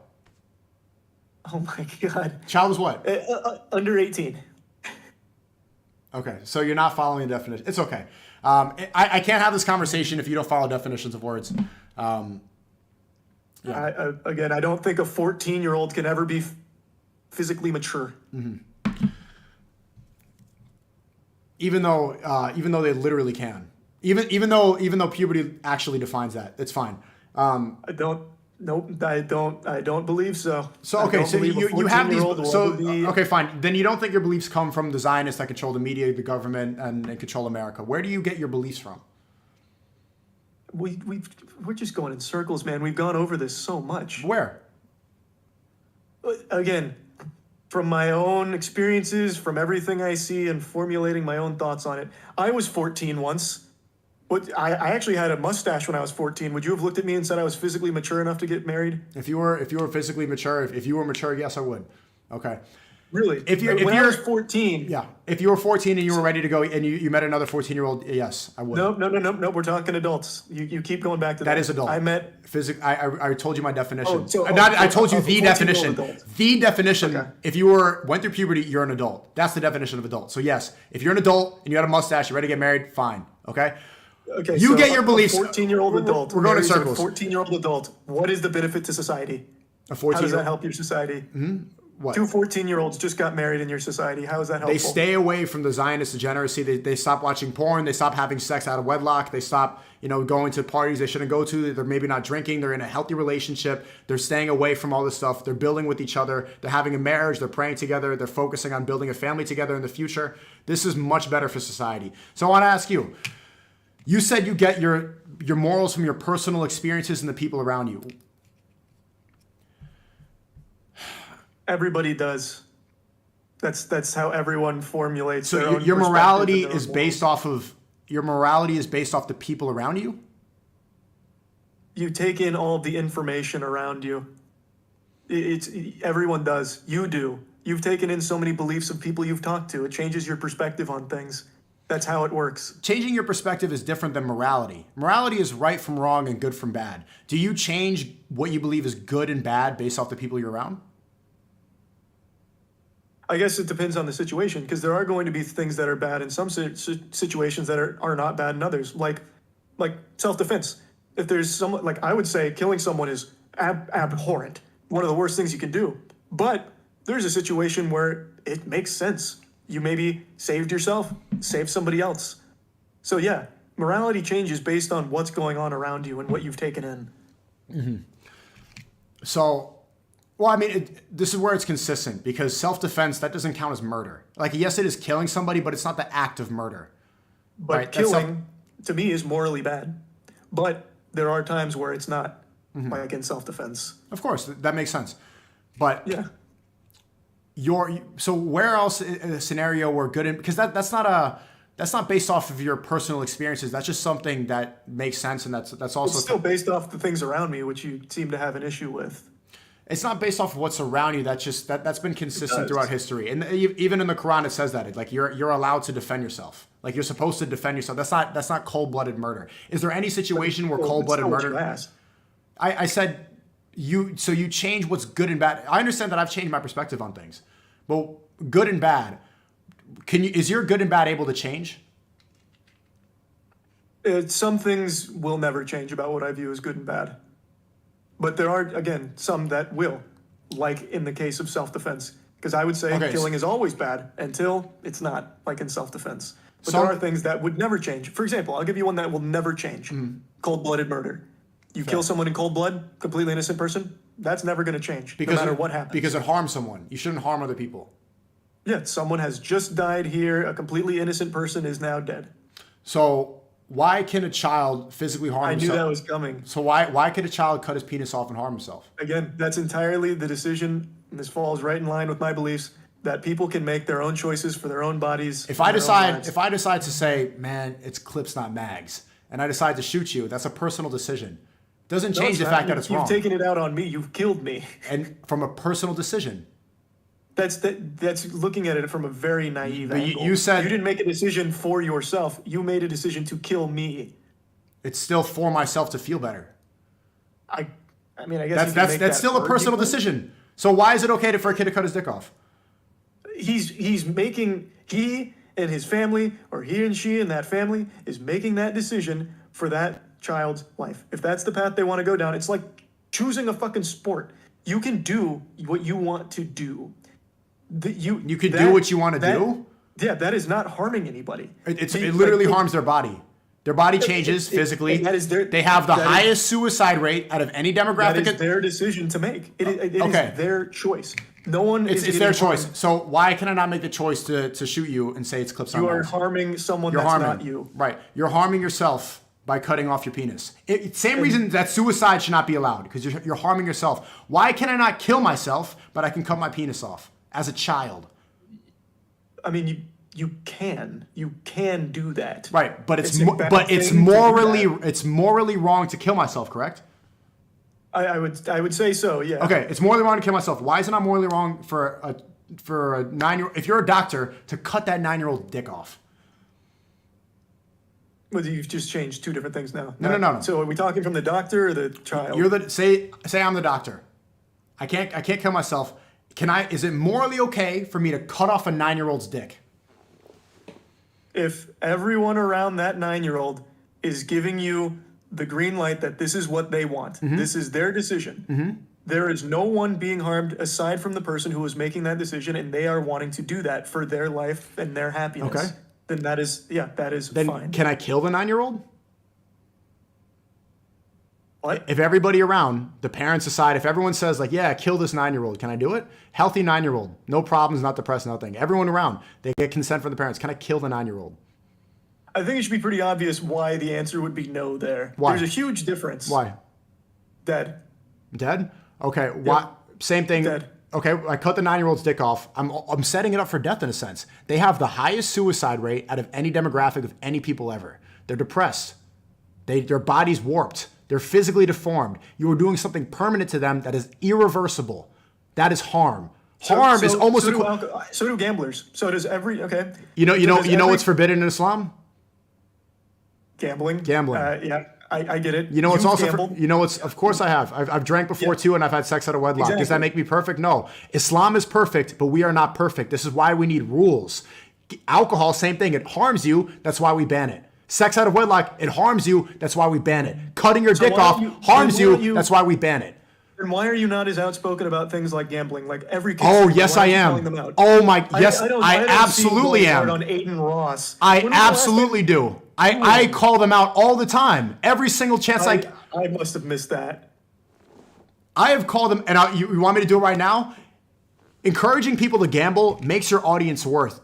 You're essentially scamming them. You are funneling children to become addicted to something, to slot machines. You are getting rich off of your audience becoming poor. I talk about this all the time, and I pride myself in the fact that I rejected a $20 million gambling deal. I got a call, and they said, do you want to gamble for a year? And I said, no, I can't do this because my religion says this is wrong. You need to have something that's consistent. The same reason my religion says you cannot become a woman, you cannot cut a kid's penis off, I'm going to say no to that. You need to be consistent with your idea of harm because you know this is factually true. Trans people have the highest suicide rate. They're some of the most depressed people. They're constantly in therapy. After 7 years, the dopamine wears off and they get depressed again. They want to change. The amount of people that want to detransition is huge. These people are set up for failure. It's essentially death. It's harming them. So why is it okay for a doctor to set somebody up like that? Why is it okay for a doctor to harm a child? It is, again, I didn't know you did that. I think that's a very admirable position to take on gambling. So I appreciate you sharing that. You're against gambling? I've never heard you do that before. Huh? I've yapped about this. Like my community makes fun of me for talking about it too much. It was like a meme about how much I talk about it. That's why. No, I had no idea. Okay. You don't do it either? What? You don't promote gambling or anything? No, man. Do you drink? I just started drinking again occasionally. Occasionally, right? But you wouldn't encourage it? No, I don't want people to go out and do bad things. I'm not perfect though, so I do drink. And I play poker with friends occasionally. But yeah, with small amounts of money, you're not a gambling addict. No. But the big thing that that's really good, bro. This is why I took this call because I see, and this is why I don't hate, like some people think I hate you and I don't. Like I see like there's a good person, bro. But the trans stuff, like this is actually harming people, and this is why I was right so long ago. What's even worse than Chris like messaging 13-year-old boys and being addicted to porn and all this stuff is encouraging people to do this, to follow suit. It's wrong. It's only been right for 10 years. We can't change human history and say that this new idea of kids taking HRT and permanent damage to their body is okay. We can't change morality like that fast. That damages society. Even Mr. Beast, like a guy that you like a lot, and you know, I think even then I don't hate him. I think he's a good person. But the amount of people that are becoming trans because they see their favorite creator, Chris, they see their favorite YouTuber, his best friend Chris, is becoming trans too. I'm gonna do it. Snip. The amount of ripple effect that has on the world, it almost supersedes the positive things he's doing when he's digging up wells. And I don't want him to do this. And this is why I knew I was right when I've been calling this out nonstop for a year. What Chris is doing is objectively bad for society, and everybody needs to be condemning it. There's no excuse for this disgusting trans stuff. A man cannot become a woman. It's a very simple reality that you and I know. No, I just disagree with that, though. I really do. I 100% disagree with that. Why? I've already told you why. I truly believe that people can make their own decisions. I wouldn't encourage gambling and drinking, but if someone gambles and drinks, I don't hate them for it, and I don't think they're worse for society. It's not about hate. It's not about hate, but it's morally wrong. Okay, I won't use the word hate. I don't view them. It's not about hate. It's morally wrong. The same reason it's morally wrong to kill yourself or kill somebody. It's morally wrong to tell someone you could become a woman because that's wrong. It has no factual basis. Like, I can say the same thing about you, and I do say this. I think it is morally wrong to be saying that in some circumstances, 12, 13, 14, 15-year-olds can get married to adults. But you don't even believe that? You don't even believe that because you said 15 times. Yes, I do. You don't even believe that because you said a child is somebody not physically mature, an adult is somebody mature. The textbook definition of a child is through puberty. However, anything under 18, as I've said a million times, is a child. We've also established 18. why that's silly. We've also established why silly that is. Physically mature 12, 13, 14, 15-year-old. But 17, they can be physically mature? I'm giving examples. No, 17 as well, no. 17, they can't be physically mature? Okay. Nope, what you're saying, what you believe is literally incorrect and factually wrong because they can. They can, and that's just true. There's no point in going in circles. Maybe we can go from here, man. I appreciated this, and I don't dislike you. I want to say that I do think that you look at the trending page and you follow an opinion, and then that's when you make your video. I think you follow the whatever popular because you don't want to get canceled, and that's why guys like me who have strong opinions about something. That's why we get banned everywhere. I'm banned on Instagram. I'm banned on YouTube. I'm banned on TikTok. I'm banned on all these places because I have hard set in stone stuff. The stuff you believe in is already kind of the consensus of the entire world. Because I think you're afraid of cancel culture, and I think that's why you took long to talk about Cr1TiKaL's, because like the biggest YouTuber on the platform is literally promoting some of the most demonic ideology possible. Provably wrong. I actually was faster to that than Dr. Disrespect. But the point is, I'm just a normal guy, and I give my opinions on things. I don't follow anything. In my eyes, you follow a crowd. You follow a contrarian Islam belief system. It's not contrarian. The same way. It's not contrarian. Right now I'm in Turkey. Right now I'm in Turkey. I think you just follow the contrarian. It's not contrarian. Right now I'm in Turkey and I'm happier than I've been in a long time. Can't you see like how much happier I get? I don't know. My community can. When I'm in Florida, when I'm around Shaitan, when I'm around this like cut your dick off world, I get angry. When I'm here, when I'm around my people, I was in the masjid today. It was Jummah prayer. I went to Hagia Sophia. When I'm around Muslims, I'm not a contrarian. I agree with them. I put my head to the floor at the same time with them. I recite Surah Fatiha at the same time as them. I'm one of a lot of people who believe in the same thing. Islam is the fastest growing religion. It's one of the biggest religions in the world. I'm not a contrarian to them at all. I admit and I submit to Allah, and I say that this is the only religion that's true. I believe in this completely, and whatever God says, I will follow. That's not contrarian. I follow God. I'm a slave to God. I'm a servant for God. So then why are you the only one that keeps getting banned when so many people follow this religion? You know who else gets people banned? That follow you know what's funny? Like well. other people, other religious, like outspoken religious people. Nick Fuentes is an outspoken Catholic, banned everywhere.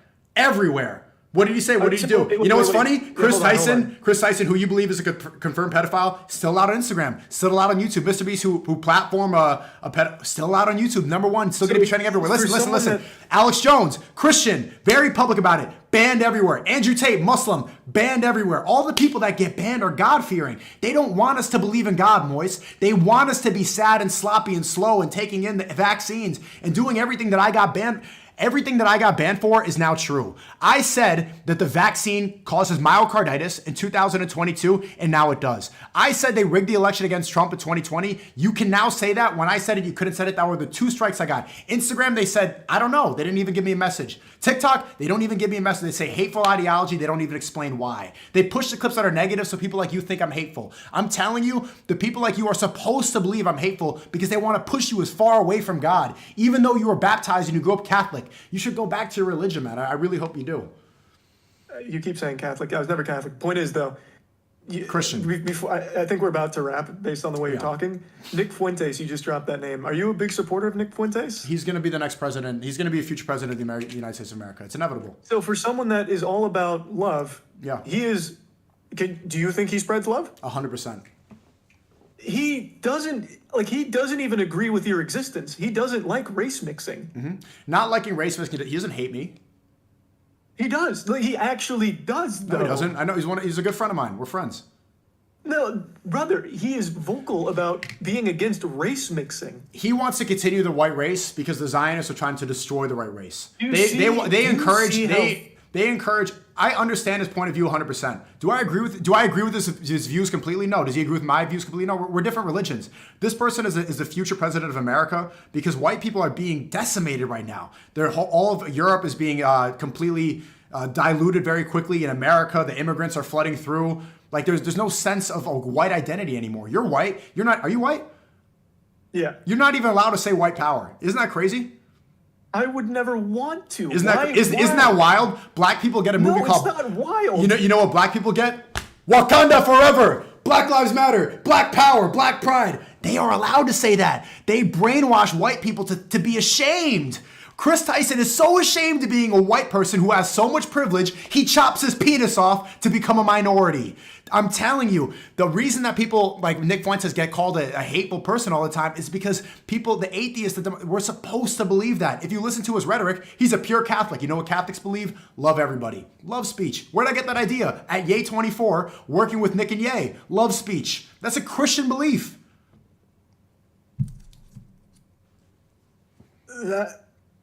Say white power. Say white. It's okay to be white. It's okay to be white, Moise.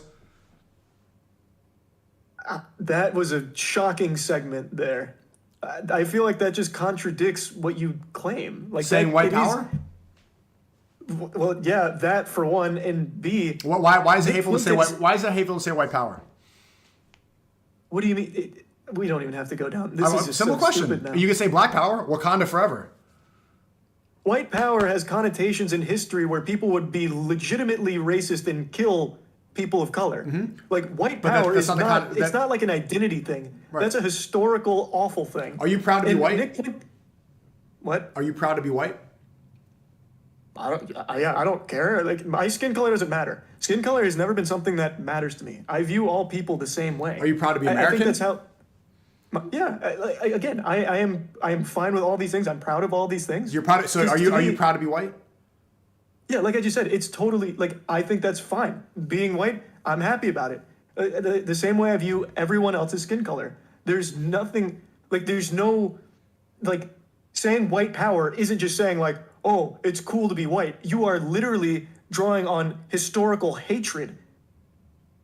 That's not what that means. Him being an advocate for white power is he doesn't even say white power. Race mixing, Sneako. Right. That's a totally separate. He doesn't hate race mixing, or else I would. He is vocal about hating race mixing. That's just not true. He doesn't hate it. It is. It's not true, brother. He has said it multiple times. No, he hasn't. He doesn't say he hates race. He doesn't encourage it. No, he outright bemoans it. He does not. He doesn't. He says white people should not race mix so they could continue the white race, and I agree with that. If you don't see the same reason Japanese people should continue to have Japanese children and they should be proud to be Japanese, all this stuff. Same reason white people should have pride in their identity, and it's okay. If you know who says all the time, black people like, man, I want to have kids. The identity, it's actual hatred. It's not hatred. Is it hateful to want to have kids that look? Is it hateful to want to have kids that look like you? No, that's not what he's saying either. That's why I'm saying it's not just like a proud to be identity. Show me the clip. Actual hatred. Show me the clip where he says, "I hate race mixing." You can just type it in right now, but type it in. Show me. He is very open against race mixing. Against is not hate. You just change your definition. Dude, it's the same. No, it's not. So you can be against. Okay, he disagrees with race mixing, and you think that's okay? Disagrees. Exactly. I think that's fine.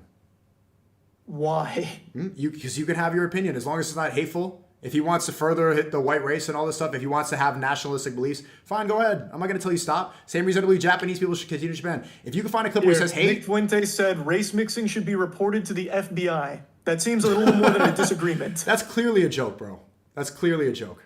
Oh, now it's a joke when there's a clip of it. Okay. Okay. Do you? Okay. You're gonna really sit here and say that he unironically believes that race mixing should be reported to the FBI? No. Be real. Because that's so obviously facetious, and this is why clips and headlines and the this is why fake Zionist news like controls the minds of people. Do you actually believe that he thinks people should call the FBI and say I'm reporting race mixing? Do you believe that, or was he being facetious?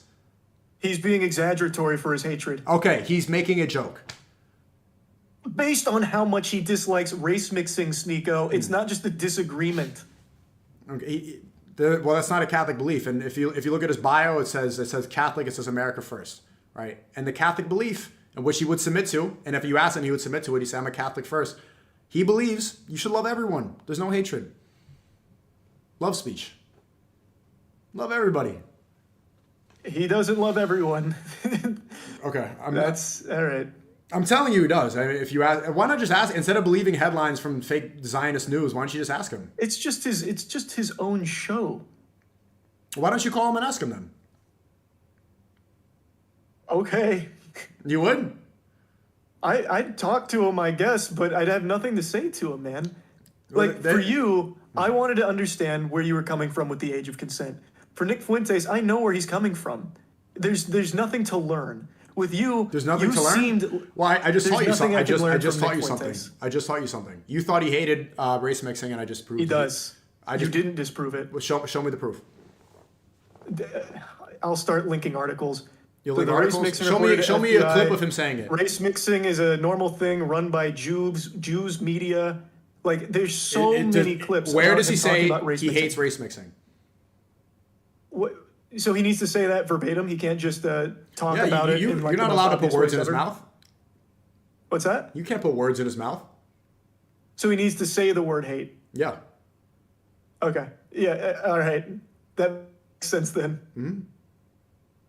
Okay, that seems like Did a lot of and you coke in found my eyes, nothing, but it's right? Fine. You found nothing? Huh? You found nothing where it says I hate race mixing. I found plenty of things where he talks about how horrible race mixing is, but as of right now, with the Control F on the brief search, the word hate wasn't used. What else Just, did you see? Everything about the great replacement theory and how disgusted he is with race mixing. Does it say But yeah, I disgusted? haven't control- Where does it say disgusted? Here, it's in it's in this article. In the great replacement theory, where he talks about, this one's new. This one's from a week ago.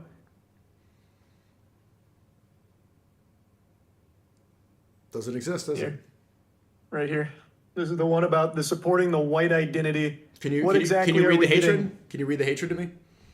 I just said there's no hatred verbatim in there. Okay, so you're It's wrong. Just So saying you're at all- you. So this is the reason why you need to talk to cancel people like us, because you were just wrong. You said he hated it, and you were proven No, wrong through research. Right now, call him and ask him if he hates race mixing. Let me call him. Right now. Okay, I want to hear if he hates it.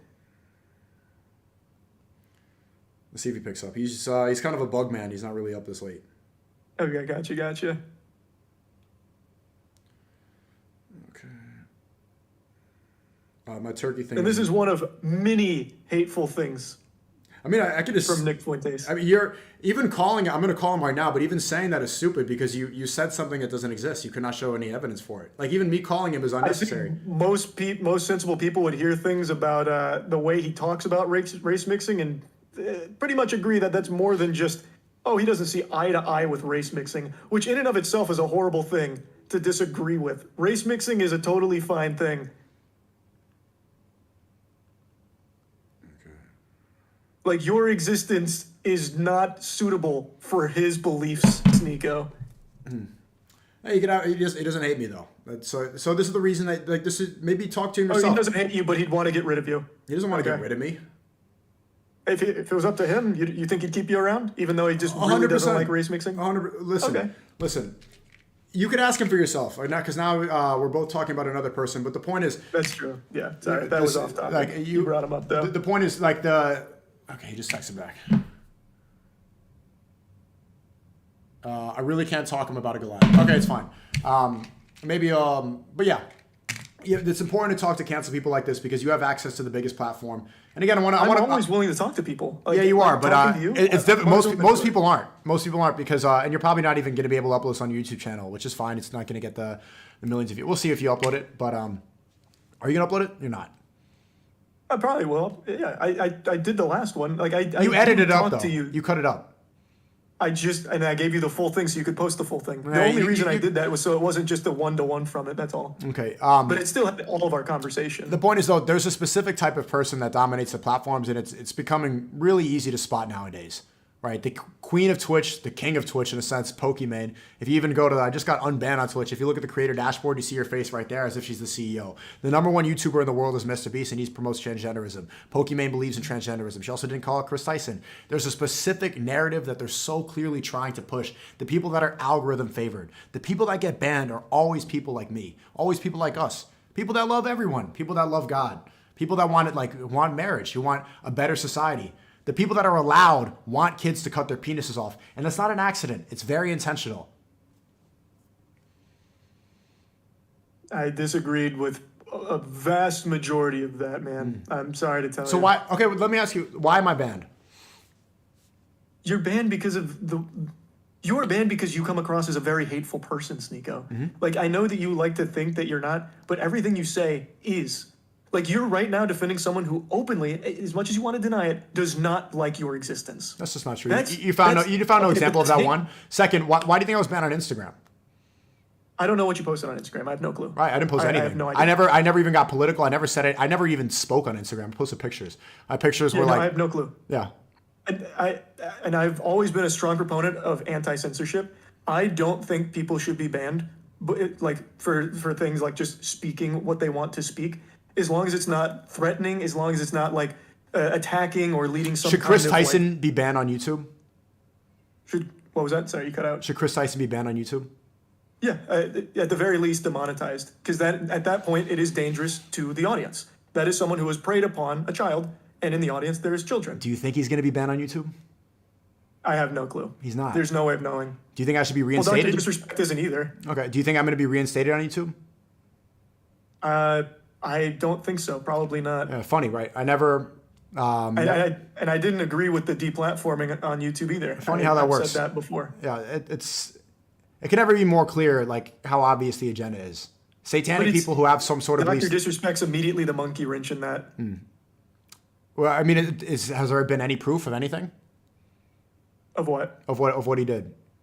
And also, if we're going to follow that line of thinking, like what he did was wrong, we're going to see what happened. But again, like the hypocrisy from all the creators to jump on the bandwagon and hate him and not say a word about Chris Tyson is jarring. And everybody saw it.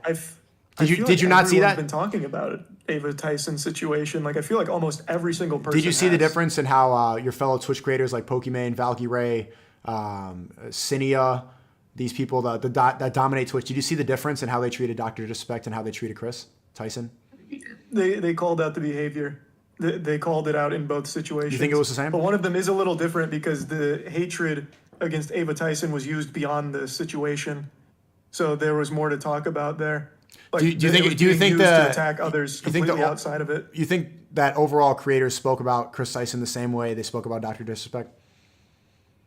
I guess it's hard to say for sure because I only saw a lot of the discussion that was happening on Twitter around me because it was flooded about everything I did wrong. Mm-hmm.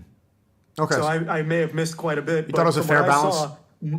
What's that? You thought it was fair, the amount of people that condemned Dr. Disrespect, but also condemned I feel like everyone that condemned Dr. Disrespect has also condemned Ava Tyson. You think you really think it was equal? From what I saw, yeah. Okay, it wasn't. What about the people that called Sketch a hero when he was exposed for doing gay porn? That's such a non-issue. That's do you mind? I know, but do you see? I saw the entire industry come and say, "You're so brave. You're the best." I saw Jinxie. So many people like you were saying how awful it is. So I never said that. I think it's great that he found God, he found Christianity. That's good. But I saw Jinxie shed crocodile tears for the fact that Sketch took black dick. And I didn't see him shed one tear for Chris messaging kids. It's just like, where are people's morality at? Like, when it comes to Gaza kids getting bombed, nothing, not a word. When it comes to Sketch, the way you interpret situations is so interesting to me. So, like, for example, the example you used there, I'll touch on in a minute. But for me, I did have something up about Ava within the first 6 hours of everything breaking. And then you immediately spun that as me just keeping it there and would never talk about it publicly. And then I did, and you're like, oh, it wasn't as fast. I think I pressured you and a lot of creators, and I take credit for pressuring a lot of people to speak about it. And I think if I wasn't so vocal about it, I don't think a lot of people would have said a fucking word. And you're totally welcome to have that belief. And then the way you just looked at Jinxie, you take the most uncharitable, most vitriolic approach to interpreting how people respond to things because you look at people in a negative way. I don't. You do. I don't. I saw he posted a crocodile tear on TikTok. He posted a Snapchat. He posted a YouTube video. He cried on Twitch. Everywhere he could. Sketch, like there was on every single social media. His best friend was getting attacked by everyone else until people were willing to come forward and defend him. The first where's he getting it? Who attacked him? Who attacked? You can't. Who attacked Sketch? So many. Can you name one? Yeah, Myron. What do you say? I don't remember, but he was in the pile up. Nope. But okay. There was a ton. I think he called about the hypocrisy. If you can like remember a specific thing. What did he say? Convy. What did Convy say? He said that they should all be shot. Nope. That was 2 months before that. That was a clip out of context. He said that, I think, about when XQC was putting on dresses and talking about how it's okay to kiss guys. Like maybe it was before that. He said that much before. That clip was not there. Convy's been. I talked about it. Convy's been defending Sketch. Really? Yep. Oh, I didn't see that. See? Yes, he is. Well, Wallahi he is. To show you. I didn't see all. So of them, what creator was dogpiling on Sketch? I just named one, Myron. But you don't even know what he said. I don't remember. How am I going to remember what he said verbatim? I just remembered Sketch crying verbatim and saying, "Sketch, I'm so proud of you." I remember that. Yeah, man. Like, I don't see what's wrong with that. I don't know how it wasn't that long ago. He didn't do anything wrong. The point is, like, if there was dogpiling, you would remember specific quotes and you remember something. I really wouldn't. It was like a month ago now. See, there was like a fake idea. This is what happened. There was a fake idea that people were dogpiling, but in reality, there were like a couple incels commenting, but every single creator who collabed with them once said, "You're the best! You're the best!" trophy, just like Caitlyn Jenner won Woman of the Year after killing somebody with this car. Like we start to celebrate these people as if they're so brave for doing what? They didn't even do anything. Are you looking for the dog piles? I want to see it. I'm just going through quite a bit of them. It's just these aren't big accounts that you would know. So it's not big gonna accounts. matter. I remember all the big biggest accounts one. celebrating it. This is what I'm talking about, right? And all these people collabed with Mr. Beast and stood right next to Chris Tyson celebrating it. There's very clearly an agenda to get kids to cut their dicks off, and I'm tired of it. And I think we're all, and this is what Love's speech about. We're tired of kids cutting their penises off. Tired of it, Moist. We're just not gonna see eye to eye on shit, brother. And that's just the way it's got to be, I guess. All right, man. This was all right, man. Clips not It was Max. interesting. Yeah, it was interesting. Hey. How long were you yapping for? That was like a 2.5 hour yap sesh. Yeah. Hey, let's do it again in a year, huh? The annual yap sesh. The annual Clips versus Mags. All right, that sounds good. But All right. one more time for the one time. I don't. For real though, like I don't hate you. God bless you and guide you. I think that I do think you have a good heart. So I hope you keep pushing a positive message and doing the right thing. All right, man. Well, I appreciate it. I hope down the line you'll see that even though you might not recognize it now, there are people you surround yourself with that are hateful. Even if you yourself are not, if it all is just misconstrued, there are people around you that legitimately do come from a very bad place. And I will be quick to believe you if you could show me a shred of evidence. Take it easy. All right, all right, sounds good, man. Heavens to Betsy, what a week, huh, sports fans? Holy Toledo. Yeah, so Moist Critical's in a big oopsie-poopsie situation here. It reminds me of the time in Moonfall when KC Houseman sacrifices himself and dies of cringe to become the moon. Yeah, so, being serious now, since this has become such a big issue, I've been in a lot of drama recently. I'm in hot water, and I'm biting on the fart bubbles that pop up in the bathtub here. It is a lot. So let's start with the most recent one today. My retirement. I didn't know I was retiring. That's news to me. I'm as shocked as all of you are. I had a ton of fun last night playing a game called Clickleding, which is basically like a cuckoldry simulator, but for clicking against like the Lorax in a hotel room. And I just did like an old school gameplay commentary video. I was bubbly, full of jubilation. I posted it today only to learn that I'm just a big old fucking liar. Liar, liar, plants for hire, I suppose. Apparently, and I didn't know this until I posted the video, everyone was under the impression that I was quitting the internet. So I started scratching at the hair on my chinny chin, wondering, when the fuck did that happen? Was I sleepwalking? Do I have somnambulism? Is this some kind of like, Fight Club situation? But instead of like Tyler Durden, I have fucking Charles Turden here that's just making wrong announcements. It turns out the patient zero behind all of this was a post Jackson made announcing that I would be leaving the podcasts, which is something I thought about periodically for quite a few months now, mainly because I started to recognize that I was becoming the very thing I'd make fun of with being chronically online. Like, I just was always online, and the podcasts were a big proponent of that, and I just kind of wanted to scale back the amount of time I spend online, and I kept Jackson in the loop the whole time here about where my head was at, and last week I told him, hey man, I think this is going to be where I hang up the jersey, you can put it in the rafters, throw it in the dumpster, but I think I'm just going to be, sailing off into the sunset here and just reducing the amount of stuff I do online. Which he completely understood, so he made the announcement just letting people know that, and then that got spun on Twitter and Reddit as Moist Critical's taking an indefinite hiatus and quitting the internet, fundamentally. Don't know when I'll be back, he's done with the internet because of all this controversy. Patooey on his grave, he's gone. When looking at the post, I don't even know where that's coming from. It's literally just talking about the podcast and me just stepping away. Like, it doesn't extend beyond that. I can't even wrap my tiny noodle around how anyone could perceive this as me being done with the internet entirely, but that's the story that they ran with, and that's what most people saw, not the actual post. So everyone thought I was quitting the internet, so I posted that video that I was really happy with because it just felt like an OG old school video that made me happy, and then bang! Just a flood of comments and dislikes all saying shit like, how could you fucking deceive us? I thought you quit, huh? What happened to leaving, huh? I just read this post on Twitter from an account that had a profile pic of titties photoshopped onto Thomas Edison that said you were done, and it had 50,000 likes, so I know it was true, and you're just a fucking liar. I can't even just peacefully walk away from some projects without it being a massive fucking reaction over actual nothing burger information. And trust me, no one has a palate more refined for nothing burgers than me. I have ranted about the stupidest shit of all time, but this was mind-boggling even for me. So to set the record straight, no, I'm not retiring, despite what the experts are telling you. All I did was walk away from a couple of projects. Like, that's really it. Like, that's a pretty normal thing to do, especially when one of them I've been doing for, like, 8 years. I really didn't think it was that deep, especially not deep enough for how big of a story it's become with all of the wild narratives running around about the true reason that I stopped doing it. So let's get into that drama. I've talked about it on stream, I don't even know how many times at this point, but we'll just talk about all of it in this video here.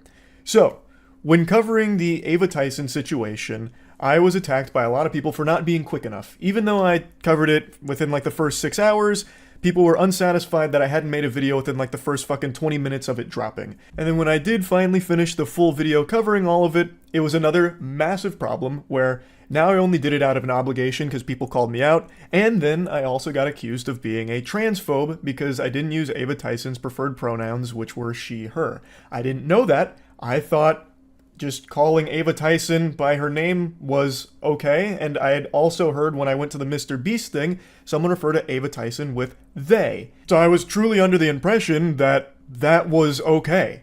And for that, I was annihilated by a good chunk of Twitter.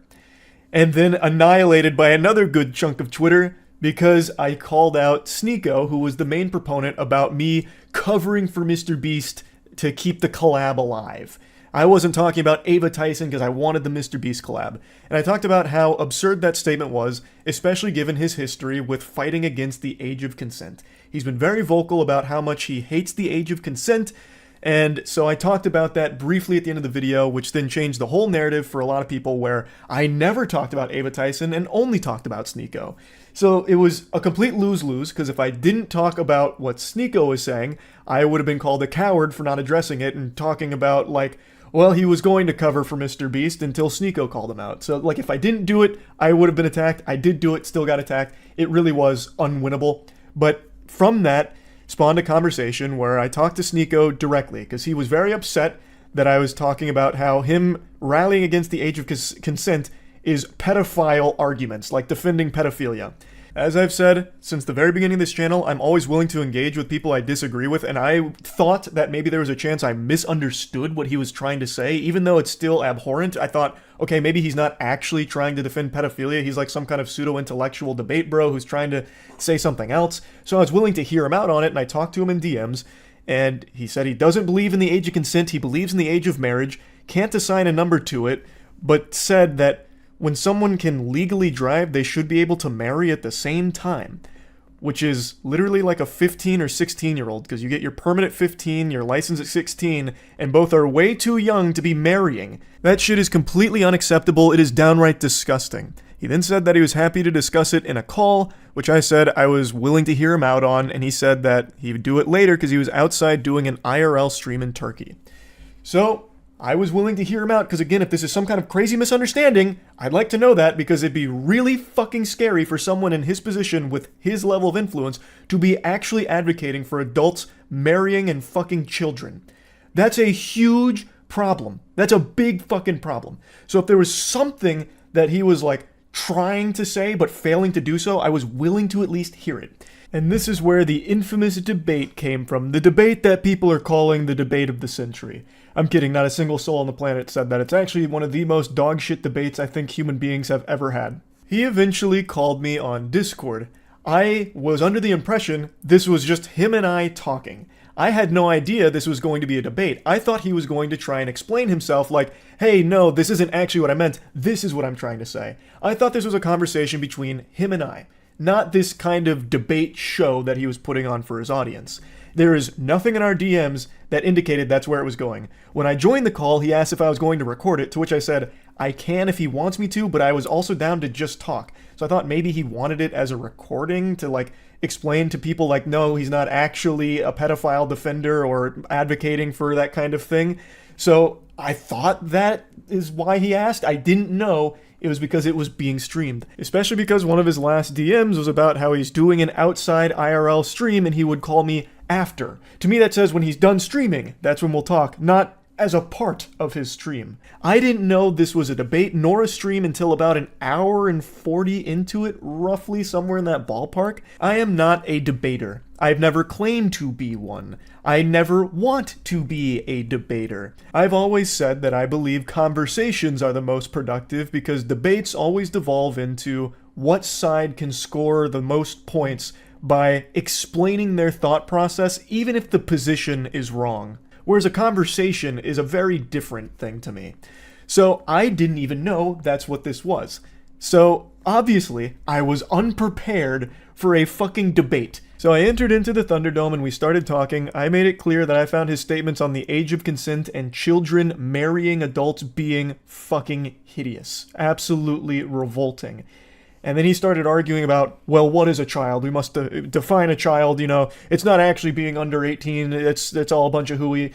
And I really think if you have to start arguing about, well, what technically is a child? You're already way too far gone. Like, that is so fucking weird. And in no uncertain terms, multiple times throughout the debate, Sneako says that he is okay with people that are aged 12, 13, 14, 15, 16 marrying adults that are 18 or older. We're talking globally. Let's just talk globally. Like, do you think it is okay for, I'm not talking about just you specifically anymore, anyone. Do you think it's okay for anyone in their 20s, an adult, to marry a 15 or 16-year-old? A 21-year-old, if there was a marriage where the father consented and the daughter consented, and it was both good on both families and they wanted to do it, why am I going to get involved? Why should we get the government involved? Even get back a little bit. Do you think there's not a problem with a child being with an adult? Okay. We haven't even agreed upon what a child and an adult is. You keep saying that it's 18. Under 18 that's is child. And I'm telling you, that's not even the definition of the word. What is the number? It needs to be a number, or else you can do the same thing. I just told you there's not a number. Do you see why that's a problem? No. If there's no defined, so why can't a 12-year-old marry an 18-year-old? Because most 12-year-olds haven't gone through puberty yet. And most 12-year-olds... What if, as you just said, it changes. What if a 12-year-old went through puberty early, the parents consent, the 18-year-old and the parents consent? Can they do it? Most likely that's not going to happen. You know why? Because Islamically, if we're not talking most likely, just say it. If the families have consented, the kid is mature, the kid is ready, why should I stop it? At 12 years old. At 12 years old. If the kid is physically mature, the parents consent, both parties are happy. A 12-year-old being physically mature. If that's the only line that actually makes sense. Again, I don't think a 14-year-old can ever be physically mature. Mm-hmm. Even though they literally can. Even though puberty actually defines that, it's fine. I don't believe so. I was 14 once. I actually had a mustache when I was 14. Would you have looked at me and said I was physically mature enough to get married? If you were physically mature, if you were mature, yes, I would. Okay. Really? When I was 14. Yeah. If you were 14 and you were ready to go and you met another 14-year-old, yes, I would. No. We're talking adults. You keep going back to that. That is adult. I met... I told you my definition. I told you the definition. Adult. The definition, okay. If you went through puberty, you're an adult. That's the definition of adult. So yes, if you're an adult and you had a mustache, you're ready to get married, fine. Okay? Unironically saying a 14-year-old adult, I think would make most sensible people want to puke. There's so many instances of this, and a lot of the conversation was spent with him talking about like overseas age of consent, like talking about how Japan's age of consent was 13 for the longest time, this and that. But the whole thing was like pulling teeth, and it was fucking painful. And I think it's extremely alarming perspective to have. Unironically calling a 14-year-old and 12-year-old mature enough for a marriage, those are middle schoolers. Like, holy shit. I think that is extremely concerning to be advocating for something like that. Like, would Sneako be okay if his best friend ended up marrying a 14-year-old? He certainly shouldn't be. No one should be okay with something like that. Like, that's fucking terrible. That is actually terrible. But now, since I wasn't like holding him to this topic or making sure it stayed on the topic I thought we were talking about, it went all over the place with a ton of different things. But the big one, and this is what most people have focused on, which was my response to his question about kids transitioning. And the way he would pose that question would be by asking if I thought it was okay if kids who want to switch their gender go to the doctor and get their dick cut off. Is it okay if a 9-year-old goes to a doctor and gets their cock cut off right then and there? And when posed with that question, I replied with yes. And I've talked about this on stream many, many times now, and I'll talk about it again here. I thought he was talking in hyperbole. I thought he was just exaggerating, being over the top, talking about the entire subject of transitioning. I had no idea that any living, breathing human being actually thought that that's how transitioning works, where you just go into a doctor saying, I feel like switching genders, and they lay you down on the operating table and just snip your whole fucking meat off. I didn't know that that's what he actually believed. I didn't know he was speaking literally. I thought he was just referring to the entire process of transitioning and just using this over-the-top statement to encapsulate all of it. Because you literally cannot get that surgery unless you are 18. Like, you actually have to go out of your way to be that stupid on the topic than you would just spending a couple of seconds looking it up. There are very rare cases where someone under 18 has had that surgery performed. That's not common. So I really didn't think that someone could be so dumb on the topic. I thought he was just speaking in hyperbole, which is my mistake. I should have been more clear instead of making an assumption that he was talking about something nuanced in an over-the-top way. I haven't hid this take, and it's not a new take from me. I've talked about this a couple times throughout the years on stream. I have no complaints if a kid gets interested in transitioning and starts talking to their family about it. So their parents start talking to doctors, the kid starts talking to doctors and therapists and all of this, because the process of transitioning is one that takes place over the course of many years. It's not something that just happens like that. And I'm also not afraid to admit that I am not the most educated when it comes to transitioning. I am not someone that has a ton of knowledge about the subject to be speaking on it in a really in-depth manner. But even I know these very surface level things that everyone has easy access to understand. It is a long process. And I have no problems at all if a kid gets interested in that process and starts going through that process with proper care.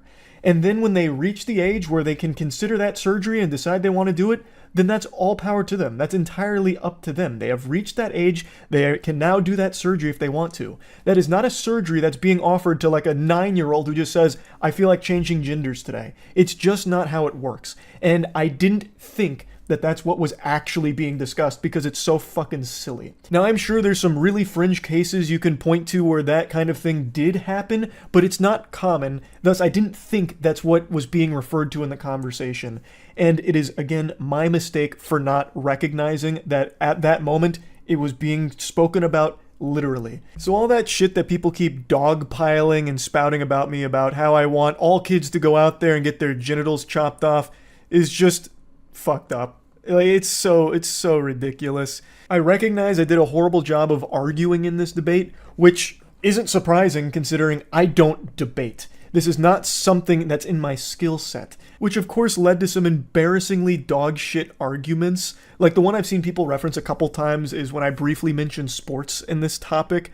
It was a stupid point to try and make. I was getting hit by like some rebound psychic damage listening to some of the drivel brain rot that Sneako was spouting about the age of consent. And I don't know why I thought this was like an argument to try and make, but I brought up sports in this subject and I was going to try and elaborate on it, but didn't at all. What I was going to try and say is that when a kid gets interested in a sport, they'll talk to their parents about it, they'll research the sport, go through the process of learning about it. And when it comes to transitioning, it's still a process where you talk to your family about it, you learn about it. Like, it wasn't a point where I was trying to say, well, changing genders is a lot like picking between baseball and soccer. Like, that's not what I was trying to get at, but because I didn't elaborate on it and it really wasn't a good argument to try and make in the first place, that's one people have harped on a lot. And I get it. Like I said, I am not a debater. Like, I didn't go in here expecting a debate. So I had nothing prepared here for this inundation of outrageous questions and tangents. Like, there was a point where Sneako was trying to get me to say white power. Like, the whole thing was a fucking mess. It was, without a doubt, probably the worst debate that video has ever been cursed with. And I really regret not doing a better job here. It's not something I should have even done in the first place. I just have a tendency to really hope for the best out of people, and I was really hoping that I and most people were wrong about Sneako's perspective on the age of consent. However, unfortunately, it doesn't appear to be the case. He was very adamant about this position, and I did a terrible job in arguing with him, and I did a terrible job of articulating my beliefs. I am supportive of the LGBTQ+, and I have been, and that's not something I've been shy about. I just wish I did a better job of expressing that. To be open and honest here, and I've talked about this a lot, I've always treated my channel kind of like a diary for myself, which is why I just talk about so much different nonsense and so many things that I know a lot of people don't give a fuck about, but some of it's fun for me to talk about, or some of it's just things I care about. So being totally honest, I used to treat the internet as an escape from my dog shit real life. Truly unhappy, really hated most of everything about myself, and the internet was my escape from it. But now it's really become that real life is the escapism for me now. Like, I love posting and creating things, but I don't like interacting with the internet around me anymore. And it's something that I started to realize a couple months ago, and I've talked about it on stream a little bit, how because I've covered so many like drama stories and everything, it's pretty much all that I ever get told about when I'm streaming, and it's become such a massive headache, and it's just constant negativity that I'm fully flooded with, like at all hours. Like, I am in like this human centipede of eating someone's ass while having my ass eaten, with even more things that I'm being demanded to like talk about, where everything just feels like a lose-lose, and it has been for like the last 6 or 8 months, I feel, where if I talk about something, it's a problem. Even if something is cut and dry, as like Cr1TiKaL having sex with a 17-year-old being bad, I caught a lot of shit for that too. I'm sure a lot of people probably didn't see that, but man, the amount of emails I got and a lot of the things I was seeing, even something as cut and dry as that was an issue when I talked about it. And then if I don't talk about something, or if I don't talk about something fast enough in the time that some people think is appropriate, I'm then accused of covering up for something for an ulterior evil motive. So it just really feels like a rock and a hard place where, regardless, it's just going to be a massive flood of negativity. And a huge critique of me that I've always seen is Charlie's a fence sitter. He's just a fucking fence-sitting enlightened centrist cuck, this and that. And I've always said for the entire time I've been on the internet, I'm not special. I'm literally just a normal guy who got very lucky. I just sit here, joke about shit, talk about my opinion on things, and nothing else. I don't have a unique perspective on things. I don't have deep insight into the vicissitudes of certain things. I am literally just a guy who yaps, has some fun, talks about shit, does some wacky stuff as well, and that's it. It's just not that deep. But because everything is so inflammatory and charged online, it's being perceived in the last, I'd say like the last 2 years, it's really popped off as me making deliberate attempts to appease both sides and play right down the middle to soak up as much as possible. Like it's all this like nefarious scheme where I'm doing this with my hands. And I just don't understand how it's become so incendiary, where that's apparently like a really bad thing now. My opinion is not special, and my opinion isn't one that's pandering to any sides or catering to anything. It's literally just whatever's up here. I sit down for like 30 to 45 minutes on like a topic or like a video that I'm joking around about, and I talk about it. I am legitimately just an average, well, below average height guy who's about to turn 30. I'm not just spitting hot takes out the wazoo here. I'm just being myself. That's all this channel ever has been. And now it's become super controversial to do that if it's not like, you know, picking sides on everything, it seems. And it's very frustrating. For the longest time, it was just me having fun. And for the most part, it still is. But I've started to recognize over the last few months that some of the things I do just really aren't fun for me to do, and I've been doing them out of obligation. Mainly internet drama. When I initially started covering drama so many years ago now, it was fun, because it wasn't as serious. Like, the stories were a lot, you know, more quirky. It was easy to get invested because it was kind of just like a soap opera, like a really dumb soap opera. But recently it's been much more serious, and I feel the need to talk about these things because a lot of them are extremely serious with very important topics to discuss. But it has become draining. As much as I never wanted to admit it, I've started to recognize that my mood is immediately impacted by whatever I read on Twitter in the morning. If that's some horrible stuff about a creator or what have you, it immediately affects my entire day and my whole outlook on the day. Now I know, call the wambulance, get some French fries, just fucking whining about having to talk about drama. What a stupid problem to be upset about. But I'm just trying to explain that it hasn't been as fun recently. It hasn't. And the main thing, if you've been around the channel for a while, is I've always wanted this to be fun and never feel like a job. And as hard as it is for me to admit this, a lot of this kind of stuff, it has just started to feel like less fun and more of, well, gotta do this because I'm expected to. Like anytime I go live, most of chat is just telling me about the latest in whatever's happening in the creator space or some other like extremely negative thing going on. And it's like, okay, well, I'm going to have to learn all about that once I turn stream off. So then I spend a few hours learning about these things, and it's all just really upsetting stuff. Like, it's not happy. It's all very sad, bad stuff. And it's been making me not happy. So I definitely think I'll be slowing down on covering internet-related drama or like drama in general. I'll still talk about like really wacky stories and shit like that, but I definitely think I'm gonna be pumping the brakes on like the kind of drama I have been covering recently. And instead, I'm gonna go back to focusing on the content that I'm most happy with. Like, if you ask me what content I'm most proud of throughout my entire time on this platform for the last like 17, 18 years, none of it would be drama coverage. It'd be things like Skynut. It'd be things like shooting a potato at a tennis racket to see if you can make French fries in midair by frying them in hot oil. It's shit like that. And I think I'm going to go back to that kind of stuff as opposed to the direction that I have been going recently.